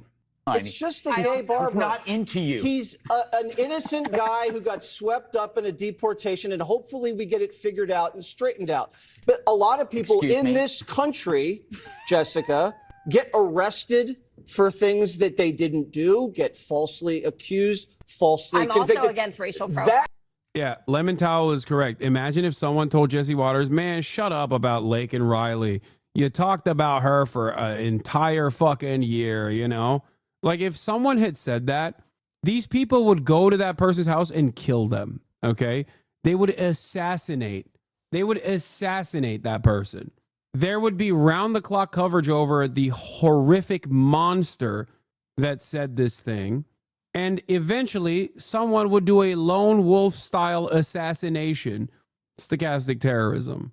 That doesn't mean used falsely convicted. I'm also against racial profiling. That doesn't mean you just stop arresting people. That doesn't mean you stop arresting. Yeah, that's not the argument, you fucking asshole. That's not the argument at all. No one is saying, no more arrests, please. Innocent people get arrested sometimes. No, she's saying, once an arrest has taken place, there has to be a mechanism to make sure that this person is innocent or guilty. Otherwise, everyone can be arrested and everyone can be shipped off to the fucking slave camp. Criminals because one guy was arrested who was innocent. It just means you just try to do it better the next time. And I have nothing against the gay barbers. Gay barbers usually give the best haircuts. So we should bring them back just for that. Anyway, with the administrative error, the Maryland man that was sent to El Salvador prison, J.D. Vance also got in on it. Here's what kickstarted the process. Vance here, mocking Jon Favreau for not reading the court filing, says the deported man was a convicted gang member. The court filing does not say that. It says he was denied bond in 2019 over an informant's claim that he was in MS-13. That is not a conviction. J.D. Vance, Jon Favreau says, any comment on this? Marco Rubio, how about you? You just admitted to accidentally sending an innocent father from Maryland to a torture prison, right? And he responded, he reposted that and said, my comment is that according to the court document you apparently didn't read, he was a convicted MS-13 gang member with no legal right to be here. My further comment is that it's gross to get fired up about gang members getting deported while ignoring citizens they victimize. Okay? And then and the actual fucking court filing does not show what he claims it shows. Kyle Cheney responds, senior legal affairs reporter for Politico, says Vance here, mocking Jon Favreau for not reading the court filing, says the deported man was a convicted gang member. The court filing does not say that. It says he was denied bond in 2019 over an informant's claim that he was in MS-13. That is not a conviction. The issue is not whether Abrego Garcia was removable. It's that the court agreed he shouldn't be sent to El Salvador. The administration has scoffed at the notion there have been errors in March 15 flight determinations. But here they acknowledge one. Now, of course, considering that this administration also moved forward with the Lake and Riley Act, something that people must understand is that they don't care. They don't fucking care because someone else claiming that they're fucking MS-13 is all it takes. Someone suspecting you of doing a crime is all it takes for you to be deported. Here's how the Republicans are defending it.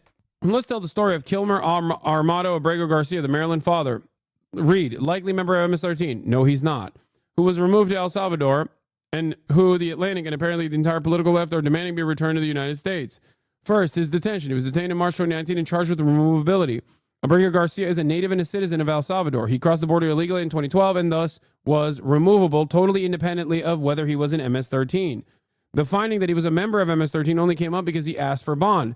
The immigration judge reviewed the evidence and found that it showed he is a verified member of MS-13. It did not. And therefore, that Abrego Garcia did not demonstrate that his release from custody would not pose a danger to others.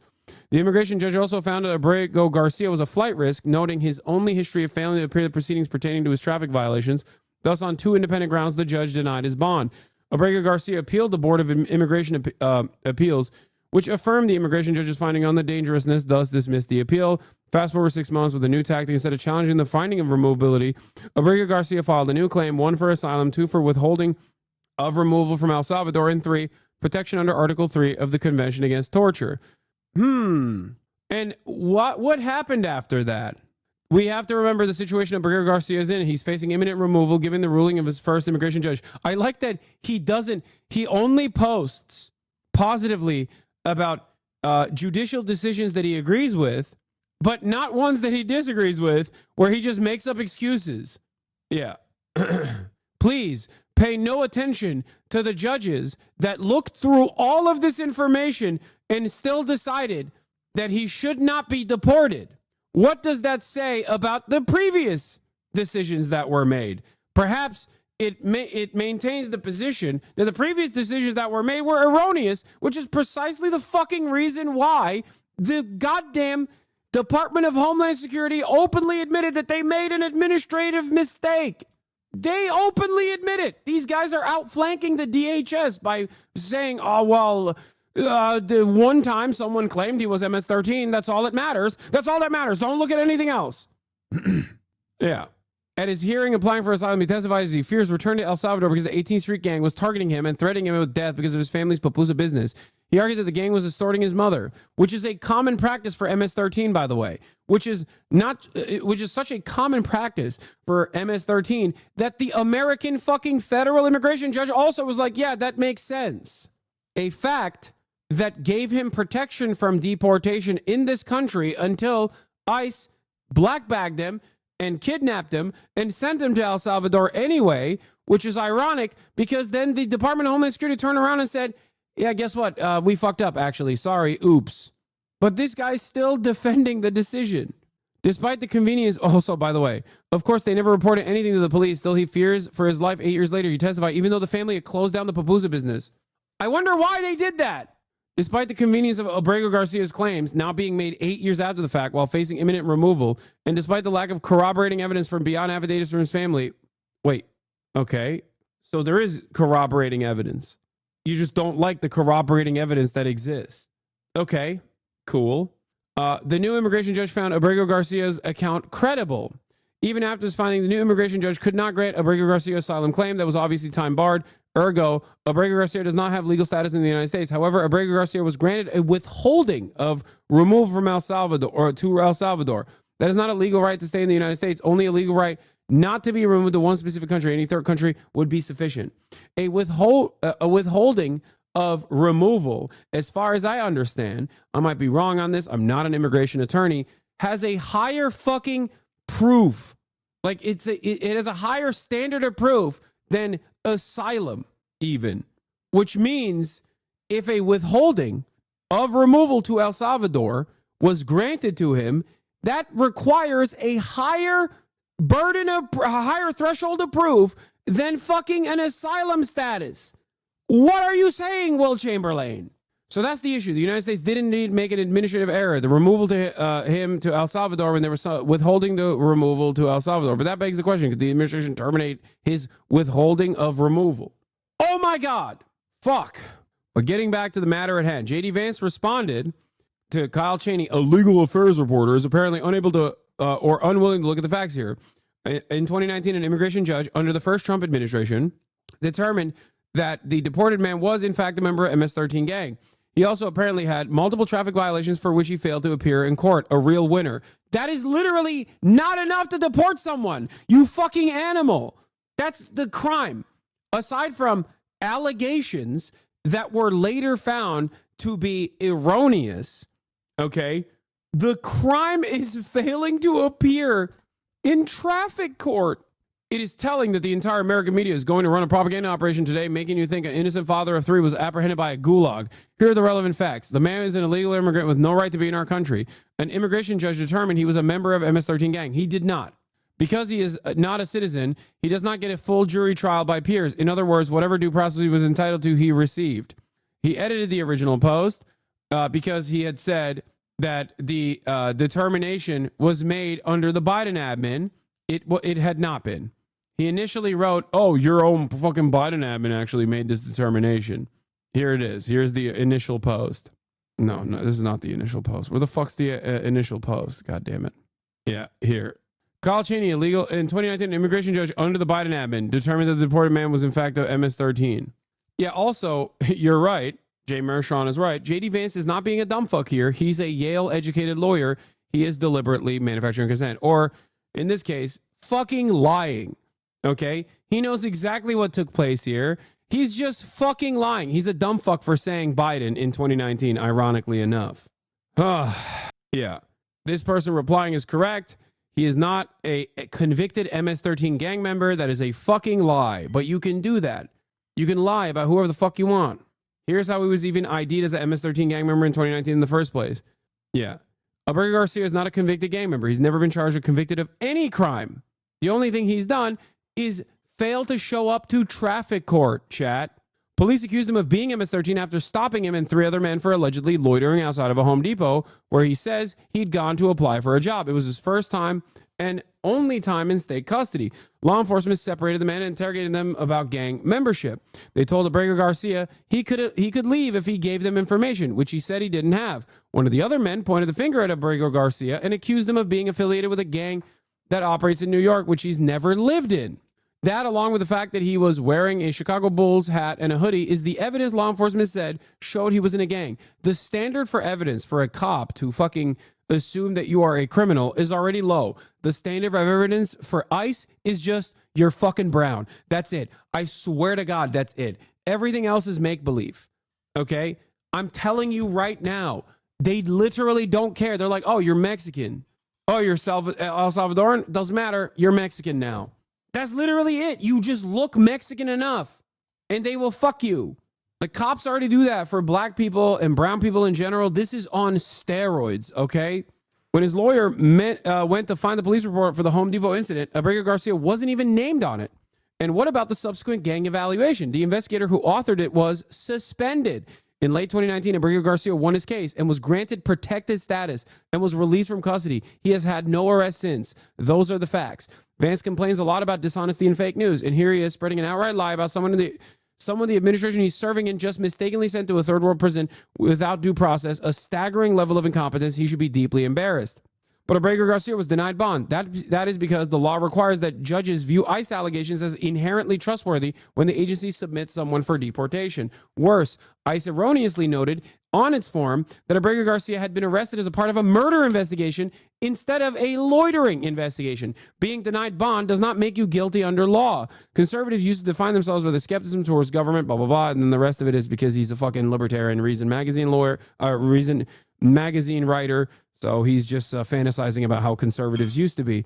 Liberals and libertarians at Reason Magazine fantasize about a conservative movement that never existed and will never exist. But that's besides the point. Everything else is correct. Mind you, they're outflanking this. Yeah, exactly. That's what's so crazy about it is that the administrative apparatus that is responsible for mass deportations unironically came out and said, we actually made a mistake. Holy fuck. These guys are literally just trying to play catch up and defend. They are outflanking ICE. They're saying, yeah, ICE is some woke nonsense, actually. This story is fucking insane. It's insane because it's indicative of the attitude that the administration has demonstrated towards their mass deportation policies. It is insane because it's even happening. It's insane that, what, you got banned again? What do you mean? No. It's insane every step of the way. Are you typing with the screen off and audio off? Yeah. In any case, here is Cory Booker. Deficits in the trillions and trillions of dollars? Or are we going to do something different like John Lewis would call us to do? He would call us... We're in the final 5 minutes of Cory Booker breaking the record that previously was held by segregationist Strom Thurmond against the Civil Rights Act. John, don't hate each other. He is Don't now let at anybody pull you 100,000 so live low as to viewers. hate them. I said this about the presiding elder. Different parties, but he showed me an act of kindness during this speech. He and I have talked about energy policy. He has amazing ideas. I want to partner with him. Don't hate anybody. Did the folks in Birmingham, Couple to them. Martin Luther King, Fred Shuttlesworth, Dorothea Cotton, James Bevel, did they bring bigger dogs and bigger fire hoses to match the sheriff's? Bull Connor, thank you. I've been standing here a long time. They didn't do that. They were creative artists of activism. They called. Dude, libs are going crazy mode over this, by the way. They're locked in. They're dialed in. They love this. 140,000 on the Associated Press. The one good thing about this, I will say, the one good thing about this is that there is appetite for a lot of people. There's appetite from a lot of people that want to see Democrats do something, anything. Now, of course, this is still, it's a optics play in general. And I hope the lessons that the Democrats learn from this isn't make an optics play with no tangible results, but instead to actually recognize that people are very angry. People have a lot of resentment towards this administration, and to organize and to mobilize. I do fear that liberals will only learn the wrong lesson from this.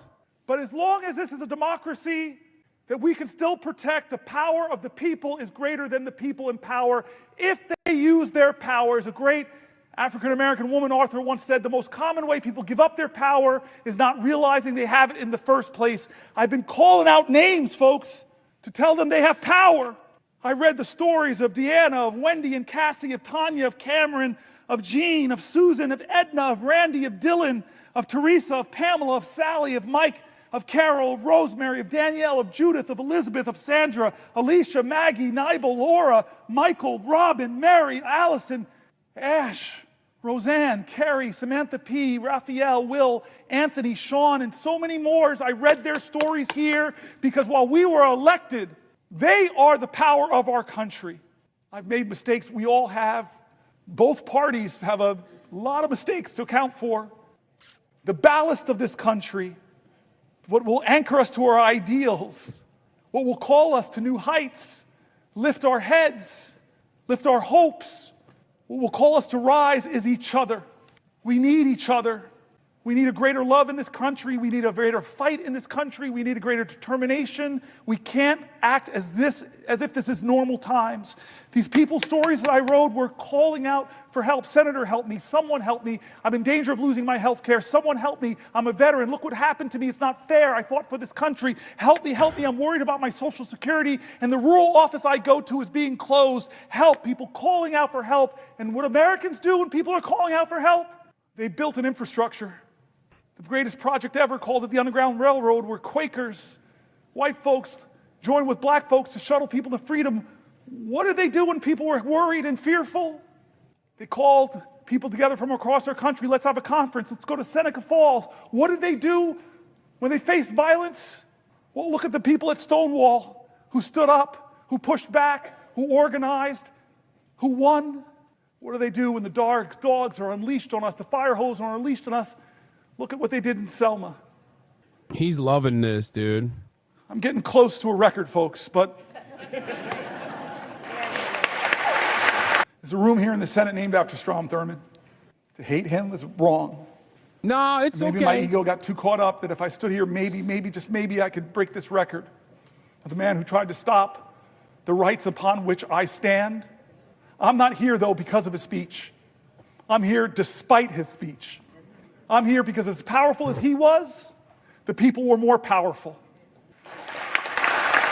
Like, the irony is that Strom Thurmond did that for a specific purpose, right? So that, people like Cory Booker, black people, would never be able to, would never have the same liberties as white people. Decades later, he was a congressman. Like, Cory Booker's doing this right now in this very moment against no bill, no policy.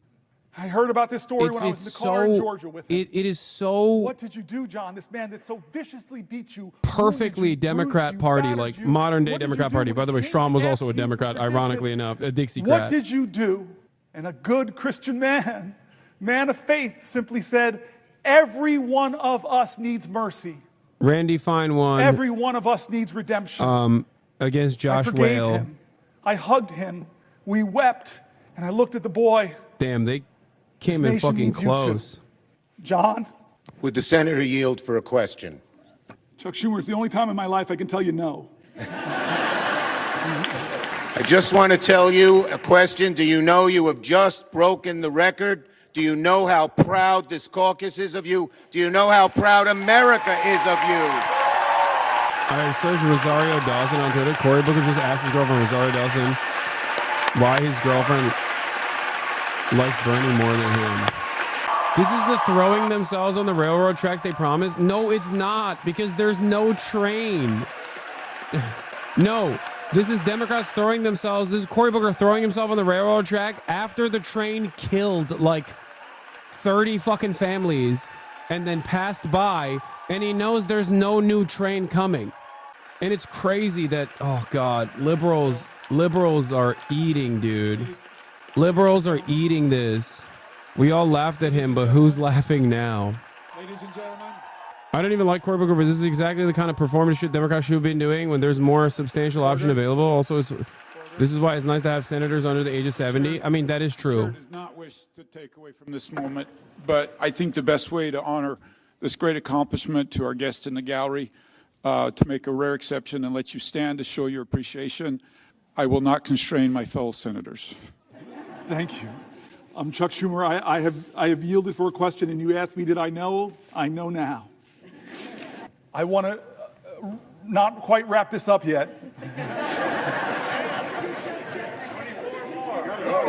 I don't want to wrap this up yet.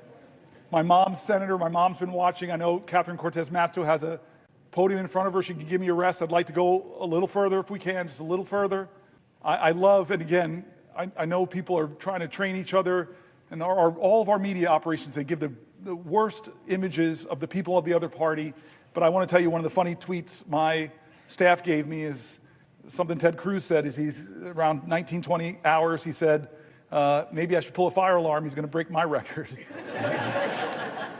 I'm going to pause in a moment. How is this a filibuster if it's not filibustering anything? Is it just yapping? Yes, it is. My mother, but I do want to just say again, 2 points to make if I can. One is how grateful I am. So do you hate this stuff? Because I don't know personally. When we decided to do this the only days thing ago, that I get annoyed by is that Democrats think this is a pure optics play, which is fine. I don't have an issue with a pure optics play.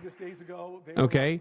But Democrats, like the base, will get really excited at this and will go, oh, okay, you've given us nothing, but we're happy that you're at least like wasting energy.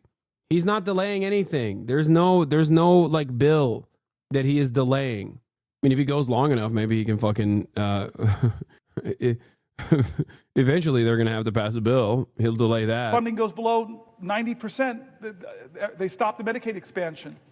My staff really worked hard to not make this just Democratic voices, to make it people in our country, that Republicans and Democrats, you heard mentioned in the speech, the Cato Institute, the Manhattan Institute, all people who are honest arbiters and are saying that what Trump is doing is wrong. That no, Manhattan Institute is not an honest arbiter. What the fuck is wrong with you? They are literally responsible for Christopher Rufo, DEI, CRT.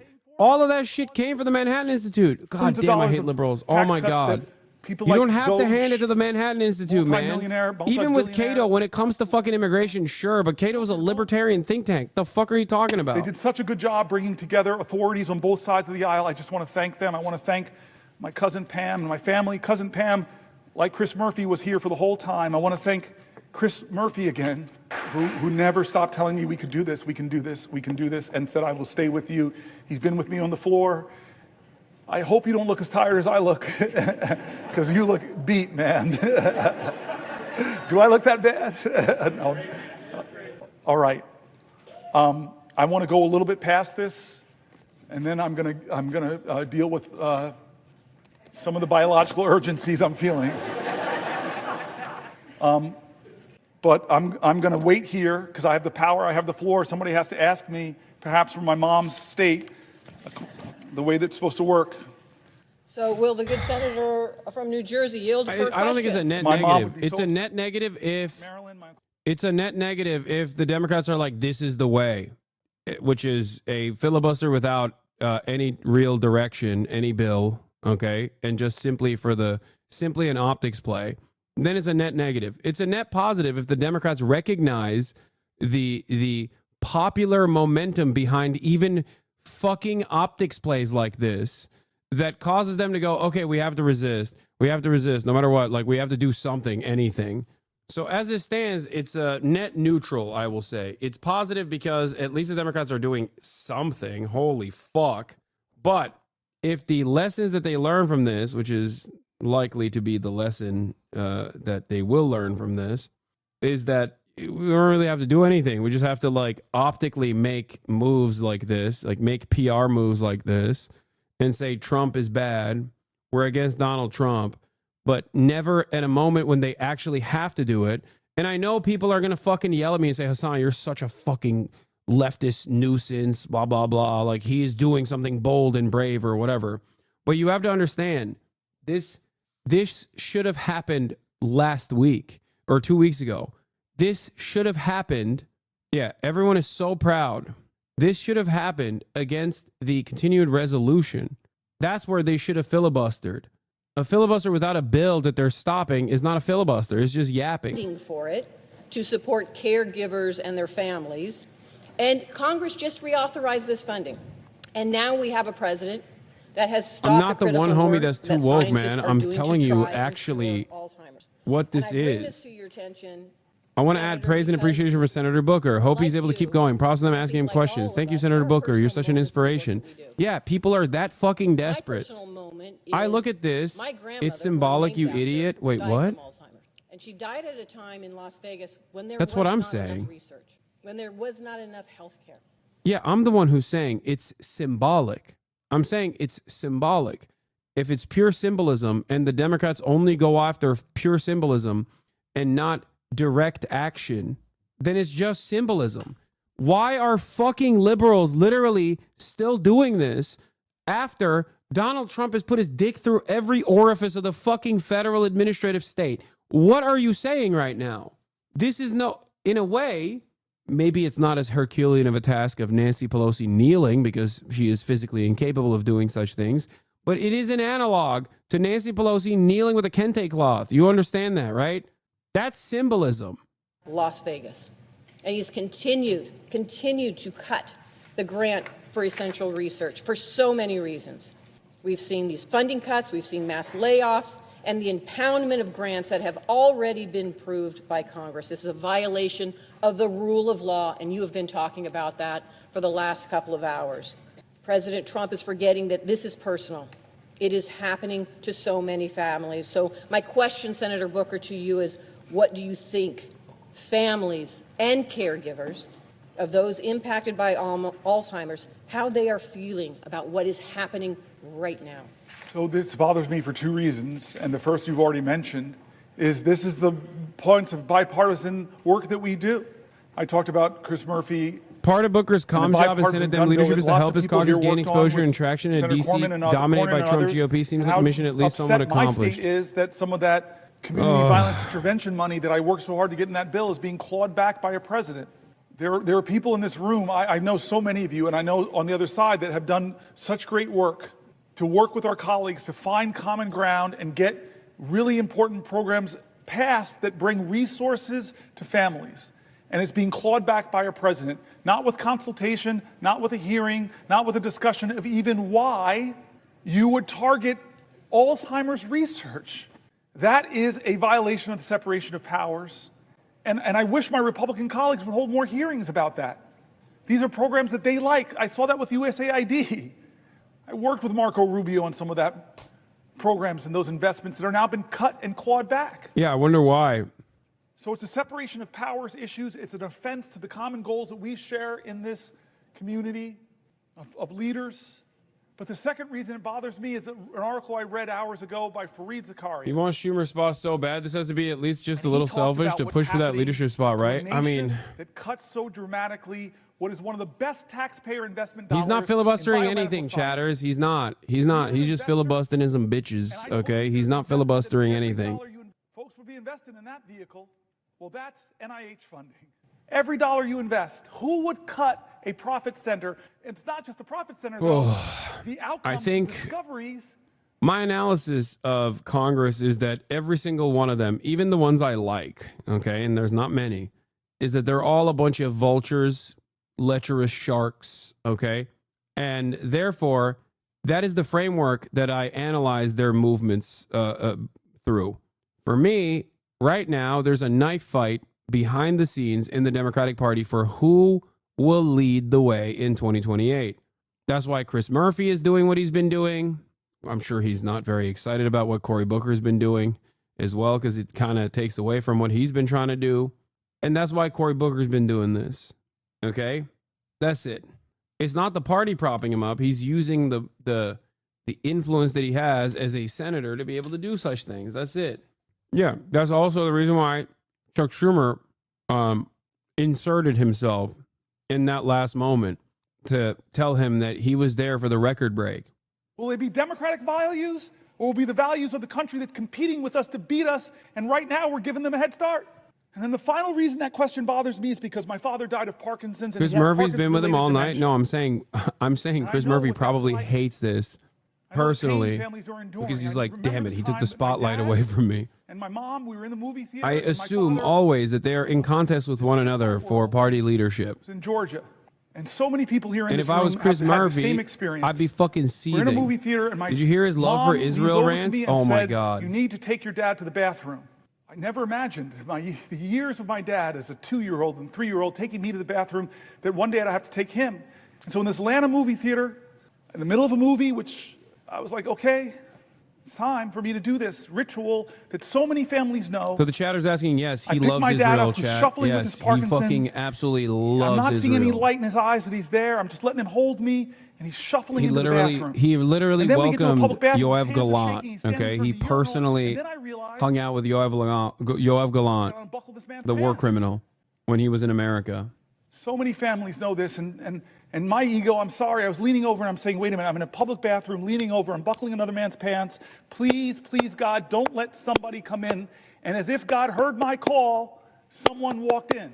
And I hear the person walk, and I'm like, just please keep walking. Go into a stall, please keep walking. And then suddenly I hear the feet walk past me and stop. And then the man turns around and says, oh my God, Cory Booker. And then I look up at my dad, and I see the clarity in his eyes. There he is. He is 100% there. He is. I saw an unmistakable bald head or balding head. Christopher Murphy. Alzheimer's is devastating so many American families who are watching the loved one of their lives diminish. And we're cutting funding. Donald Trump is cutting funding, democratically, bipartisanly approved. So forget the separation of powers. It's important. It's so important. If that doesn't get you, then maybe think about the competition with China. If that doesn't get you, if those two don't get you, America. Oh, think about how much more we can do for Israel. Think about the millions of Americans struggling with Alzheimer's, the struggles it does to those families. This is a moral moment, America. This is going to define the character of our country for years and years to come. Has the Senate called a hearing on your bipartisan funding, Senator? No. Have we done our oversight responsibility? Have we checked, as I read from the Federalist Papers, as our founders wanted us to do, is to check the executive, be the check at the executive that balances our governmental powers. No, we're not checking that executive. With Signalgate, I have heard from Republicans that serve in Congress of the 535 with us. I know other colleagues here have heard. They're mortified. You talked about that. Mortified about that. And again, this is not partisan. The Biden administration made foreign policy mistakes. Obama made foreign policy mistakes. Reagan, when I was growing up, I was hearing about the Iran-Contra scandal. So I'm not going to be one of those people that the pristine, perfect Democrats. We've made mistakes. We've made failings. We've let the public down. We have some reckoning in our own party that we're working on right now. But that doesn't say that you should just be one of these people that says, well, Biden did it. No, you should be a leader of character that says there's something wrong here. And in fact, it could point to real problems in the national security of our country and the laws that we established. One of those laws is very simple. You're supposed to preserve records. How can a signal chain that disappears not be a violation of the law of this land? Is there a hearing on that? Head of the Intel Commission, not a hearing at all. Where are the checks and balances spelled out in the Constitution? We are derelicting our duties here in the Senate. We really are. And the consequences of that is the very national security of our country. How many times do you think this was the first time they created a signal chat? Or is this a pattern of practice? You're a really rational man. I keep looking at you, Mark. You're my leader on these issues. Or Jack Reed. No, this indicates a real problem, and the Senate, the United States Senate, should get to the bottom of it. This is a moral moment. I keep saying it's a moral moment. Who are we going to be? What's going to define us? And it's time not for the typical tribalism. It's time for leaders to start standing up and saying, you know what? We can go a different way. We can imagine a different country. That's why I pointed out the new leader of the Democratic Party on the House side. We're a different generation. There's a rising generation of people. I've talked about my friend who wrote this great book, Abundance.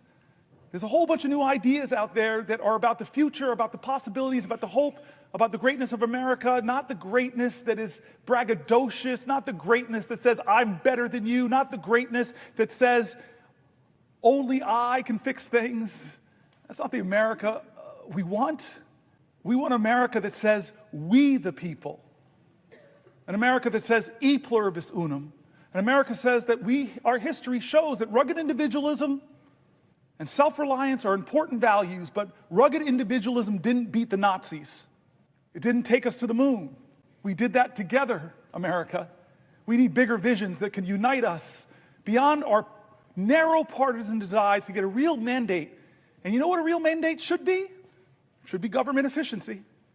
It really should be. God, I have heard from so many of my colleagues on this side of the aisle that have said, if they formed a commission of former executives in this body, I see you, Maggie Hassan, it was hard, but I had to cut 24% of my budget, 1 out of 4 employees. It was really hard, it caused a lot of pain, but we had to reduce my government. There are a lot of people here, there are executives on both sides of the aisle that would have said, pick me, let's form the most exciting team possible. Because Jack Reed knows that the military of the United States of America could do things more efficiently. It's a little bit of waste over there because they haven't passed an audit.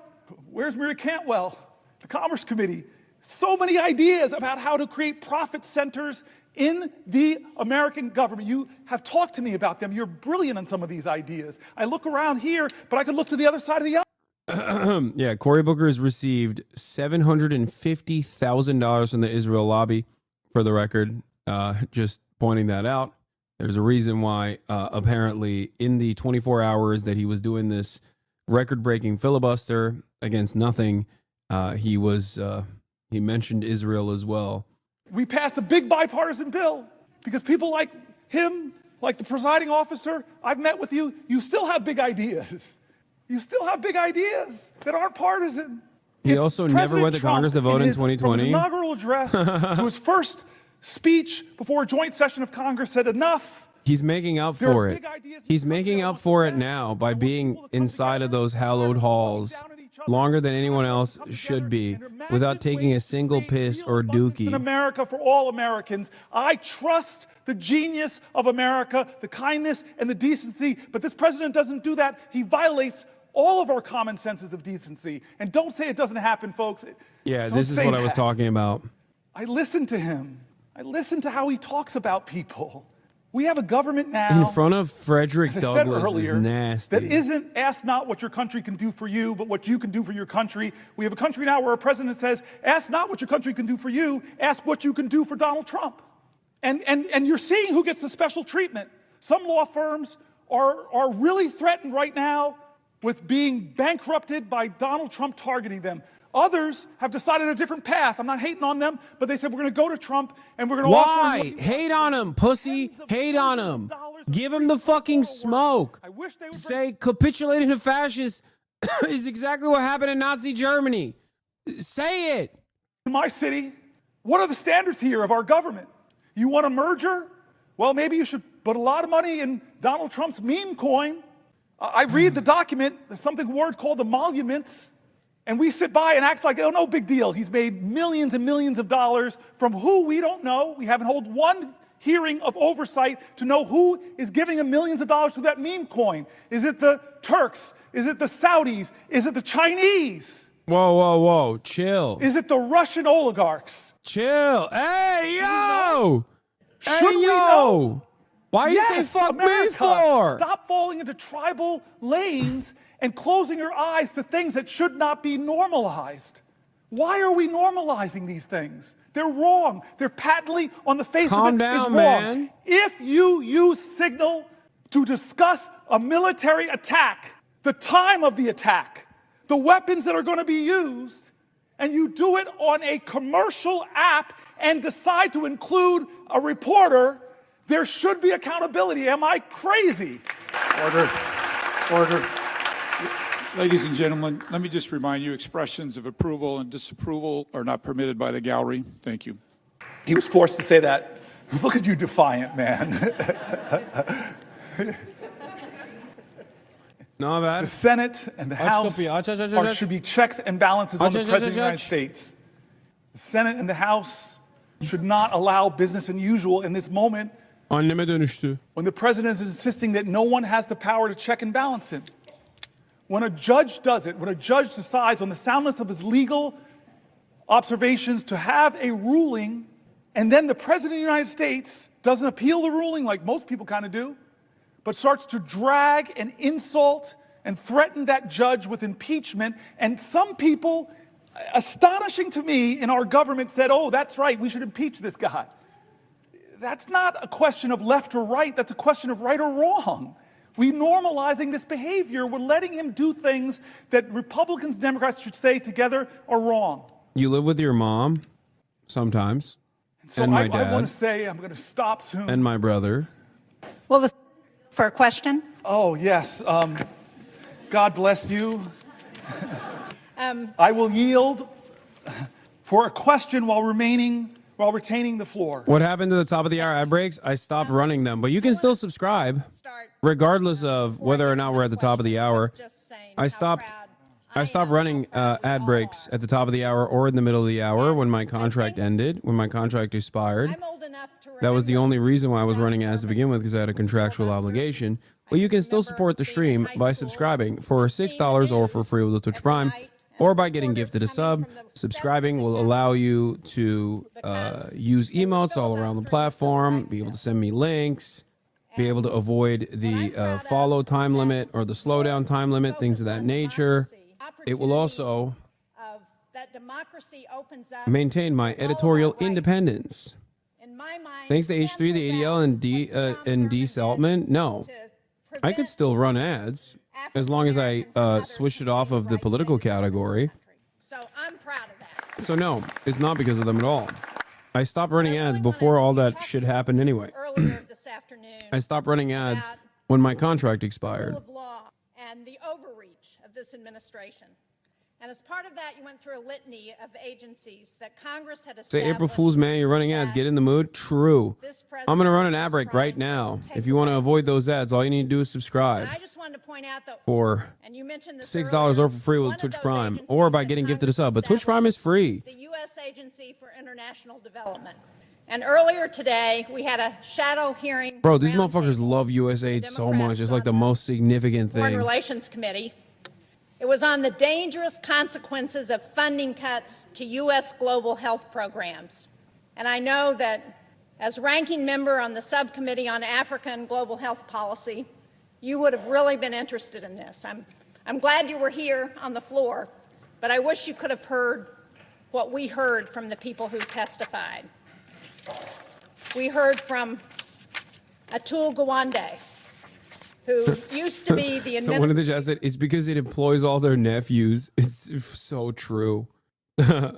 We heard from Dan Schwartz, who is the Vice President of Management Sciences for Health, that's a contractor that works on global health programs. And we heard from Nick Enrich, who's the former Assistant Administrator for Global Health at USAID. And they started out by talking about what global health has accomplished through USAID. The reason why Cory Booker is doing this filibuster is not to actually fill time to prevent the passage of a bill, but the reason why he's doing this is because he wants the media cycle that has been dominated. This is his own comms team, okay? Gene Shaheen's ass, I know. His own comms team has said that the reason why they're doing this is because they want to dominate, or they want to fight back in the messaging space that has been completely dominated by right-wing sentiment. Now, I agree with that initiative. I think this is something that you have to do. It also has to be associated or tacked along with like real direct action. When you're in power, it has to also follow up with real policy that you can push through. Or when you're not in power, it has to be disruptive. It has to be directional. It has to stop a bill from passing, or the platform that you're using and the messages that you put out there have to be disruptive against the Trump administration's dangerous agendas. A big part of what they were supposed to do in this process is a call to action, to mobilize, to remind people of all of the fucking awful things that the Trump administration is doing in terms of like erosion of due process, attacks against colleges, attacks against education across the board, attacks against law firms, which he briefly mentioned as well. Outside of that, it just turns into a circle jerk. Through USAID has been $9 a household in America in a year. $9. Think about what we've done with that. This person only cares about USAID is crazy. As they were going through the litany of programs that have been cut, the one that caught my eye was 75% of the pandemic threat comes from diseases jumping from animals to humans. That program has been terminated. 75% of the threat of future pandemics. So as we think about rule of law and the overreach of this president, would you agree with me that there has been no consultation with Congress about any effort to move USAID into the Department of State, and that because Congress created this agency, Congress has got to be involved in reauthorizing whatever comes next, and that this president and his Doge boys need to understand that before they take any more steps at USAID? Yes, yes, yes. You and I both know that in a bipartisan way, we created some of these programs principally to keep America safe. Many of us remember that dramatic hearing where Trump's Secretary of Defense, James Mattis, sat before the American people when they were discussing the budgets for USAID and the State Department. And John Mattis knew the power of those programs to keep us safe. You mentioned infectious diseases. Well, we live in a world where an infectious disease anywhere is a threat to public health everywhere. So pulling our scientists out of the fight against Ebola, pulling our scientists out of drug-resistant tuberculosis fights, it makes no sense. And then, in terms of our safety, he just simply said, hopefully this is a changing tide. Have you ever tried not being a hypocrite? No. A true socialist would send me to Tokyo. A true socialist would pay off my debt. Do you ever think you'll be true to your word? That was rage bait, forgive me, but I will do it again. Have you ever tried not being a hypocrite? Lord, forgive me, I will rage bait again. I've done it once, I've done it twice. I will do it 3 more times until I get banned. Catch me in the wrong moment, because right now I'm not angry. I sat in meetings in a bipartisan way with ambassadors from other countries where we had the moral authority to tell them you're not doing enough. And in the Myanmar crisis right now, as Chris Coons said, who's standing there? Not Americans. We don't have the capacity anymore to help in a horrific crisis like that, but the Chinese government's there. Again, it's what defines us. I keep saying this is not a left-right moment. This is a moral moment, and we tell our truth with what we do with our resources. And here's the thing. When you poll people and ask them how much money you spend on USAID, they say, oh, it must be 10% of the American budget. It must be 5% of the American budget. It's around 1% or less. A penny of what tax dollars you send down to Washington goes to help us make sure that around the globe we're countering the hard power of some countries with the power of our light and our soft power. We have been the envy of the world, where people see and know how special America is because we live the value of every major religion, that we're going to love our neighbors, we're going to be there for you in your times of need. And we all know, with a terrorist group from far away did the most horrific attack, that in a lot of these countries, terrorist groups are trying to counter the democratic governments there. Look in the Sahel region. Look what's happening. When I was in Nigeria, I was shocked to say what they're talking about, instabilities in the north, the threats of terrorism in the north. I'm going to go for 7 more minutes and stop, but I want to use these last 7 minutes to return one more time to the people of my state and actually other states who demanded we do things different, who asked for help. Before I do, I just want to thank Mike Lee today. He's my partner in antitrust, a specialty of my friend. Why did you vote for Trump? And I texted, he's I don't know if you got America my text, great, but you God got damn it. it. That's why. Where I said to you, I'm kind of going to the floor to hold it for as long as I can. And I may not make our first subcommittee together on antitrust where we have a lot of common ground. So I'm sorry I missed it today. I know you'll fill me in, but I know my friend filled in. Thank you. So I want to close back where we started about us, about why I'm here. I'm sorry. I know USAID does does have decent programs in terms of combating famine and stuff, but like, as this chatter also correctly pointed out, any moment that you spend talking about USAID inside of Congress without simply hyper focusing on like how it's basically another subsidy for American farmers that Trump is taking away is a wasted moment. And every moment that you talk about USAID, instead of talking about the erosion of due process, the erosion of fucking First Amendment rights, things that Americans do definitely care about, or rather the affordability crisis that Trump is only accelerating instead of fixing, even though he claimed he was going to fix it, is a moment wasted. I don't think Americans broadly give a fuck about USAID, despite the fact that Democrats have talked about it endlessly. And the average American's mind, USAID is just like, you know, trying to trans little kids in Baghdad. That's what they think is going on with Trans Sesame Street. Like, that's what they think. And obviously there are benefits of the program. You could talk about that if you want. That's understandable in order to combat the misinformation. But overall, it is not something that Americans by and large care about. Americans do, however, care about First Amendment. Americans care about free speech. Americans care about due process. And they can be made to care about the First Amendment and due process. They can be made to care about, you know, the upcoming economic collapse. Being a fan of MAGA merch is so lame, Hasan. Take off the fucking hat. Hasan wearing the MAGA hat meme is the equivalent of Kanye and his hood. I don't know what you're talking about. I'm apolitical. Who's Hasan? I'm Hank Pecker. There's no other way that I can signal to people that are watching me.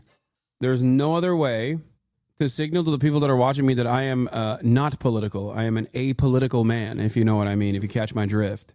I'm apolitical. Rake up trillions and trillions of dollars in debt that our children and our children's children are going to have to pay for, passing the bucks that will grow. Also, every single 85-year-old, every single 85-year-old Democratic senator is going to think Cory Booker is the greatest social media monster of all time, since he posted on TikTok and he kicked off his record-setting speech on the Senate floor last night. Now he has almost 500,000 followers overnight. And the live feed on TikTok has received more than 360 million likes. So obviously, they're going to say he's brilliant. He's a genius. He's a social media genius. That's the other side of this. Not all. Let's not use hyperbole. But most will go to the richest people in our country, who I promise you, I celebrate people who've brought their ingenuity and their expertise and their grit and their tireless work, who've built wealth in this country. Should not be us versus them, but I'm telling you that those folks do not need another tax cut. And the corporations who came here, you all remember, and said we would like a 25% rate. The people I read said that when we kicked it to 21, not even what they were asking for from 35, it exploded. One of the main reasons it exploded our debt. And we read from conservative groups who just said all these promises that we would grow our way out of our deficit, they didn't materialize. All the promises that were made, Trump, for those who don't remember or weren't here when I read it, was going around telling folks that, oh, my tariffs, this is 2017, my tariffs, the money that I get, that will be what we could pay down the debt. The math that they did was that would account for about 1/750th of the debt at that time. But he used that money to try to compensate the farmers that he was hurting with his tariffs. This is a moral moment, and people are getting hurt, and people are afraid because of the threats to Medicaid cuts. There were people writing in and said $880 billion would devastate me, but even small cuts to services, my whole family, fragile architecture of our finances, if you just pull out the transportation money that my disabled child uses, that will crumble my financial world.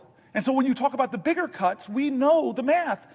Many states who expanded Medicare have a trigger that if it goes below 90%, all the Medicare expansion goes off in that state and millions of Americans will be hurt. That's not right, guys. That's not right. And so this is the choices we have before us. Our veterans and the VA.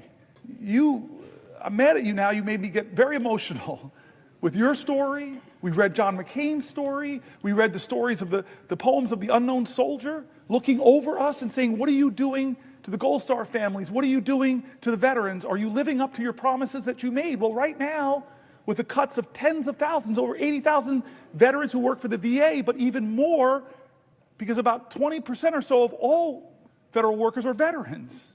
And we read stories from veterans in America who are shaken by what's happening, who are losing their jobs but yet all they want to do is serve. They're not what they're being called. They're not leeches. They're not criminals. They shouldn't be degraded for wanting to continue to serve their nation.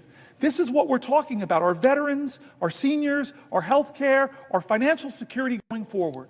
I asked the question to all those people who voted for Donald Trump, who believed in him that he would lower your grocery prices.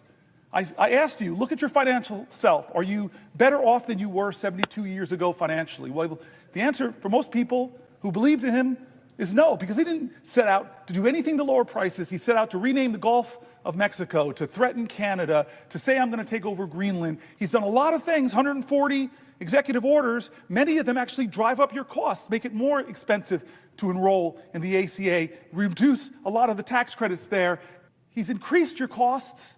He's taxed your bedrock services. Stock market tumbles. Your 401k accounts are less. Inflation is up. Consumer confidence is down. This is what the voices we brought into this chamber, the voices of our constituents, red states, blue states, the voices of Democrats and Republicans, Republican governors, Democratic governors. We brought all the people that are saying, no, this is a moral moment, not left or right or wrong. And so I've tried over the last 25 hours and 1 minute to center the conversation back on what will we do of good conscience. People who are saying, I serve this country, I risked my life, shouldn't be able to keep my job. People are saying, this country once made itself the envy of the world because we invested in high quality education for every child. I don't like what's going on at the end of the Department of Education. People are saying I worked harder than I ever have, but the prices on everything in my life are getting higher. People who are saying that the America I learned about in school, the one where people's rights are protected, the people are saying that why are we yet again going through another healthcare battle that threatens millions of people? The people are saying that I'm worried about the financial security and the future of my country. The voices of folks. Why would any normal person watch this? I mean, abnormal television-loving libs love this. Look at this. They love this shit. Going down this road, Chuck Schumer's now told me that they're greasing the skids to do these things. I'm sorry, but I know who does have the power. The people of the United States of America. The power of the people is greater than the people in power. It is time to heed the words of the man I began this whole thing with, John Lewis. I beg folks to take his example of his early days where he made himself determined to show his love for his country at a time the country didn't love him, to love this country so much, to be such a patriot that he endured beatings savagely on the Edmund Pettus Bridge, at lunch counters, on freedom rides.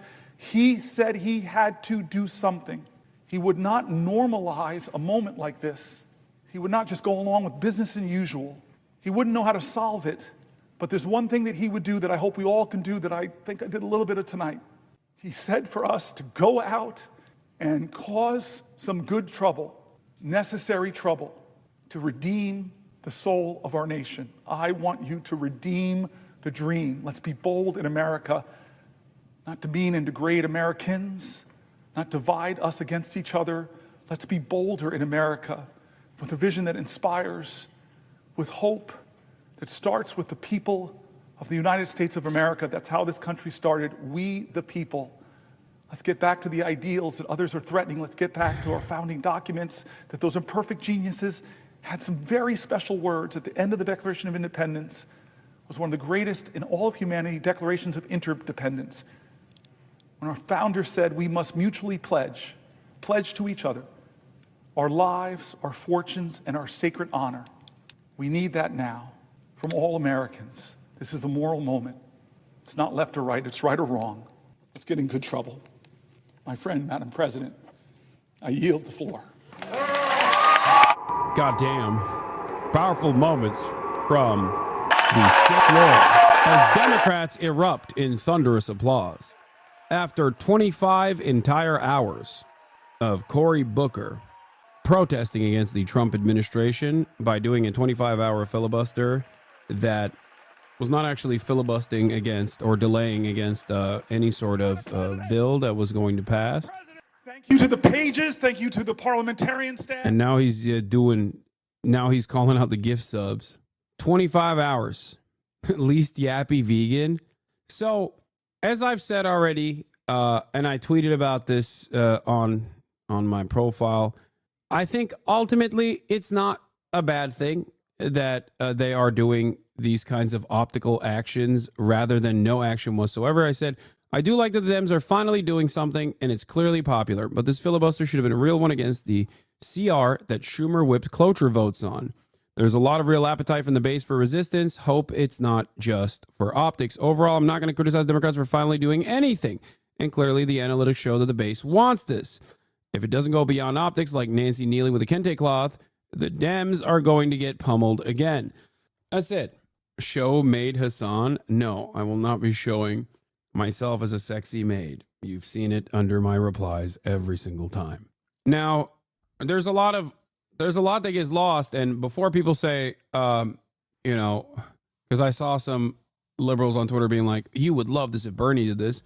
Dog, I've also criticized and demanded more from Bernie Sanders and AOC as well, as they go out all across the country and do these kinds of demonstrations, these meetings, these rallies.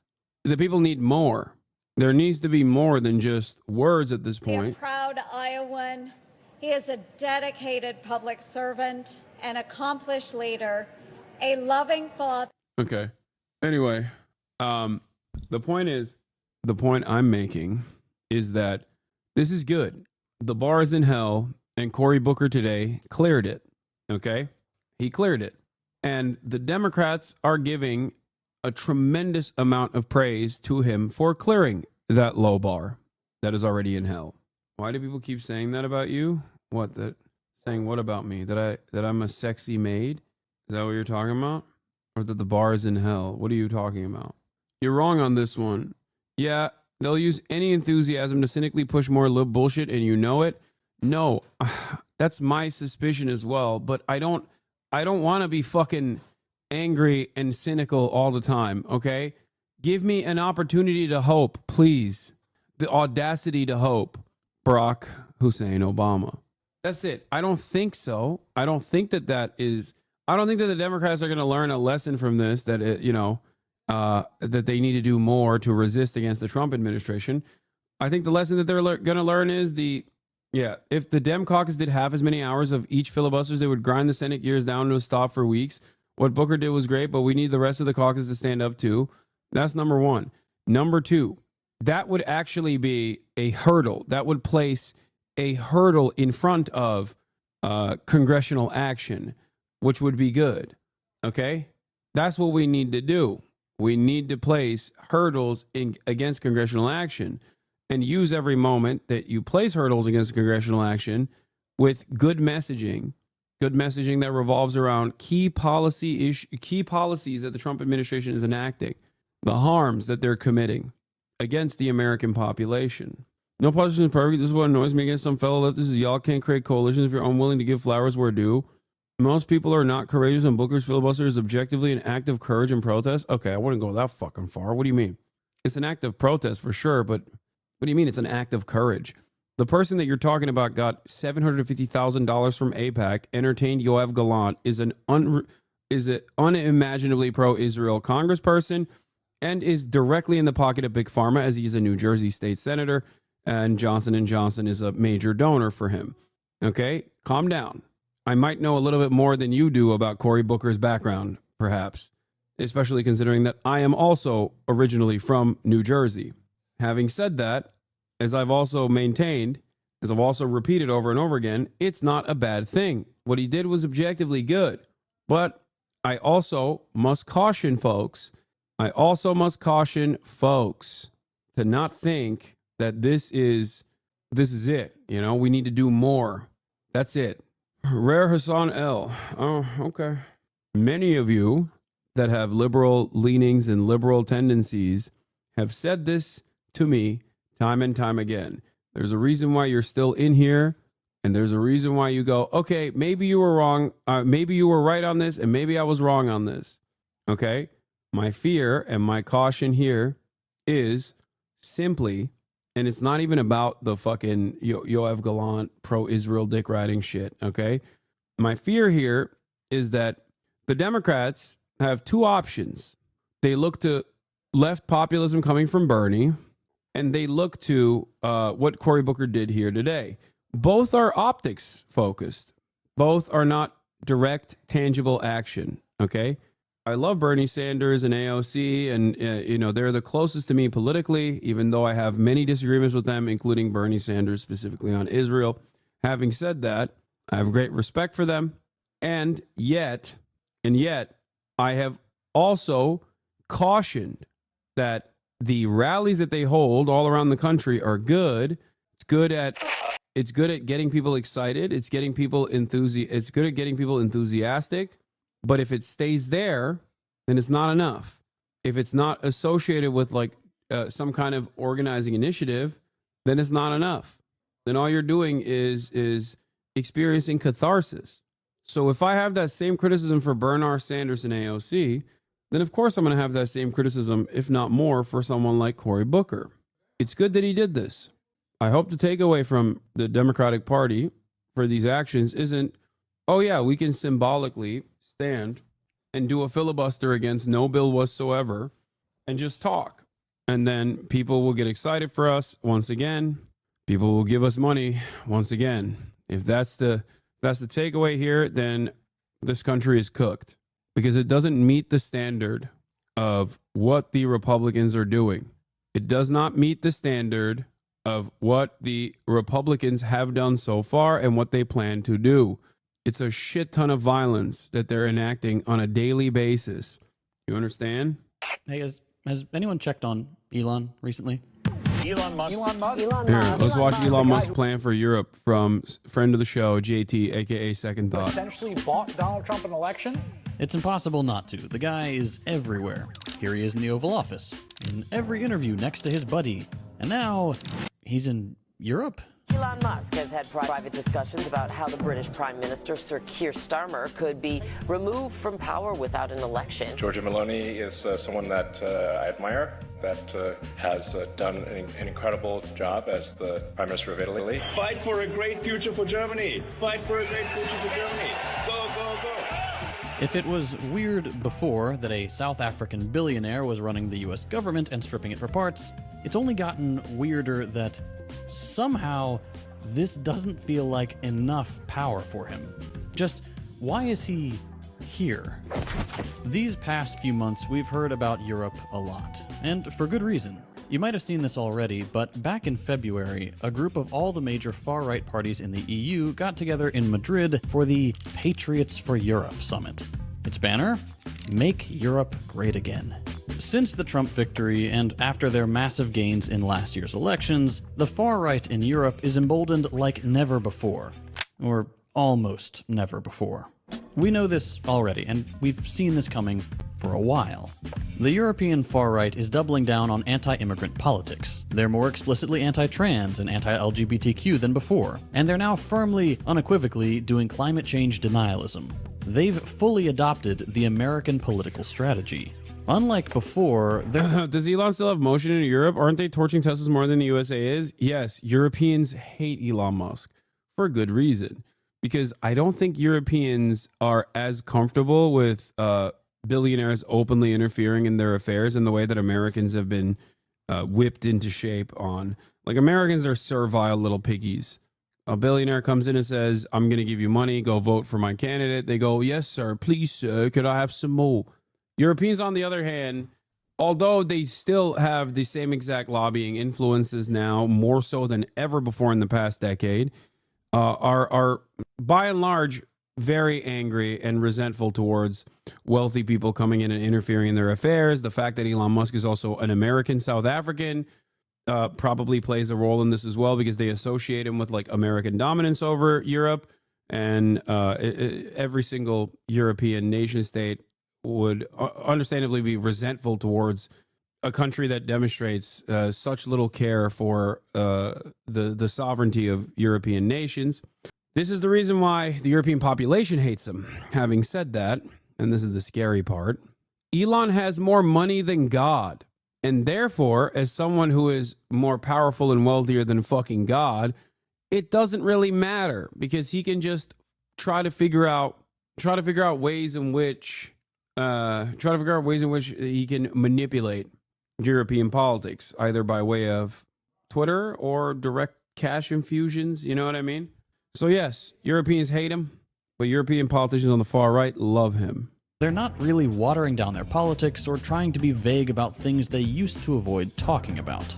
After all, most news outlets and the majority of the political spectrum in countries like France, Germany, the UK are now completely okay platforming fascist talking points just to seem reasonable and pragmatic. And instead of bringing voters back to establishment parties, centrists jumping on the bandwagon of anti-immigrant politics opened the door for the far right to start saying the quiet parts out loud and harden their stance. But something else has changed too. Nowadays, rather than just comparing themselves to and supporting Trump, like with this summit, European patriots are also directly inviting Republicans into European politics. After years of telling people that American foreign influence was to blame for all of Europe's problems, that wokeness was being parachuted in from American colleges or whatever, the far right is sending out a very clear message. Just come on and intervene in our politics. And we look across the Atlantic with envy. We see President Trump in the Oval Office signing off executive orders, and we want some of that in Britain. We want a Trump revolution in Britain. Disgusting. We want Elon and his nerd army of muskrats examining the British... You know what's ironic? You know what's ironic about this? They got it. It's just not going to be the Conservative Party. It is going to be Nigel Farage and the Reform Party. This dumbass that lost to a head of lettuce got her wishes after assassinating the Queen of England with one handshake. Deep state. If this seems surprising, it really shouldn't be. Much of the European right can see that the conditions for fascism are ripe, and that the levees won't hold if there's a big enough push. That means more and more people on the European right are hoping that someone like Musk can be the final straw. But we've jumped to the conclusion here. Let's back up and focus on Elon specifically. What is Elon doing giving keynote speeches for a neo-Nazi political party in a country he's not even from and doesn't live in? Before we get to the rest of the video, I just want to take a second to thank my one channel sponsor, Aura. We've been working with Aura over at First Thought for a while now, and it's been hands down the best sponsor experience I've ever had.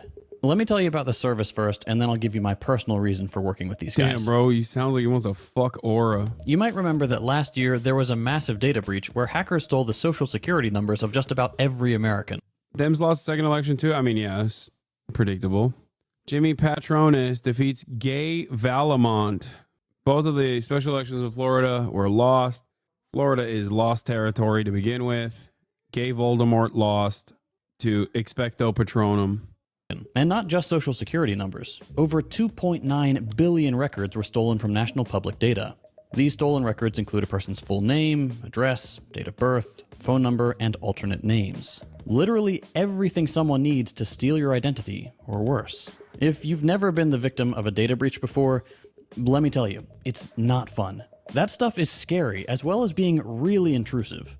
If you weren't taking precautions with your personal information online before, this should be a huge wake-up call. You've never been more vulnerable online than you are right now. I take this stuff seriously. I've got a 2-year-old daughter, and there are some freaks out there. Thankfully, I don't have to worry about it, because Aura protects me from this exact scenario.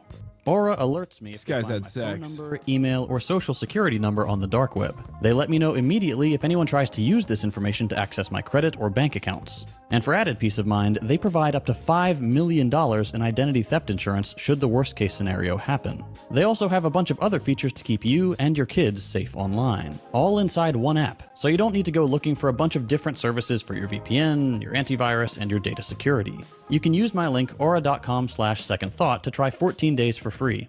That's plenty of time for Aura to find out if any of your personal data has been exposed. I highly recommend you do this right now, because not only is national public data not going to do anything to help you, they probably aren't even going to face any repercussions for this leak. I'm not leaving myself and my family vulnerable to data breaches, and if you don't want to either, you can go to aura.com/secondthought to try Aura for 2 weeks absolutely free. And because I promised to give you my personal reason for working with Aura, besides it being a genuinely useful service that I use in my day-to-day life, when one of our First Thought videos got brigaded, back to the video. Georgia Maloney. No, it's been going on for a while now. A couple years ago, Elon Musk was tweeting in support of AFD because AFD was opposing, these campaigns to help migrants who were coming across the Mediterranean and landing in Italy and other kind of southern European countries. He has been, developing relationships with the government in Hungary of Viktor Orban, which is, a right-wing illiberal government that's closer to Russia, for example. He has this really good relationship with Giorgia Meloni, who is the prime minister of Italy now. And she comes from a party that has its roots in Mussolini's fascist party and things like that, right? And, in general, he has been increasingly speaking out in favor of far-right movements across the European Union, whether it is in Ireland, whether it's in Germany. I have little doubt that we'll see a bit more of that in France as France gets closer to an election as well. In the UK, he has been increasingly active, particularly since Keir Starmer and the Labour Party returned to power last year, where he has been, kind of really... Henry Ford type shit is 100% correct. You're absolutely right. Henry Ford also famously maybe wasn't interfering, but more so getting his notes from a far right party in Germany. Was awarded for it too. Explicitly calling out that government and Keir Starmer directly. And how would I say it? Basically amping up conspiracy theories that the far right in the UK have, attached themselves to for a long time to make the case that on the one hand, this government is doing things that are woke and bad for the country and, letting these immigrants destroy the UK. So why is Elon in Europe? What is he saying is the reason? Yeah, obviously we don't know what is going on inside Elon Musk's head, and I think it would be a scary place to be if we did, enter in there, right? It seems like a very confused area, but I think it plays into his broader political goals, right? Some of his companies do operate over there. He has a Tesla plant in Berlin or outside of Berlin specifically. Just wanted to stop by and say I miss you so much. Can't wait to see you next week. Don't lie. Don't lie in front of the children. You abandoned them, and you abandoned us. You said you were leaving to go and get milk, just a carton of milk. And now you come back on April 1st, April Fools of all days, in front of the children and say, oh, I'm coming back. Can't wait to see you next week.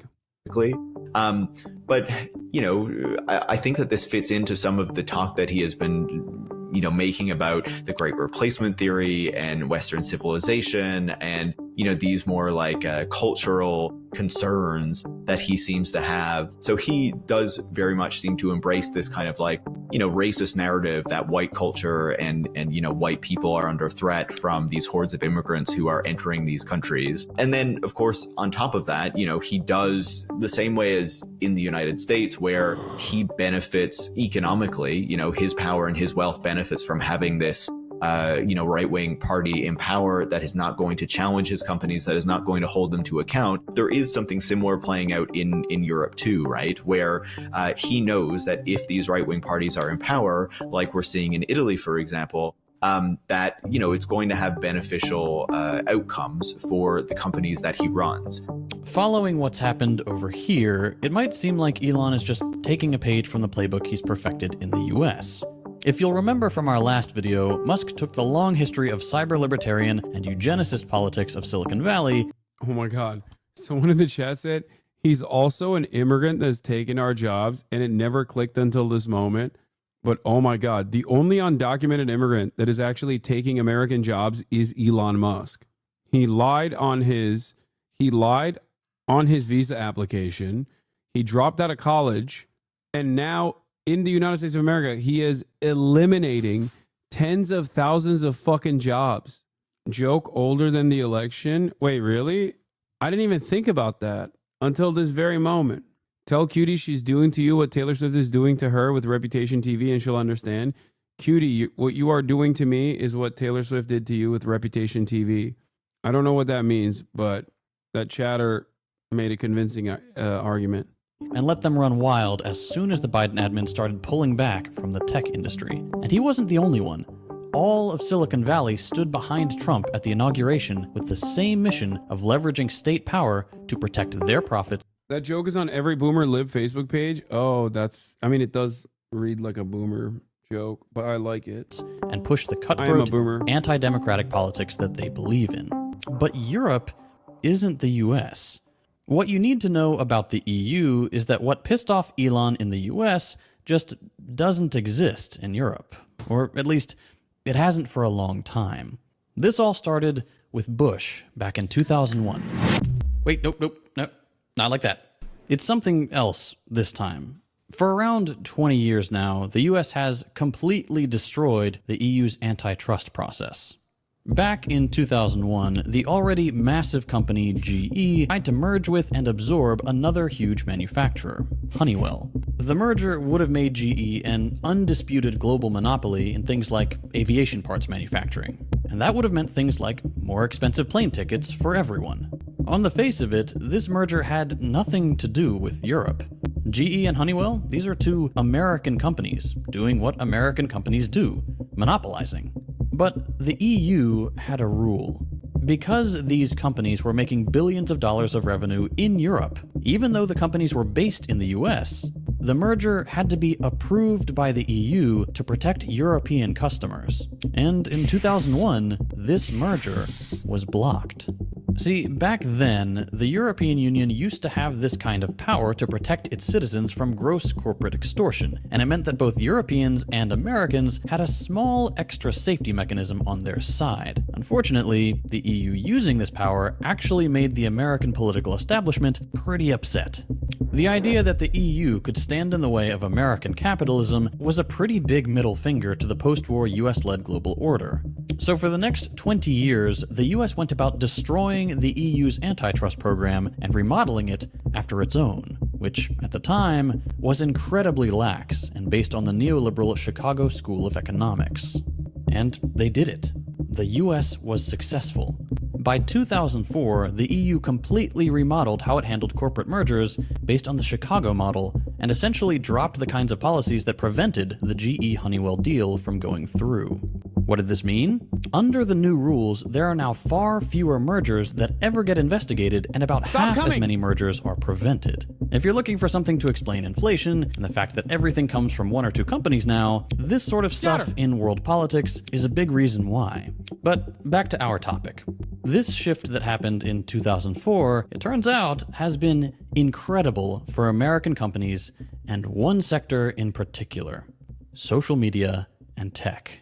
Google, for example, has pretty much a complete monopoly over the online ad business. And to get there, it's slowly but surely vertically integrated every step of the process through mergers and acquisitions. Like in 2008, for example, when Google bought DoubleClick. This merger probably would have been blocked back in 2001. But under the new system, American companies can pretty much do whatever they want with very little regulatory oversight back home or abroad in one of their biggest markets. Until recently. Today, there's one area where the EU still has a little muscle, and that's how social media platforms treat their users. While the EU can't really prevent X from becoming the everything app, it can do something when the everything app steals your data and blasts Nazi propaganda right through your frontal lobe. You know, as many people know, Europe has been moving forward with more strict tech regulations for the past number of years. You know, it has kind of been leading the charge globally for regulations on social media companies and other kind of digital tech companies. You know, that is something that has annoyed Elon Musk and a lot of these right-wing people because as they see it, you know, free speech, which to them means, you know, the far right and bigots being able to say what they want and the people they disagree with being silenced. You know, that free speech, that the speech of conservatives and the extreme right is, you know, they claim, you know, being caught up in some of these things and they want those regulations to go away so that, you know, on the one hand, tech companies can be unleashed to do whatever they want and are not going to have to deal with onerous regulation or accountability or investigations. But also, you know, that these platforms will be able to more easily be dominated by right-wing discourse and, you know, as if they're not already. Right now, for example, the EU is pushing forward with an investigation into X that it started over a year ago. And the reason this is a big deal is that within this area of the law, the EU can actually do kind of a lot to X. It can impose fines as high as 10% of global revenues, seize equipment, demand to see X's algorithm, and even search the company's corporate offices. And this is relatively new, and for tech bros, incredibly scary. I think it's fair to say that for a long time, they, you know, were probably a bit hesitant to really go after Elon Musk, his companies, you know, a platform like Twitter.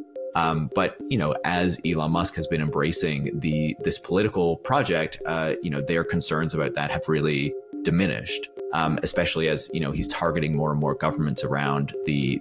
I do think it's wild. One of Aiden's fans said he shouldn't stream with you because you're a brand risk. It's funny. What was I going to say? Oh, I do think it's wild that we just live in a world where almost all of the interactions that take place, all the interpersonal relationships that happen, that get cultivated, are happening online. And it's just like a select handful billionaires that own these mechanisms of discourse, information dissemination, collaboration. It is truly wild.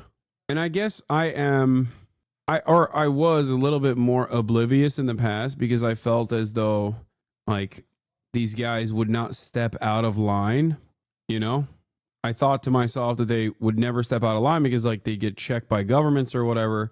But Elon Musk has shown me that no, they actually will dominate governments if they choose to do so. And that they will openly wield these massive platforms to suit their agendas. And even if it is, one of the less successful social media platforms, it still has the capacity to dominate discourse on others. Even when you think about Twitch is completely removed from Twitter, but nothing on the internet is completely isolated. When you basically turn Twitter into 4chan, other platforms also turn into 4chan, slowly but surely, because you can use the endless faucet of right-wing commentary on that platform to manipulate and dominate the discourse on every other platform. The European bloc, you know, and wants to see this large-scale change in government, and to the degree of like explicitly interfering in elections, like what is happening in Germany right now, where they are having an election, and not just Elon Musk, but now J.D. Vance has explicitly intervened in order to endorse the Alternative for Deutschland neo-Nazi party. You know, and German lawmakers and European lawmakers more generally are really not okay with that. Interestingly, X isn't the EU's only target. Last year, Google also got hit with an EU case and the threat of being broken up, as did Meta and Apple. The EU is actively looking after Europeans in this one way by limiting what American monopolies can do. And this is becoming especially relevant as they're all racing towards dominating the AI space, breaking as many laws as they can along the way, and just hoping that the government will be too weak or too slow to stop them from burning our planet to the ground. They know they'll have an easy time in the US, especially now that Trump has brought them under his wing. But if the EU can do for them what it did for GE, their plan for global domination isn't as safe as it used to be. And that means getting in with the fascists. And so what we're seeing there is that Europe wants to regulate these platforms. Europe wants to make sure that these platforms, abide by the rules that it has and the expectations that it has. But at the same time, these companies and their CEOs are very empowered, not just because they are very wealthy and control some of the largest companies in the world, but also because of this new alliance that they have directly with the American government and their expectation to use that power to push back against any countries that try to bring forward regulations that are going to stifle the types of things that they want to do. And we saw that very clearly when J.D. Vance went to Europe recently and spoke in Paris and in Munich, where he basically said to the Europeans that the United States will not be okay with Europe bringing forward strict regulations on AI and other tech companies, and they will push back against that very vigorously. He also, quite explicitly spoke out in support of far-right parties in Europe. But why far-right parties? The whole European mainstream is pro-America, pro-capitalist. Why are all these tech bros, Musk first and foremost, currying favor with the fascists? Obviously, it's a huge amount of ideological affinity, for one thing. We talked about this already. Silicon Valley was always an anti-democratic eugenicist cesspit waiting for its moment. But there's a more pragmatic political reason right now. The far right is especially good at taking this idea that tech bros love, that regulation is bad and anti-freedom, and tying it together with their more reactionary anti-immigrant project. Using words like sovereignty and self-determination incredibly vaguely and pointing the finger at Brussels but not capitalism, the far right's project gives more power to or Elon Musk, ironically. They're like, Brussels is actually dominating our domestic affairs. We have no sovereignty, which is why it's awesome that Elon Musk can dominate our affairs and then make us devoid of all sovereignty. Tech billionaires and fascist politicians, while framing this as though it's giving more power to average voters. I think you want more self-determination for Germany and for the countries in Europe and less from Brussels. That's my opinion. I think... Yeah, more for me. That's what I think. There's too much bureaucracy from Brussels, too much control from sort of global elite. Just as you can't force people what to think, what to feel, or what to believe, and we believe those things are certainly connected. And unfortunately, when I look at Europe today, it's sometimes not so clear what happened to some of the Cold War's winners. I look to Brussels, where EU commissars warn citizens that they intend to shut down social media. They are nourishing the idea that the epitome of freedom is the powerful doing whatever they want to protect and enrich themselves. While centrists like to dress up this idea in the language of democracy, the far right is nakedly admitting that it wants the freedom to take freedom away from those who don't share their nationality, sexuality, race, or their break things and profit mentality. They can see, like the rest of us, that the circle of rich and powerful people gets smaller and smaller every year. But that's not a problem for them. The far right wins because, on one hand, it promises those people the absolute freedom to keep making their billions as they please and get rid of whatever they don't want in the process. And on the other hand, promising its voters that the group of undesirables who get wasted by the wealthy won't include them. One of those groups is being lied to, and it's clearly not the ones putting billions of dollars into the project. Everything about this is mutually reinforcing. Tech companies want Trump to threaten the more centrist blocs of the EU with sanctions and tariffs to scare them. There's nothing funnier than an American politician giving a speech about Europe, in Europe, about European sovereignty, as he goes back to an American military base that is on the European continent to fly back to the United States of America and make decisions about what kind of European country they want to take over next. This time, Greenland. It's just like, what do you mean sovereignty? The fuck are you talking about? them out of regulating tech and letting them take over the AI space. For the Trump administration, doing this means supporting one of the most profitable centers of American capital, which is a good way for the wealthy to get wealthier. This is easy too because... Oh my God, we're getting the lecture instead of a hospital? That's so funny. That is actually hilarious. For those of you who don't know, this is I don't know if it's a real saying or not, but it's a claim on the internet that African leaders will often say when China comes here, they give us a hospital. When Europeans and Westerners come here, they give us a lecture. And it is literally happening to Europe now, which is funny because it's normally directed at Europe and also other Western nations. The real saying from the DRC president is a real quote from a BRI event. And now Europe knows what it feels like. A hospital and also long-time debt. See? The lecture came in right on the money. Look. Yo, I swear to God, Westerners can't fucking help themselves, dude. Right on the fucking dot. One frame, dude. He just had to see a head and click on it like he's tens. And it's so funny because, like, this dude is not, you're not a government official. You know what I mean? You just couldn't help yourself. You had to hit the lecture button. Yeah, as a Canadian official put it, every time China visits, we get a hospital. Every time Britain visits, we get a lecture.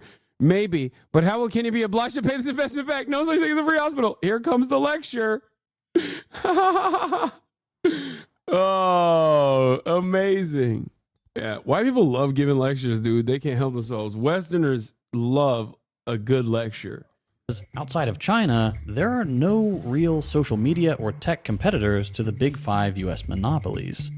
For these far-right European parties, leaning on the material support of these tech companies gives them access to much greater broadcasting power in an age of declining traditional media. And for the CEOs of these tech companies, or their billionaire backers like Thiel and Sachs, getting to spread their spiteful reactionary politics around the world remodels it in their image. They finally get to use their power for their selfish, anti-democratic projects around the world and say so explicitly. But it won't necessarily work.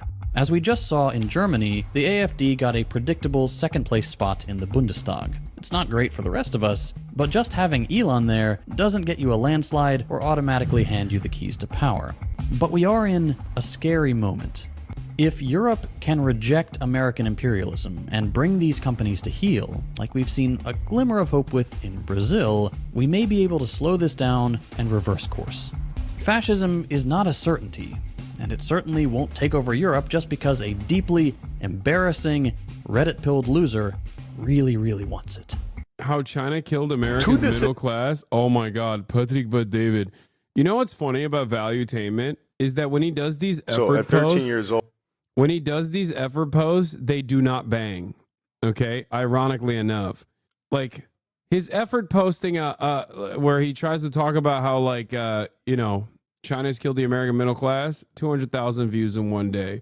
When he has, like, guy who doesn't believe that gravity is real and is like a rabid neo-Nazi, 7 million views. Our own corporate greed did this to us, not China. Don't blame China. Blame American politicians for failure. Our own corporations did this to us. China didn't do this to us. We did it to ourselves. What is happening? What is happening? Are you kidding me? China did not destroy America. Wealthy Americans destroyed America. LMAO. Nice try, pal. Bro, this is the type of shit I used to say, and people will say I'm a fucking woke libtard super socialist. Why am I seeing this? Why am I seeing this in the fucking YouTube comments of Patrick Bet David? Why is Patrick Bet David's YouTube comments more fucking woke than Asmongold's YouTube comments? What is happening? The USAID check bounces one time. I show speed deprogrammed. Yeah. USAID check bounces. I show speed goes to China at the same time.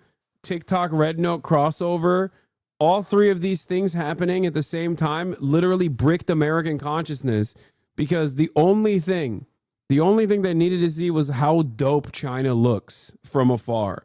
Okay? That's all it took. They just saw a couple sick things. Chinese regulators grant the country's first ever approvals for 2 companies to operate autonomous passenger drones flying taxis. I told you can't take away an American's treat, okay? You take away America's treats, they will fucking rise up like you've never seen before. They will lose their goddamn minds. You will never catch me one of those, Chinese or not. I agree. The dangerous side of unrestricted, unfettered propaganda is unironically when like TikTokers read the Osama bin Laden note for the first time and were like, damn, this guy has some good ideas. Okay? That is the dangerous side of unrestricted propaganda. If you only entertain the notion that like every Arab looking, Arab sounding Arab person is like a barbaric monster, and Osama bin Laden committed, heinous acts. Don't get me wrong. And he was also America's guy regardless.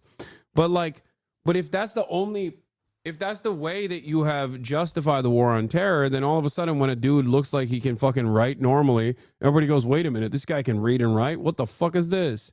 It's dangerous. That's what happens. The good version of that is basically, Asman does that. He talks about how smart Hassan Nasrallah was. Yeah, I doubt it. I think you're making a joke about me, I suspect. Okay? I don't think Asmongold knows who Hassan Nasrallah is. That would be very funny if Asmongold weirdly was like, no, he did say that? Wait, really? Wait, what? Someone give me the link right now. Asmongold reading quotations from Hassan Nasrallah, the voice of Hezbollah. What? Is this April Fool's? Is this a fucking funny way? Is this a way that you guys are April Fools in me? He even went as far as saying he respects his actions. Wait, what? Osman Gold is real? Wait, it was when he was playing Twitcher terrorist? How come he gets to say that and Ethan doesn't yell at him? What the fuck? Do I have to say I'm 99% sure the Holocaust happened for him to get off my back? What is happening?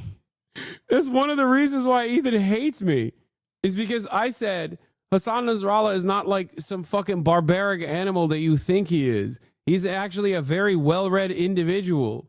Here's the link. I'm risking another ban. I'll tell you. 100% terrorist. I'll tell you, freedom and human rights in America are doomed. The U.S. government will lead the American people and the West in general into an unbearable hell and choking life. Wait, I never actually saw Twitcher terrorists because I think it's disgusting, and I didn't want to see all of my fucking peers on the platforms that I'm on, including my former podcast co-host, compare me to a terrorist over and over again. But these are the quotes that they fucking compiled as like bad quotes. Okay. Yeah, he's right. What do you mean? Are human rights and freedom in America not doomed? Are you fucking stupid? Liberals are so dumb, I think. Immediately. It's not even a question. Look at how well spoken he is.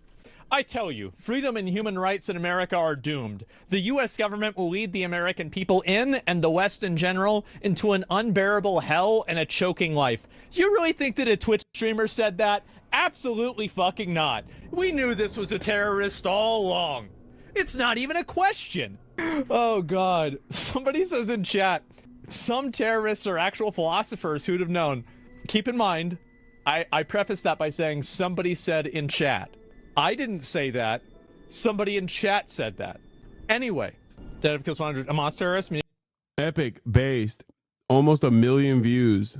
I love that the big difference between Twitch and terrorists is that the terrorists are more articulated and well-spoken. Very ironic. Hassan calls someone a racial slur. Hassan gets called a racial slur. What? Media claims 100 civilians were killed. Hamas does not have a standing army. They're in civilian clothes. I know.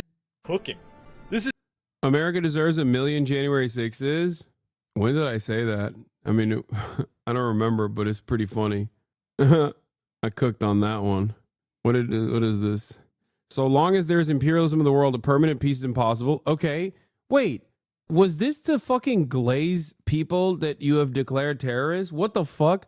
I just realized if you played this game and you got mad, you just had to have been primed into thinking these are like inappropriate statements. This is just a correct state. Again, another correct. Is this to make Hassan Nasrallah look good? Leftists preach and foam at the mouth of the thought of a revolution happening in America, but as soon as it happens in the Middle East, they're doing what they're doing is wrong. Oh, it's Frogan. If Hezbollah is a terrorist organization, America is a top terrorist organization. Okay, facts. About this. Like, we do fuck around and mess with a lot of people. Okay. LMAO, you're coming out of that game a terrorist? I think it was made to make you look bad. Yeah, but this is not incorrect. I stand by this statement. For its own good, America should leave Saudi Arabia. Bloodthirsty, violent pig dog? What? First it was Gaza, then it was Lebanon. Next is the rest of the world. They own America, they own Europe, the information, porn, banking. I mean, this is Osama bin Laden. He's talking about, oh, never mind, it's Nico. I was going to say, he's talking about Jews. That's an anti-Semitic statement. What is this? Content nuke, HasanAbi reacts, 1.9 million views. 151.25. What is it? Right here. Let's see. These Orientalist perspectives, I feel like it's pretty easy to say not to kill gay people, right? I mean, like, damn, it's like, I don't. Yeah, between me and Asmongold, I think he's the pro LGBT guy, not me. Like, yeah, that's definitely what I was saying. I'm saying it's Orientalist to ask that, ask not to kill gay people. That was the point I was making. I'm glad that these guys understand all of these points very well. I don't think that this is really that complicated. Yeah, it's just bad to do. It's bad to kill gay people. I mean, shit. Like, what the fuck? What are we talking about? Woke.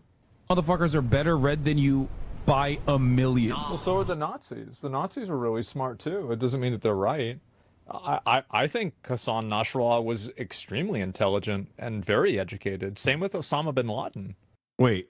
You've got to keep in mind these. Also, no, the Nazis were not fucking smart. What are you talking about? The fuck? Guys are so smart they can convince other people to blow themselves up for them. That's not. Oh my! I can't watch this. Okay, I can't. Why am I listening to this dude who's not smart enough to take a fucking shower on a daily basis? I'm sorry. There's nothing more annoying to me than a guy who doesn't know what the fuck he's talking about. Should be like, yeah. Well, you know, these guys convince others. You have to be smart to be able to convince someone to blow themselves up. Yeah, dude, that's how it works. They do fucking mind control. They use their words to persuade people to fucking blow themselves up. I like, God, Americans, oh my God. It's just like the nearsightedness, the lack of interest in understanding what the fucking material conditions of like a person living in a place like Lebanon or in a place like Gaza is, where the notion that these guys are just being convinced to blow themselves up because they believe in they believe in the Quran or some shit, or they're getting Jedi mind tricked by Hassan Nasrallah exactly to fucking blow themselves up is so stupid. It's an act of final desperation. Polls have closed in Wisconsin. Let's take a look at what the fuck's going on. I'm moving away from listening to Osmongold say Hassan Nasrallah is intelligent. In battleground Wisconsin, it is too early to call in the state Supreme Court race. We are waiting for the very first results from Wisconsin, so we do not have anything for you yet. CNN political director David Chalian is going to take a closer look at the race for us. David, Elon Musk been a huge factor in the contest. Tell us what the numbers show. Yeah, the biggest factor, Jake, when you look at the money he has spent. If you look at Elon Musk's money with himself and allied groups, $22.6 million from Elon Musk and his allied groups are in this race. Take a look how it lines up against other wealthy folks who have invested in this race on both sides of the aisle. And you'll see here in this stack, Elon Musk is in a category by himself with that 22.6. You see the next Republican donors at 7.5 million. If Elon Musk loses this, I'm going to be so happy. I'm calling it. I called it yesterday that this will be a major blow to Elon, and it will kickstart. It will rapidly accelerate the relationship deteriorating between Elon Musk and, oh my God, I just realized something. You dumb fucks. I just realized every time Asmongold goes offline, there is a infinitely larger amount of Asmongold said this, Asmongold said that commentary in my fucking chat. You fuckers watch Asmon and then come in here when he goes offline to tell me what Asmongold has done today so you can make me fucking watch his clips. Oh my God. Every time, bro, around fucking right now, I get a mysterious amount, a suspicious amount of Asmongold said this, Asmongold said that clips in the chat. This is fucking crazy. Oh my God. What the fuck is wrong with you, dude? Actually, what the fuck is wrong with all of you? Find God. Schimmel, who himself has tied himself very closely to President Trump. He dressed as him for Halloween last year, even, as we've seen, you know, just how much he has made his campaign race about the president. Republicans are happy with the turnout in Wisconsin. We are seeing presidential level turnout in Waukesha County. There are awards in Pewaukee that are over 1,000 on pace with November 2024 numbers before 5 p.m. CST. Zanesville, Heavy Red, Ozaukee County municipalities over 1,200. We are on pace. That's what the National Enterprise Director of TP Action said. Turning Point Action from Turning Point USA. Anything on the Florida races? Yeah, they lost. The Democrats lost both of the races in Florida. Let's see how this goes. To a Republican who confirmed my memory, who said that he would not have won likely without the early voting. So they are still holding on hope. The Trump campaign, the Republicans are holding on hope that early voting will be helpful in this race tonight. But the Elon Musk factor is such a wild card because we already know he is going to be investing so much money. He already is in House and Senate races for the midterms. So this isn't only a referendum on Donald Trump. It's a referendum on Elon Musk. And that's Brad Schimmel. I should note, as we're waiting and watching, as the White House is very much keeping an eye on this. The president's been tweeting and posting about the Florida results. Obviously, they are also waiting to see what happens in Wisconsin because the Supreme Court there is always such the arbiter of these hot-button issues that we've been focused so closely on. They've got a divided government there, and the Supreme Court plays a huge role in that. But I think you make a great point about Elon Musk in terms of when he was having such a huge role in the 2024 election, we had not seen him yet as special government employee Elon Musk in charge of Doge, with even concerns from some Republicans at times. So a lot of them obviously praise him publicly. This is kind of maybe the first time to get an indication of that. And the president obviously has such a strong political acumen that when it comes to reading the tea leaves, there is a question of how much he'll be looking at that. I think without question, but for Trump, it's sort of a win-win because if they do lose tonight, he can sort of blame it on Elon Musk. But at the end of the day, at the beginning of this Trump administration, my question is, we've been talking to advisors here all day who've been watching this very carefully. We heard from Ron Johnson, the Republican senator from Wisconsin, earlier tonight, raising questions about the president's economic agenda, the tariffs that he's going to announce from here at the White House that really affects dairy farmers. It affects the manufacturing sector in Wisconsin. So that's what this race is also about. So I think I'm a hobbit in the Shire, Wisconsin, and I have a feeling that Crawford is going to win. You should totally guest star me so I can be your Wisconsin Edinger Mentum. A hobbit in the Shire, Wisconsin. cutting of programs in Washington have been local issues because things are being cut in their neighborhoods, research facilities and other things. So that is also what is so fascinating by this, sort of an early look at the first quarter, if you will, of this administration. Yeah, and could see what it means for the role he plays in the midterms, where obviously his unlimited funds could have a major factor in that. Jeff Zeleny, thank you for that. Anderson, back to you. Yeah, Caitlin, thanks very much. Elon Musk was on Fox earlier today talking about the money he has put in to Wisconsin and why he's so involved in Wisconsin. Let's take a look at that.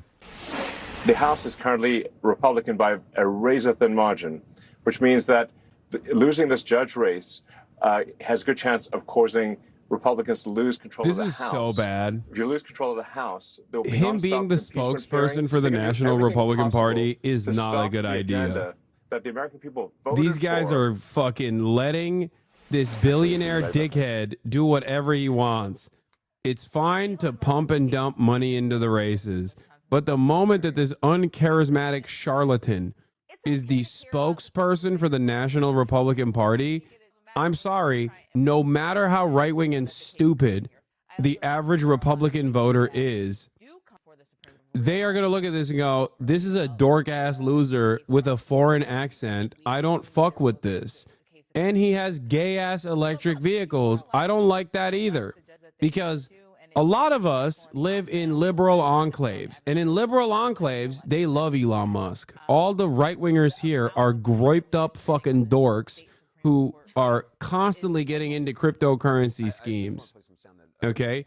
That is not representative of the broader Republican Party in places like Wisconsin, in places like Idaho. Can you imagine a fucking 65-year-old dude in Idaho being like, yeah, I love this weird dork-ass loser with a fucking stupid accent. I think it's great that he's just like trying to describe what the Republican Party's next steps should be. Well, Democrats have billionaires too. I guess it just depends on if you get the right politics. It's okay. You know, I think the reason he's using these. Shut the fuck up, Scott Jennings. There's never been a Democrat billionaire donor that has been this active in manipulating elections. If there was, you would have advocated to assassinate that person. Shut the fuck up. George Soros is not even remotely comparable to what Elon Musk is doing. George Soros is 858 years old, okay? He is not running around America across the country associating his face with the Democratic Party. You're out of your goddamn mind. And George Soros and the amount of money that he spends as a $7 billionaire, which is nothing in comparison to the $300 billionaire that Elon Musk is marginal in comparison to Elon Musk. Okay? In a presidential race and then inserted themselves in the daily affairs of governing. And we're looking at the $20 million that Elon Musk has dumped into this campaign, which dwarfs spending by even other rich Republicans, let alone the $2 million or like $3 million combined from J.B. Pritzker and Soros. This is not comparing apples to oranges anyway. This is a grape and a watermelon. And so people in Wisconsin... How much is acceptable? What's the limit? Well, I think we should get big money out of politics. I am very clear about getting big money out of politics. I think there should be contribution limits. And I think that a person who is... It has always been clear that people that donate at that level have it. And nothing from Madison yet. 1% of votes in, and it's all from Waukesha. It's Jover. Isn't Waukesha where Kyle Rittenhouse came to? That's where Waukesha is, right? Or is he from Waukesha? Waukesha is incredibly right wing, chat. Yeah. Or no, he went to Kenosha. Oh no, it wasn't. Oh, sorry, I'm thinking of Kenosha. But wait, Waukesha is also fucking a place where there's like constantly neo-Nazi rallies and shit. No, it's very, very white flight and very, very racist. It's patriot country. Elon Musk, which is something Trump's fine doing. Yeah. Let's go back to Jake. Thanks, Anderson. We have a key race alert for you now.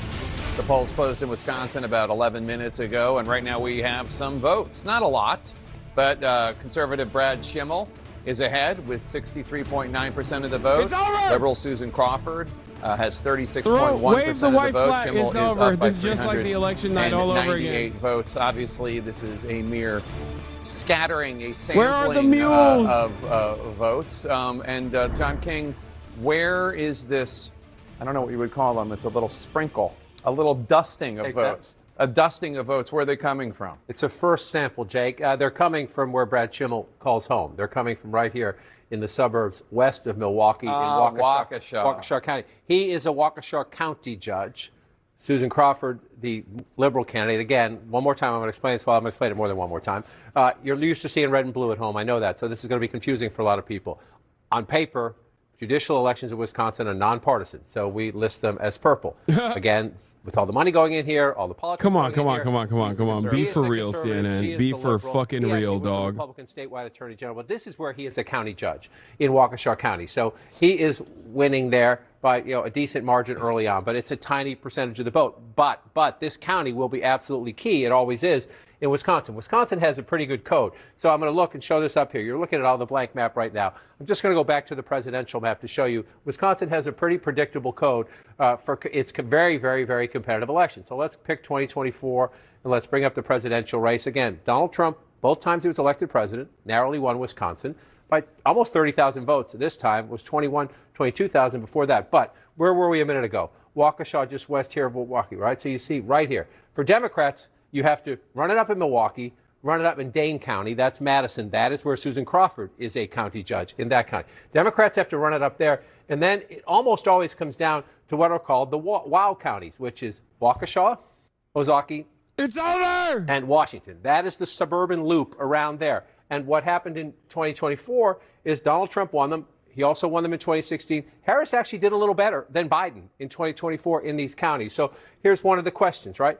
Trump is popular there. Trump won those counties. The question is what happens in this judicial race when there are both critical state issues, abortion rights, voting rights, and so on, and of course the nationalized climate, including Elon Musk being out there. You see right there. Someone asked, why is this so regional? This is so regional. Why is this so pivotal? It's regional because it's about where the racist white people escape to. Okay? Areas of urbanization mean that there is going to be a liberal tendency. It's a more diverse environment. It means that, like, the white people that live, because this is Wisconsin, it's very white regardless, but it's the white people that weren't like, oh my God, there's black people here, we must escape, versus white people in parts of the state where they went, oh my God, there's black people, we must escape. It's white on white crime. It's the normal kind of white person who's just like, yeah, I don't really, why would I move away because I have black neighbors, versus white people that are like, oh my God, there are black people here. We have to literally build an enclave instantly. Also, picking two different shades of purple for this race is insane work. Especially when the liberal one is the darker shade of purple. What the fuck are you guys enormous doing? Consequences because of the issues at stake in the state, let alone the national conversation. And they also had like a recall election of the governor or something like that, right? Or something. There were others. Attempts. Yeah, right. Attempts against to Scott Walker. Yeah. Anyway, only 1% of the vote in Wisconsin, but the votes are coming in, Anderson. Yeah, long way to go. Watching that, Jake, thanks very much. Back here with the team. Again, I mean, this is a Supreme Court race in Wisconsin. $100 million being spent. It's insane. It is insane, and it's not good. It's not good for the future of American democracy. Wow, we just could do that for nothing to child see hunger, here. You know, like what a country this would be. But I want to pick up on a point that Scott made in the last segment about the Republicans really leaning into this being all politics is national. I actually think that is true for the low propensity voters that you have in your party. They connect the political experience right now to Donald Trump, this national figure. This is a challenge and an opportunity for Democrats right now because the national narrative of Donald Trump is what it is, right? We all know it.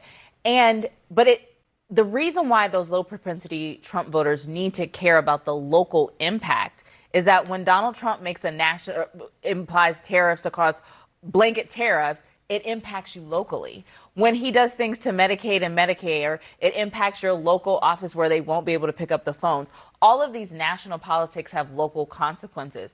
And so I think it's been a challenge in different eras for both of our parties. But right now, based off of the election in November, 2% estimated Republicans vote, were able to seize on that. I don't even think they've done Madison nor Milwaukee yet. National impact to their local pocketbook. Yeah, there's no votes from Milwaukee nor Madison. Costs are going to go up for the American people. And it's over, dude. Yeah. Let me tell you something, okay? With tariffs, but these are just at a certain point in this night, you are going to look at this map, and the map is going to be all red. Make no mistake, that doesn't mean anything because land doesn't vote. Okay.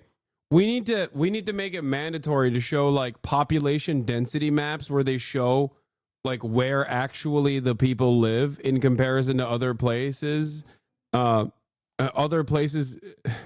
the state, because that is meaningless. Seeing a full red map does not mean anything. I think it's why when Donald Trump goes up to Roberts and at the Joint Congress and is like, "Thank you, I won't forget," we're like, "Forget what?"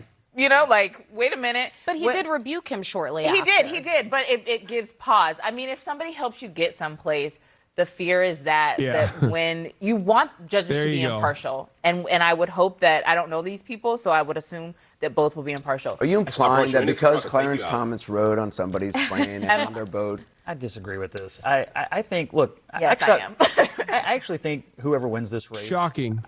I mean, one is a liberal jurist. One is a more conservative jurist. I would expect that most of the time they would wind up adhering to their, legal and perhaps personal political ideology on most cases. I actually think we are a little cynical about. I'm a big fan of candidates. I like it when people run for office, no matter what. I respect it, and I just don't think people are that easily bought. Now, that's not to say people haven't been bought in the course of American history. But I guess I'm going to go glass half full on your question. Well, there's also correlation between how long the term they're serving for is, how independent they're able to be, and if they have a shorter term. I think in a House race where you're basically constantly running for re-election, someone cuts you a massive check to your super PAC. Yeah. There's a bit, but even a 6 years in the Senate, you see senators break significantly more with presidents than you do House members. If it's a decade-long or longer judicial appointment, there's going to be a lot more independence. I can tell you even from my own experience, like I've had people who donated heavily to my campaign who I've never met before, who don't even want to hear from me. And this is a different situation because Elon Musk has inserted himself in every aspect almost of our lives at this point. And I was trying to say to Ashley too, that I brought you into this role, I can take you out. That is the mentality of an Elon Musk or Donald Trump. So sure, there's going to be influence. Most people wouldn't even know Brad Schimmel's name if it weren't for the money that Elon Musk has spent. We expect more votes to come in from the Wisconsin Supreme Court race any moment. Will it turn out to be as close as the Democrat-endorsed candidate has predicted? Also ahead, we'll join by Democratic Senator Cory Booker, fresh from his record-breaking marathon anti-Trump speech on the Senate floor. Be right back. Feeling anxious? I don't know what's going on. Don't worry. Hell yeah. Hell yeah. Feeling anxious. Brad Schimmel clip. And she said, but you come home from a day of that kind of work and you don't talk to your family for half an hour after you get home. Decompress. Yeah, I got to go decompress. She said, my kids are little, they're in grade school, and they want to tell you about their day, and you can't, because you got to do that first. And she said, you don't talk to your kids, you interrogate your kids. It's like, what? But she reminded me of an example. We had picked up my older daughter, she was 7 or 8 at the time, and she had told a lie, the kind of lie an 8-year-old tells. It's nothing. But we're driving home from picking her up at her friend's house, and I adjusted the rear view mirror in the truck so I can see her in the back seat. So I got her, boom. And we're driving. Thank you. This is exactly what I was looking for. About this story she's telling, I start catching. This is a population density map. And I got her. All of a sudden, I get a Perry Mason moment. You don't all know what that means, but I get a Perry Mason moment. All of a sudden, she's confessing on the witness stand in the back seat, and I'm feeling good, like next witness. She's crying. My wife's looking at me like I'm a monster. And she reminded me of that. She said, Brad, it's not right. It's not healthy. You don't. Susan Crawford. Oh, no. Oh, no. Dude, the vote dumps. The vote dumps. Chat, the vote dumps are coming in. Susan Crawford has pulled ahead of Brad Schimmel. Oh, no, the mules, they're working. And we still don't even have Milwaukee. Oh no. Dane County vote dumps have shown something scary, that the Democrats indeed have the mules. The mules have arrived. The vote harvesters have arrived. Real talk, do you think she can win? Oh yeah, I do. I do think that. I mean, I hope. The same reason why I think she has the chance to win here is exactly the same reason why I think 150,000 people, live concurrent viewers, were watching Cory Booker talk about the Manhattan Institute being a beacon of good at the end of the day. Liberals just want anything. They want literally anything, whether it's bare minimum, whether it's optics focus, doesn't matter. They are so desperate to show, to say, fuck you, Donald Trump. That's it. Also, liberals love voting in special elections. They love voting. Off-season voting is the favored liberal pastime. Not only is the off-season voting the favored liberal pastime, but also they're doing this at a time when, the Trump administration is reaching new levels of depravity. Very likely Republicans lose because of the type of people that vote in special elections are likely to be higher income, higher education voters, the exact type of demographic that Dems are actually not collapsing in. I think Elon eats shit, LMAO. Yeah, that's what I think as well. Also, Elon Musk is fucking annoying. I still believe in my heart that the most right-wing people in Wisconsin still hear him do the Jump X logo on stage with a cheesehead and go, I'm not voting anymore.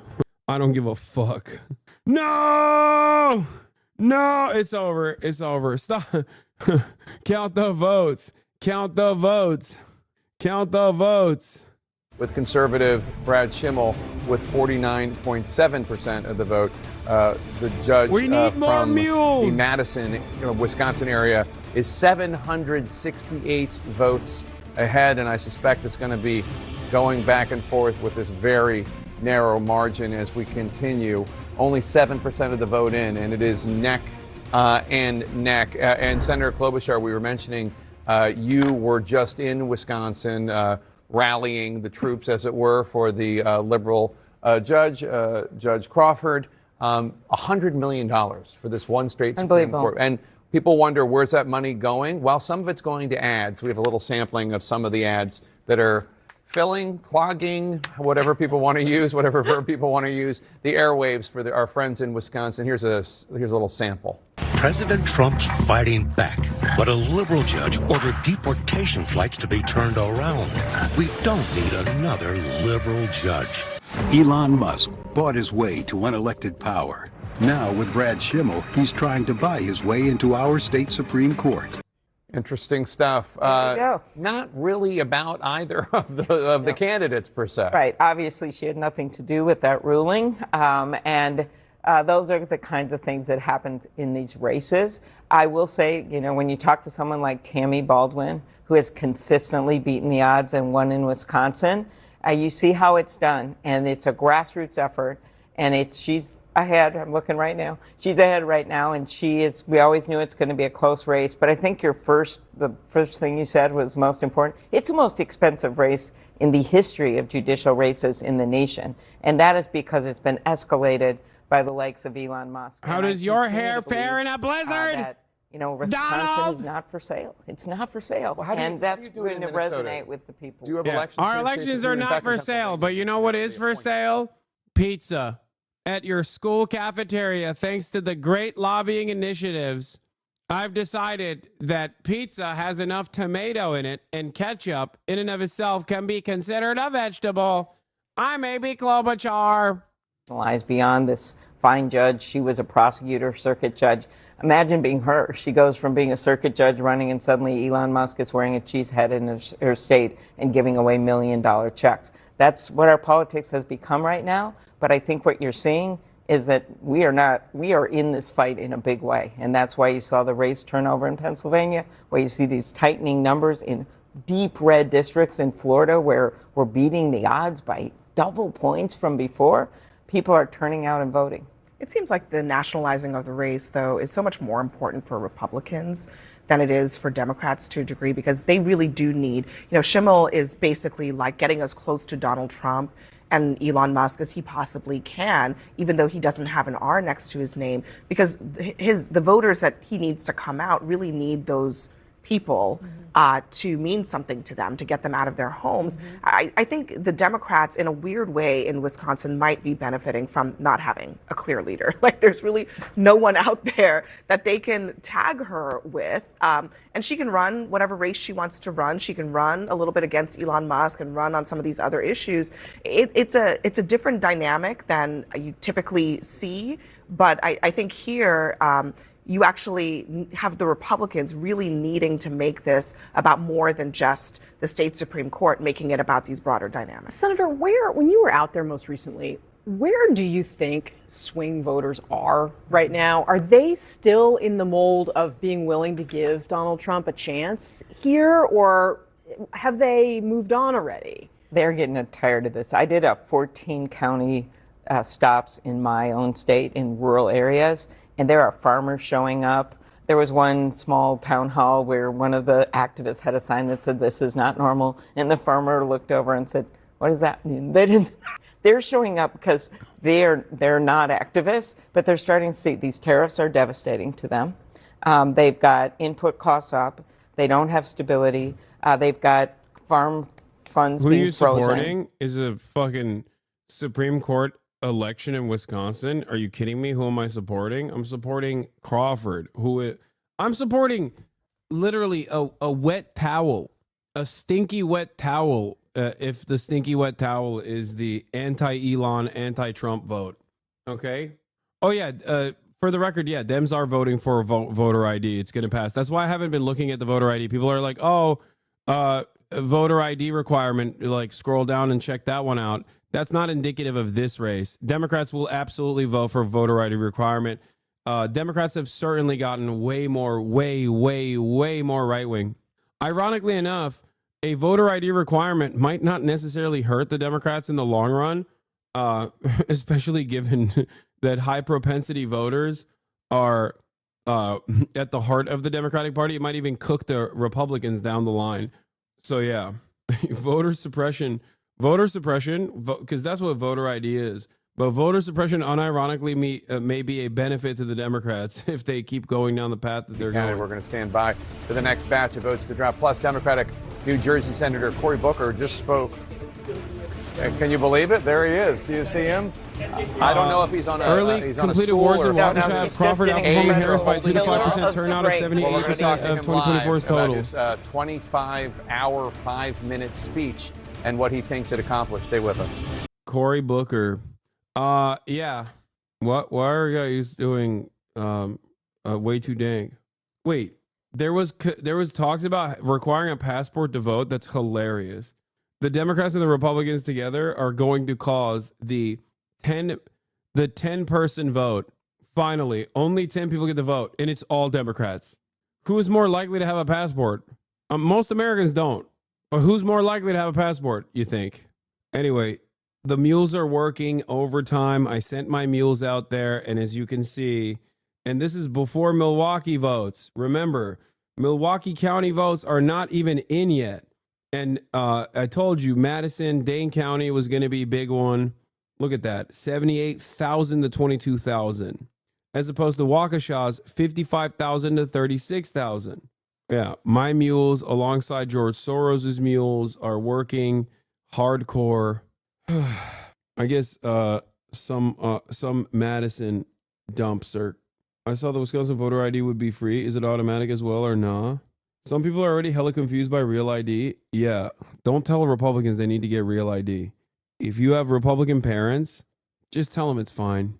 What are they going to do? They don't have to travel. It's fine. They don't have to fucking travel interstate. Don't let them get a new ID. Put it off. If you see if you see it in the mail, reminding them, just, maybe you didn't see it in the mail, reminding them that they must get a real ID. You know what I mean? Fuck it. Who cares? Right? Yeah. Don't worry about it. Let them not get their real ID. What? I found this. I read a little ways down. Not sure how much help, though, with that question. Yeah. See? U.S. passport holders, 57% liberals, 48% conservatives. Also, this is liberal versus conservative, not Republican voter versus Democrat voter. I'm willing to bet that even a big chunk of those conservatives are still Democratic Party voters. You have to be rich. You have to be rich to have a passport. You have to already be kind of rich to be able to need a passport to begin with. There's no shot. No, you don't, lol. I think you discount how poor the average person is in comparison to you. You're like, I have a passport. I'm not rich. Come on, dude. First of all, a passport in and of itself is already an unreasonable expense. Why do you need a passport? To travel outside of the fucking country. This is a ginormous country. Most Americans don't travel outside of the country. Why would they? America as a continent is large enough as it is. So no, most people never get a passport. What's the percentage of the population that has a passport to begin with? I want to know. Does it say here? Liberals in the survey are more likely to have college degrees, slightly more likely to have household incomes above 100,000. But regardless of the underlying reasons, data speaks to the fundamental differences. Oh shit! Is the Milwaukee dump coming in? Oh! Big booms coming in from Milwaukee County. 118,000 votes for Susan Crawford. Susan Crawford versus Brad Schimel with 46,000. 72% in the first. Dude, I think they might call this soon. Around 40% of Americans have passports. Elon is coping with voter ID. Breaking. Wisconsin question 1, which adds a voter ID requirement to the state's constitution, is passed. Yeah, he's like, oh, they voted for voter ID. That means my guy will win. My guy's gonna win. Even Waukesha County has shifted +3 in the Dem direction in these early counts. All right, let's hear what Corey, some very moving the speeches, and bookman. then some of my colleagues came on the floor and just told them very emotional stories too that really sourced me through the whole challenge. It was obviously a very emotional experience. Just one more question on the physicality of it, which is you were a football star at Stanford University. You're 56 years old now, but you were a football star 20-something years ago. Was this more difficult than being a football star and taking some of those hits on the gridiron? It was just different, my friend. It was just different. This was real, physical challenge. I had to think of a lot of strategic things to do in order to prepare for it. And then, and you're right, I'm a lot older than that football player, a lot less hair too. So it was a challenge, it was a trial, but I really felt lifted by the energy as Congress people started coming over, a lot of my CBC, Congressional Black Caucus friends. It just turned out to be, when the gallery started filling up, it was a lot of folks' energy that really carried me to try to do as I sort of framed the whole speech with John Lewis's demand to all of us is his spirit just talked a lot about doing good trouble and necessary trouble. That was a very moving part of your speech. You should note the previous record was set rather ignominiously by then Democrat, eventually he became a Republican, Senator Strom Thurmond, who was filibustering the Civil Rights Act in 1957. You weren't filibustering anything.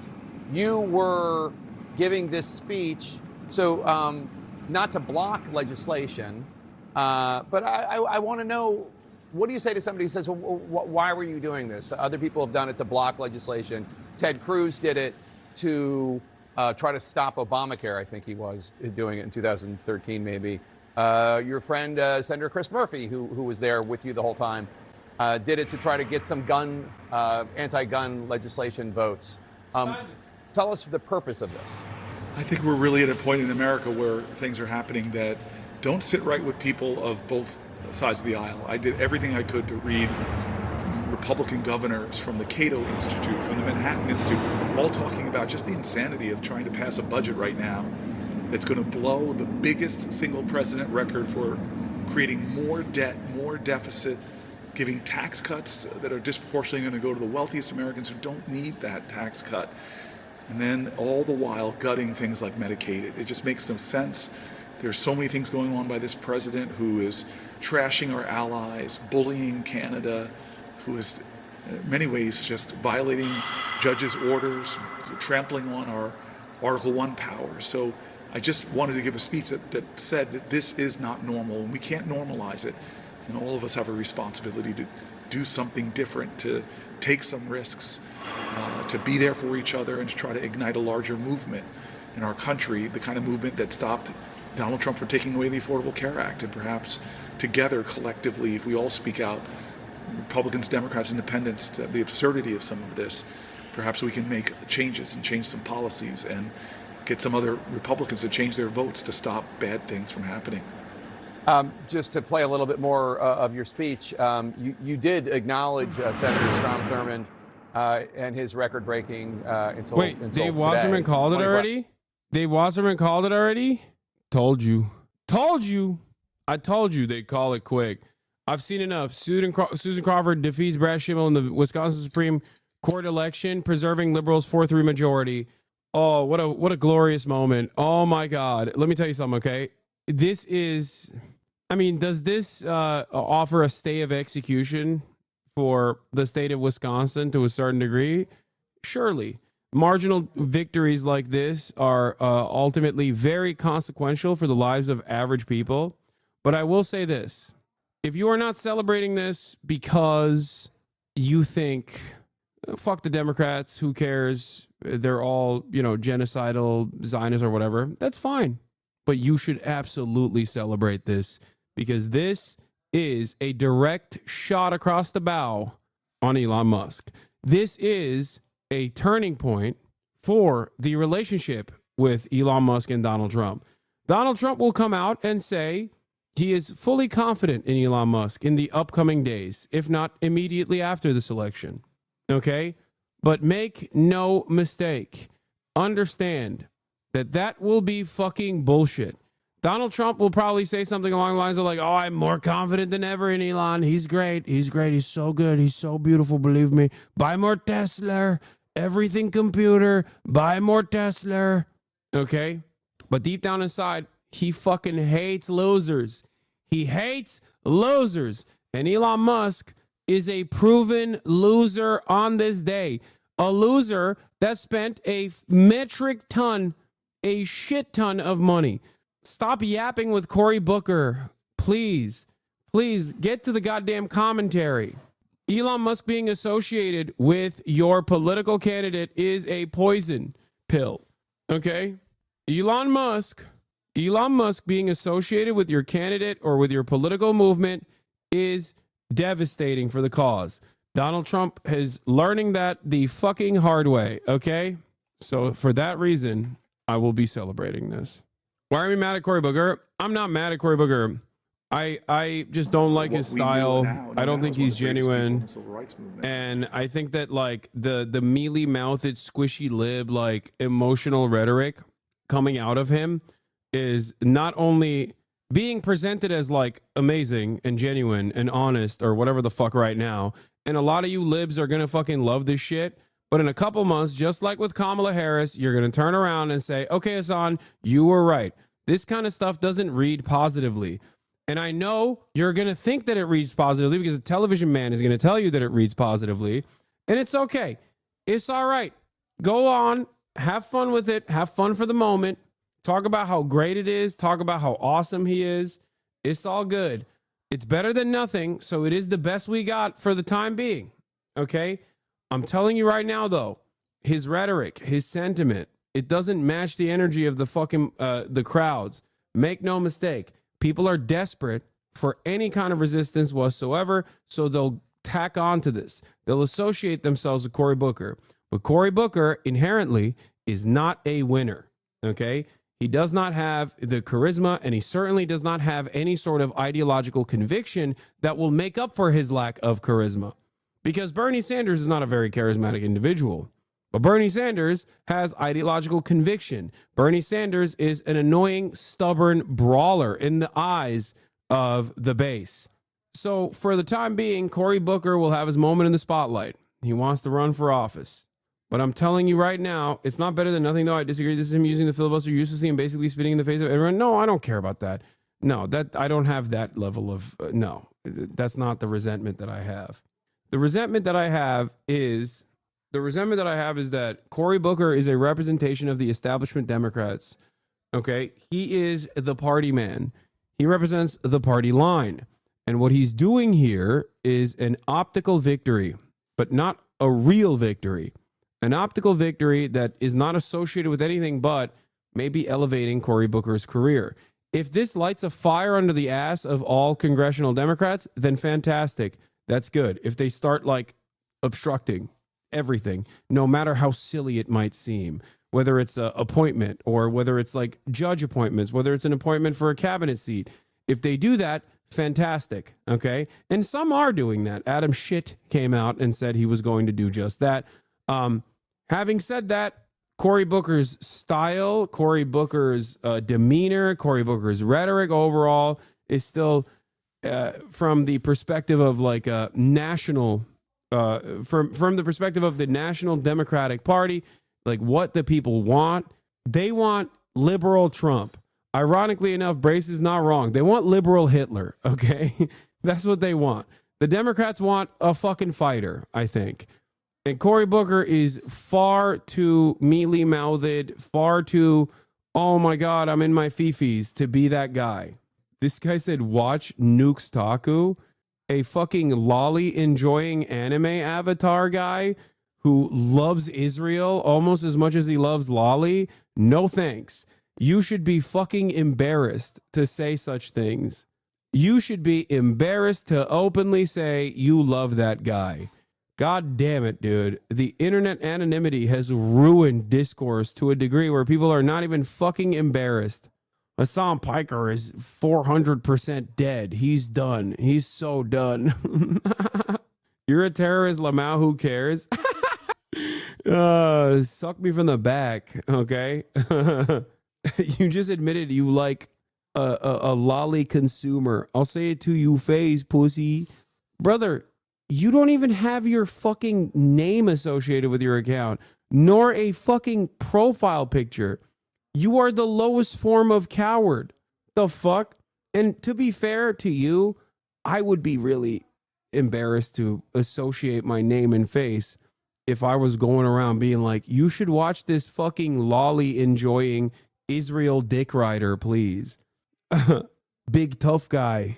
Big tough guy. How are you so tuned in? You know Nukes Taku's politics?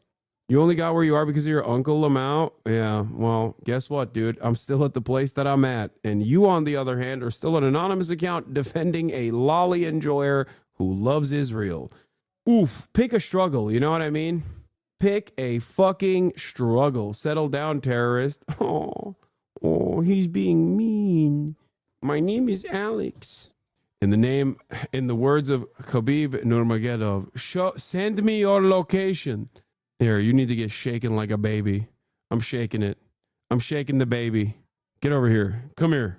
I think this is hilarious. Yeah, you're not fucking seething at all. I promise. These are the words of a man who is not seething. These are the words of a man who's like, I think this is funny. I've never seen you before and I triggered you this badly, LMAO. Yeah, I'm super triggered. You got me. Notice how between you and I'm not anonymous, and you could, if you weren't so brain broken, you could probably understand from my facial expression and my demeanor that I am not, what you are assuming I am, genuinely frustrated and angry. No, chatter, there's an entire fucking Madison Square Garden full of people in here, and they're all laughing at you. Nux, the guy that got told to get the fuck away from me from Jaden Animations, I didn't know that. He's like, please go watch my favorite lolly enjoyer, please. Please, he's funny. You are terrorist. Wait, Hasan Piker is 300% fucked now. Asmongold and Nux are pedophiles. Wait, why did he own himself? Hasan, watch out. He's going to increase the percentage to 957% canceled. Yeah. By the way, for the chatters that don't know, this is the account this guy wanted me to watch. Oh my God. He's like, you have to watch this guy. Yeah, the pedophile angle is what I expected type beat. He's been making a video about you every day. Don't worry, Hasan will go down due to his relations with Mitchell. Mitchell? Who the fuck is Mitchell? Anyway, let's get back to this. In there. So that's your building block if you are the Democrat or the liberal candidate, as Susan Crawford is. I have no idea who the fuck Mitchell is. 61% of the vote, so more to come there. Then the key test is the suburbs. I'll move the map up a little bit around. Mitchell, and this is where it gets Mitchell interesting. McConnell. This is where Brad Schimmel is from. He's the conservative candidate. He is winning in his home county. He's the Waukesha County judge here. He's winning, but he is winning right now. At the moment, he is winning by a smaller margin than Trump beat Harris here. Harris actually overperformed Biden in the Milwaukee suburbs. She still lost them, but she overperformed Biden. What the fuck is this? And Schimmel at the moment is winning. We got a ways to go. That looks like a big, healthy margin, and it is, but it's a smaller margin than Trump beat Harris right there. And this what one, the fuck is here, this? In Ozaukee County, Schimmel has just pulled ahead. She was ahead a moment ago. This was a 10-point win. This was a 10-point win in this county for Trump just 5 months ago. And so you see right now it's essentially right? even in that county. So this is one of the questions, right? There's no question Elon Musk's role here was huge. Democrats have made him the new villain. They've made him their turnout monster. A lot of people who came there say the last event when Musk came out, who's he said Mitchell? that might have backfired. Even Republicans say that. Well, he made it too personal out there. But remember, this is an evenly divided What Supreme did he Court. mean? A Democrat just left the court. A liberal just left the court. I shouldn't call her a Democrat. But so the winner here, well, the ideological balance of the court will go to the winner. Will it go to the conservative? Will it go to the liberal? Wisconsin has an abortion law that could be before the court. Voting rights, drawing legislative districts, right? The suburbs. The abortion issue in the suburbs. So yes, we're going to talk about Elon Musk. Yes, we're going to talk about money. Man, it's good. It's good to feel happy for a second, you know? I mean, this is like a brief moment of happiness, but goddamn. I'm in a spectacular mood all of a sudden. Not even a joke. Like, just imagining how this will unfold for Elon Musk, the amount of money he spent on this race, the amount of time he spent on this race. Oh my God, I done did it again. Bro, I don't even need to leave my fucking house. Based on interviews with Wisconsin voters we will publish soon, it was abundantly clear that Elon Musk's presence and money upset voters from both sides of the aisle. They almost uniformly said Musk tried to buy the election. Ooh, this is why you pay me the big bucks. And by that, I mean subscribe to me for $6 a month. Voluntarily. If you don't want to, you don't have to. Or for free with a Twitch Prime. Fucking locked in from this goddamn $2.7 million house in West Hollywood. I somehow can understand the fucking consciousness of the average American in fucking Milwaukee, even though I've never stepped foot in that goddamn state. People don't like this dork ass loser. He's way too foreign. He's way too neurodivergent for the average person to fucking take note of and go, he's charismatic. He's my charismatic leader. Do not listen to the shit online. They fucking hate him. He is not, he reads like a dork ass loser. He's too foreign. He's too foreign. Americans go, oh, what the fuck is this? I don't care about this guy. Why is this fucking rich asshole with a weird, possibly German accent talking to me wearing a fucking cheese head? I told you. I fucking told you. I told you his presence would be a burden on this election. I fucking told you. Goddamn. I do gotta go to Wisconsin eventually, though, to see my boys. Burgos! Thank you for the 50 big ones. God damn. USA! USA! USA! He's fucking dumbass. Yeah. He is disgusting. Okay? He is a disgusting little freak. He is a disgusting little freak. He's a monstrous little cretin. I'm telling you fucking right now. I'm telling you right now. I promise you. Logs, come to my mansion in Wisconsin. Okay, T-Pain. Part of me wants not to urge to Muhammad. Thank you for the 100 big ones. God damn. Listen. Part of me doesn't want Elon Musk to go away because his presence undermines the Republican Party agenda. His presence and overall disgusting vibes will truly destroy the party. Okay? But also at the same time, I can't stand seeing his bitch ass, which is why I selfishly and in a short-sighted, nearsighted manner want him to go away really bad because he fucks the vibes up really bad. Zylax, thank you for the 100 gifted subs. Trinrek, thank you for the 10 community gifted subs. Elon Musk's Wisconsin stats as of 10 days ago. And so Mr. Musk is largely sticking with the formula that worked last time. Door knockers lost lots of money, and even a similar petition meant to identify and turn out conservative voters. Mr. Musk Super PAC America has laid out $6.6 million so far. The group has assembled a canvassing operation of over 500 employees who knocked on doors. With about 40 paid active canvassers in the Green Bay area, roughly 70 in the Madison area, and more in Milwaukee and rural parts of the state, according to the 3 people briefed on the operation. The Super PAC told its canvassing firms to cut their worst performers. The group declined to comment on its internal workings. Canvassers, most of them pay $25 an hour or $150 a door, have flooded Wisconsin neighborhoods wearing white America lanyards with a badge that shows a photo of Mr. Trump raising a fist after the assassination attempt in Butler, PA last summer. The group has knocked over 1 million doors during this blitz, some of the people said. This week, the Super PAC informed several of his door-knocking firms that it was cutting back on its overall targets and what Musk's group described them as a reallocation of resources. He's a fucking loser, bro. He's a loser. He's a loser. Everybody hates him. That's it. Wisconsin Supreme Court shows limits of Musk's money. It causes Dem fundraising and engagement to go up. Dems can tie GOP candidates to him. In hindsight, Dems should have made him more of a foil in 2024. Wonder if GOP politicals will seek to limit his influence in future elections.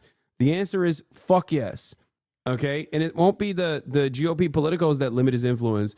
It is going to be Donald Trump that goes, you fucked this up for me. Elon, you fucked this up for me, Elon. Donald Trump hates losers. What did I tell you? Just like I fucking called it, that Elon Musk's presence was going to be a burden on this race. Whoo, I can't wait to see the copium. Oh my God, except tomorrow's Tariff Day.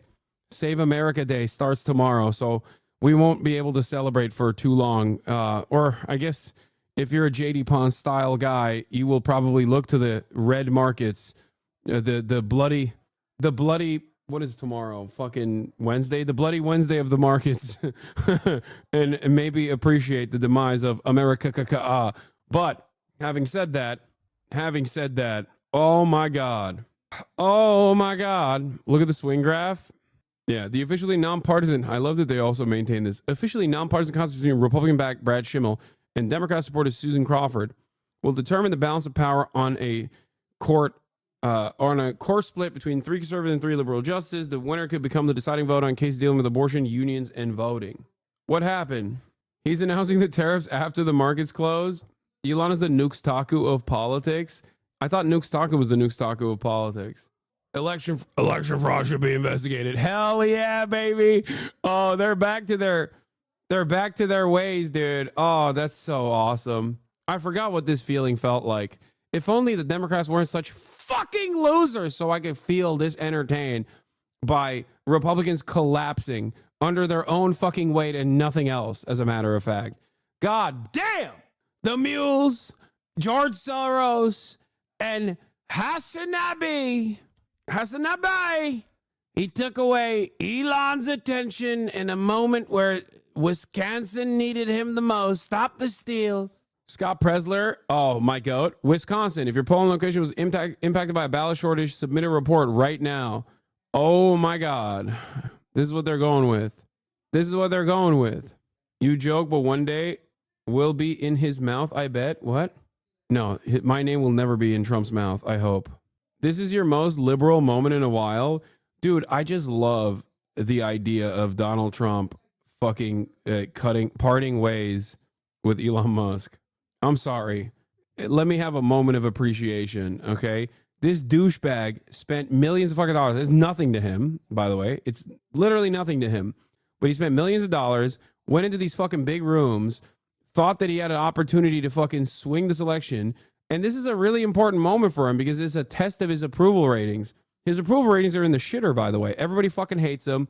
His stocks are tanking. None of these goddamn Republicans want to buy Teslas. In Europe, it's significantly worse. They're just firebombing Tesla stations. Like, everybody hates him. It's great. Richest man on the fucking planet. Biggest loser on the fucking planet. You know he's going to go on a Twitter storm. I'm going to say, yo, at Elon Musk, maybe you shouldn't have showed up. Wisconsin, man. I think people hate you, dog. You should tweet something to bait him for another ratio. I mean, I don't think this will get a ratio. Tesla delivery numbers are also due tomorrow. Asmongold's video tomorrow. It's not based. He went nonverbal after it was called. He went nonverbal.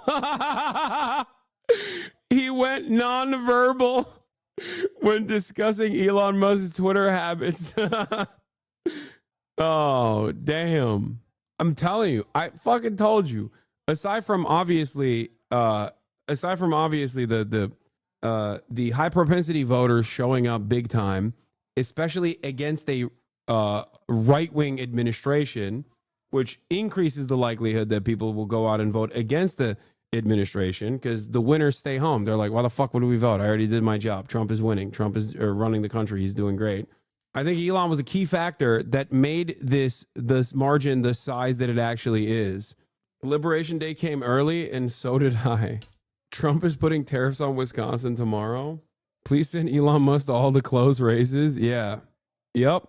It's true. Just send his ass out there, dude. Send him across town. Can you shed any light on why the Dems are able to mobilize around a candidate, Susan Crawford, in this example, but are unable to put forward strong, accurate messaging regarding voter ID amendments? Because with Susan Crawford, there is actually a very valid lesser evil harm reduction voting outcome because she's a Supreme Court judge in a fucking 3-3 deadlock.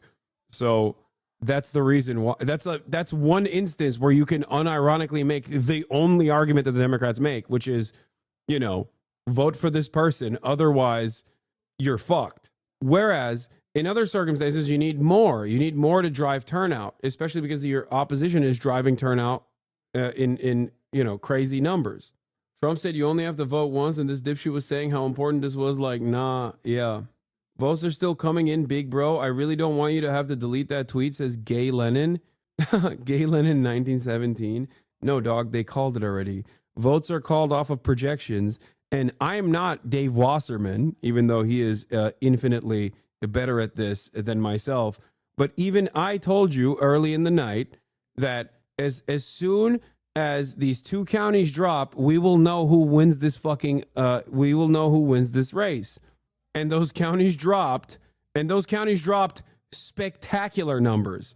Like, not only was Susan Crawford already outperforming Kamala's performance in red counties, but once the fucking Dane County and Milwaukee votes came in, it was over. This is where large numbers of the population reside.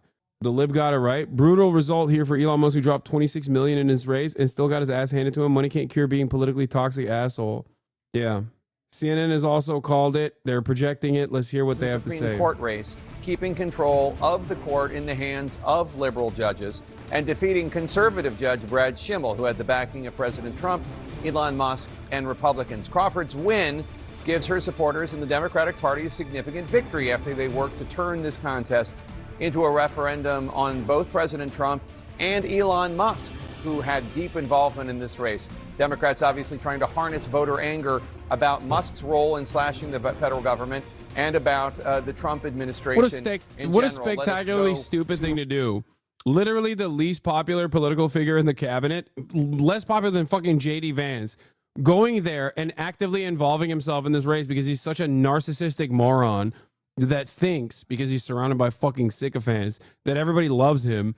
And he just fucking ran over there and be like, USA, this is the most important election. George Soros. He put a fucking rally together and got booed in his own political rally. You're a cook, dog. You're fucking cooked. That should have shown you that you should have gotten the fuck out of Wisconsin ASAP. Candidate will defeat the conservative candidate. This is now ensuring that the liberal majority on the state Supreme Court will stay in control.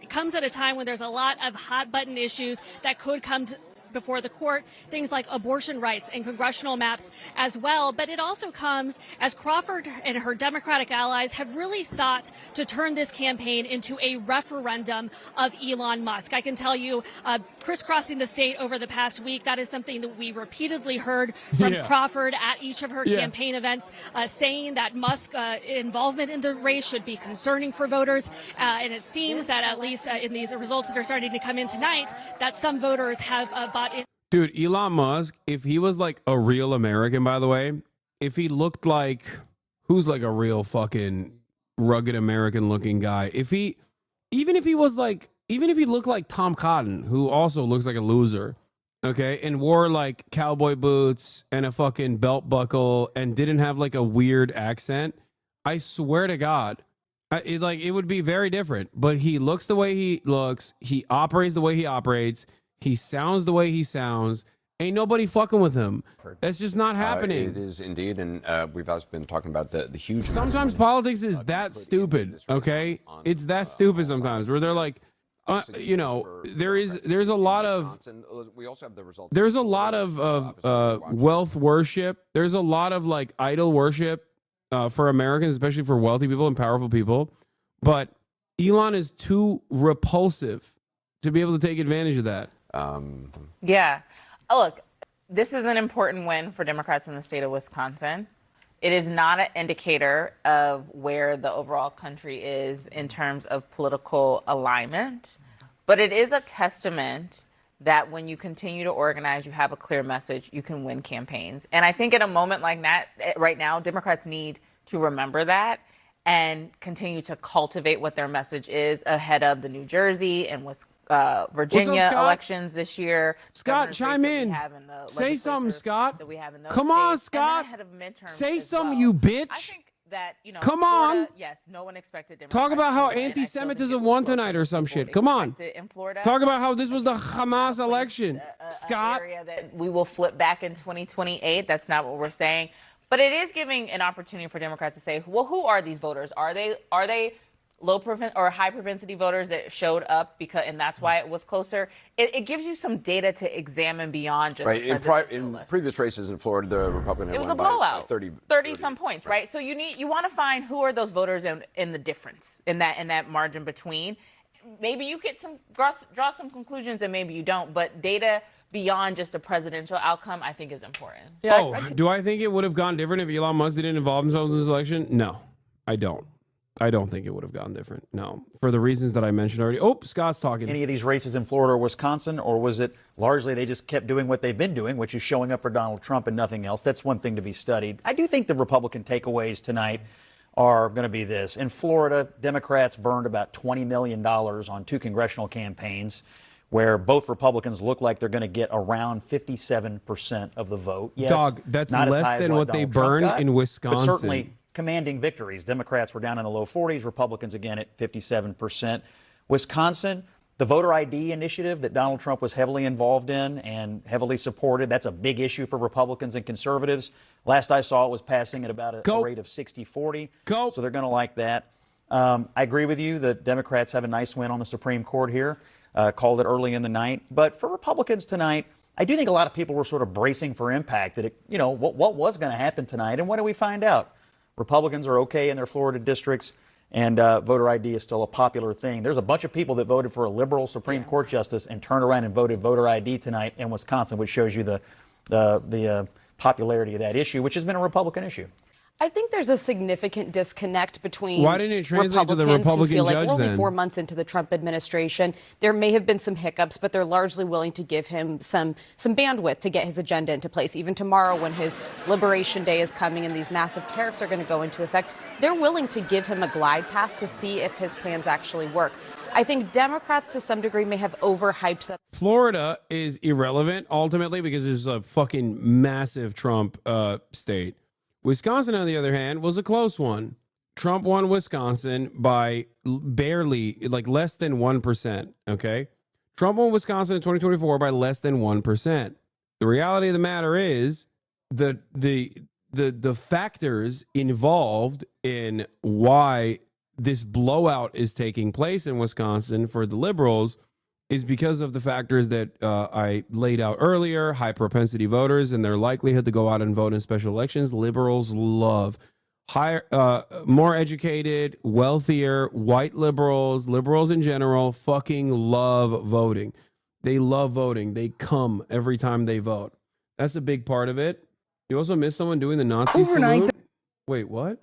I missed someone doing the Nazi salute in this video. Where is it? So I do think that with or without Elon, the race probably would have gone to the Democrats. Having said that, with or without Elon, the race probably would have gone to the Democrats, but the margins look the way they are because of Elon. 1040. Where is it? So, I mean, yeah. Oh, this guy. Oh my God. It's because the banner was hiding it. Did you guys see it? This guy was Sig Heiling and going, "My heart goes out to you." Holy fuck. How did you clock that? That's crazy. Yeah. Gross. Fucking gross. Yeah, I didn't have time to listen to the Vox article or read the Vox article or listen to the Vox podcast that I was on. We'll probably do that tomorrow. I just wanted to... A recall election, you brought me up to speed. I said this was the quickest a race has ever been called in Wisconsin because it usually lasts days. And you noted that, no, that was not the case. Your recall failed pretty quickly. Yeah, less than an hour. Yep. So give us your analysis of what went right for Judge Crawford and what went wrong for Judge Schimmel. Yeah, I think two things, and I've said this for months. I thought, one, the turnout model was always going to be at the disadvantage of Schimmel over Crawford because there's about 200,000 voters that voted for Donald Trump last November who just historically don't vote in spring elections. And so part of the reason why we wanted the president and others to be involved was to try and connect the dots, to make that connection. And some of that happened, but clearly not enough if you look at these results. The other thing was money. Obviously, a lot of attention of late to Musk, but if you look at the financial advantage, Crawford's campaign spent twice as much as I did in my first election for governor. So that shows you how much the stakes have been elevated, considerably more than the Schimmel campaign. And about except it was dominated by right-wing funding. What are you talking about? So there was a Elon spent more money than every other fucking group combined on this race. Mandela Barnes and the other panel in New York saying that he thought that this was in a lot of ways, Mandela Barnes, for people who don't know, former lieutenant governor of Wisconsin, Democrat, saying that in a lot of ways he thought this was a referendum on the involvement of Elon Musk. And we saw Judge Crawford basically making Elon Musk her opponent, not Judge Schimmel, saying, like, I didn't know I was going to be, I'm just a humble caveman. I didn't know I was going to be running against, a little nod to a Saturday Night Live skit. That's not a slam on the judge. I didn't know I was going to be running against the richest man in the world. And as has been pointed out, this is a state where your own citizens own the football team. So Do you think that was compelling? I think it's an interesting tactic. It's a little Saul Alinsky-esque in the sense that you've got George Soros and J.D. Pritzker and Reid Hoffman and all these billionaires who've spent far more than Musk did in this, and now pointing and say, well, wait a minute. I don't think they spent on this. They didn't. Well, collectively, if you look at all the money from outside that was given to her, again, 77% of it came from out of state, only 15% came from Schimmel, and collectively, a number of the analysis showed. I'm just saying, like in terms of the money from individually, J.B. those did, but if you look at the whole outside money that came from out of the state, it's clearly. But you don't think it was a referendum on Musk at all, though? Oh, I think it had a part of it. I think there are a lot of different issues. I think, again, in Wisconsin, you see that flip back and forth. Elon single-handedly made up like I don't know what the exact percentage is, but he made up like a significant percentage of the donations for the race, like personally. Okay, USA. Oh my God, I hope he keeps trying to fucking manipulate elections. Actually, I really do. I fucking really do. Mearsheimer fan, Crawford got 23 million while Schimmel got 11 million, but sure, keep pretending Democrats aren't the party of lobbyists and big donors. First of all, I fucking never said that Democrats are not the party of lobbyists and big donors, but it's so funny that Mearsheimer fan responds to me making fun of Elon Musk, who was the biggest outside billionaire donor. He's the biggest donor. This is the first thing he retweeted since his last post. In case you missed it, Vietnam has cut all tariffs on American goods in response to Trump's reciprocal tariffs. Unite, libs unite. Yeah. Billionaire donations to the Wisconsin Supreme Court race. I mean, this is not the entire picture. It's just billionaires that have donated to the race, but come on, dude. Maybe he's not tweeting because he's trying to be, he's experimenting with biblical doses of ketamine. Let me Google this. Can you overdose on ketamine? It's an injectable medication that's FDA approved, uses surgical anesthetic. Ketamine is a controlled substance. Overdose on ketamine is more likely when it's used at home. Okay, this doesn't say it fucks with your kidneys. Permission to live out one night, sir. Permission granted, soldier.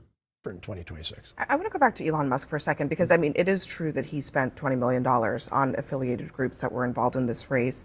Is it a risk for... Can you tell me why Elon tried really hard? Can you explain why Elon cared about this race? It says skill shots fired. The answer is yes.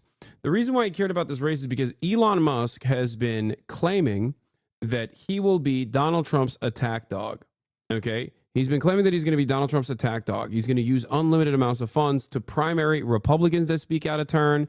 He is basically trying to be the outsider that whips votes in favor of Donald Trump. This was a real opportunity for Elon to test this strategy. This was a real opportunity for Elon to basically prove his work, that he has the capability, he has the motion, he has the money and power to be able to win results for Donald Trump.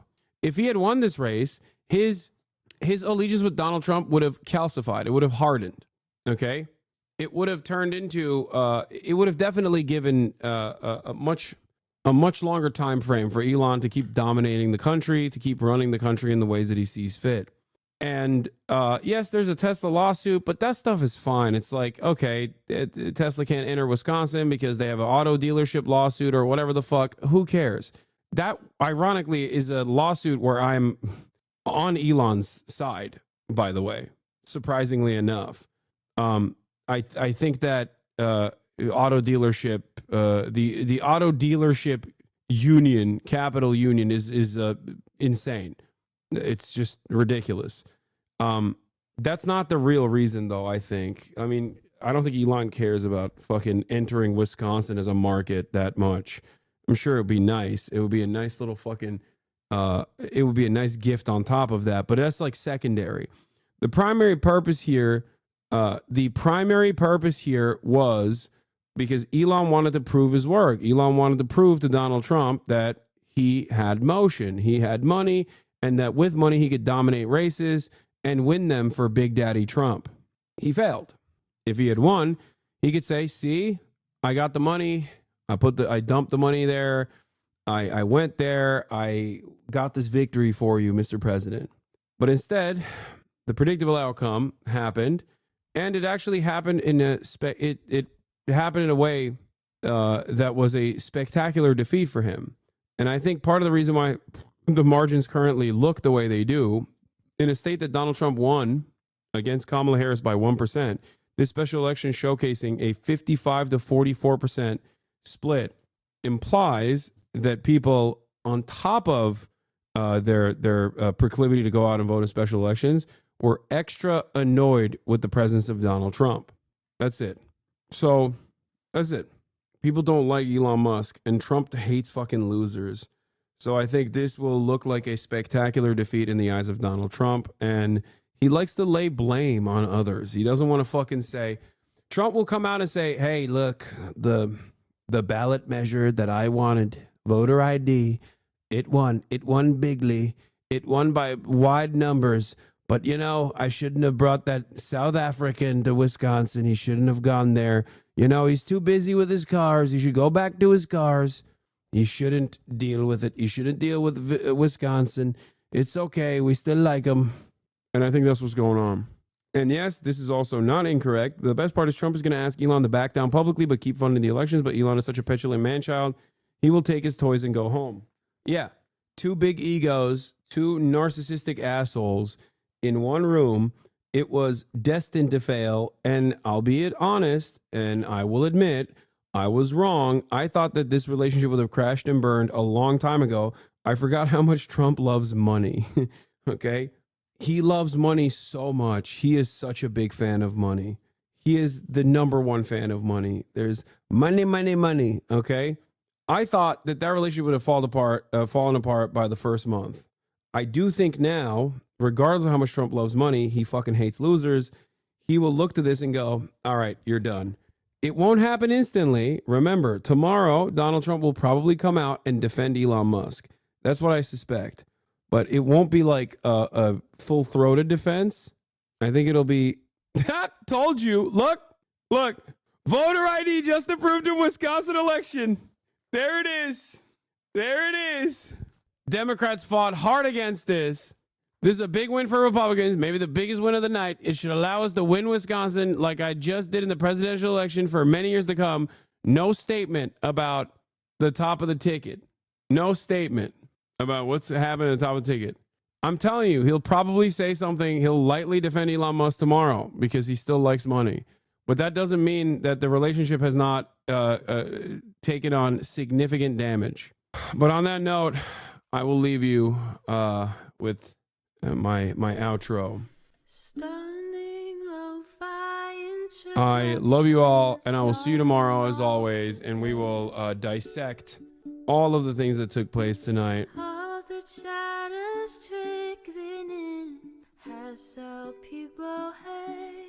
But that'll be all for me for tonight. Peace and love, and see you tomorrow. Peace, everybody. Bye-bye. There is again a sun is streaming, a sun is streaming. There is again a sun is streaming, a sun is streaming. Review in the P.O. box, Uncle Uger's face. Sudden discord at your prop, great names take on break. Tiny Bernie Sanders, LGBTQ Air Force. The whole left at your fingertips, on at your door. H3 crowded debate, the Young Turks online show. 3 full fucking years of this, plenty more to go. 90-day fiance, talks of champagne bourgeoisie. A Trump rally live reaction, a mass riot at DC. There is again, a sun is streaming, a sun is streaming. There is again.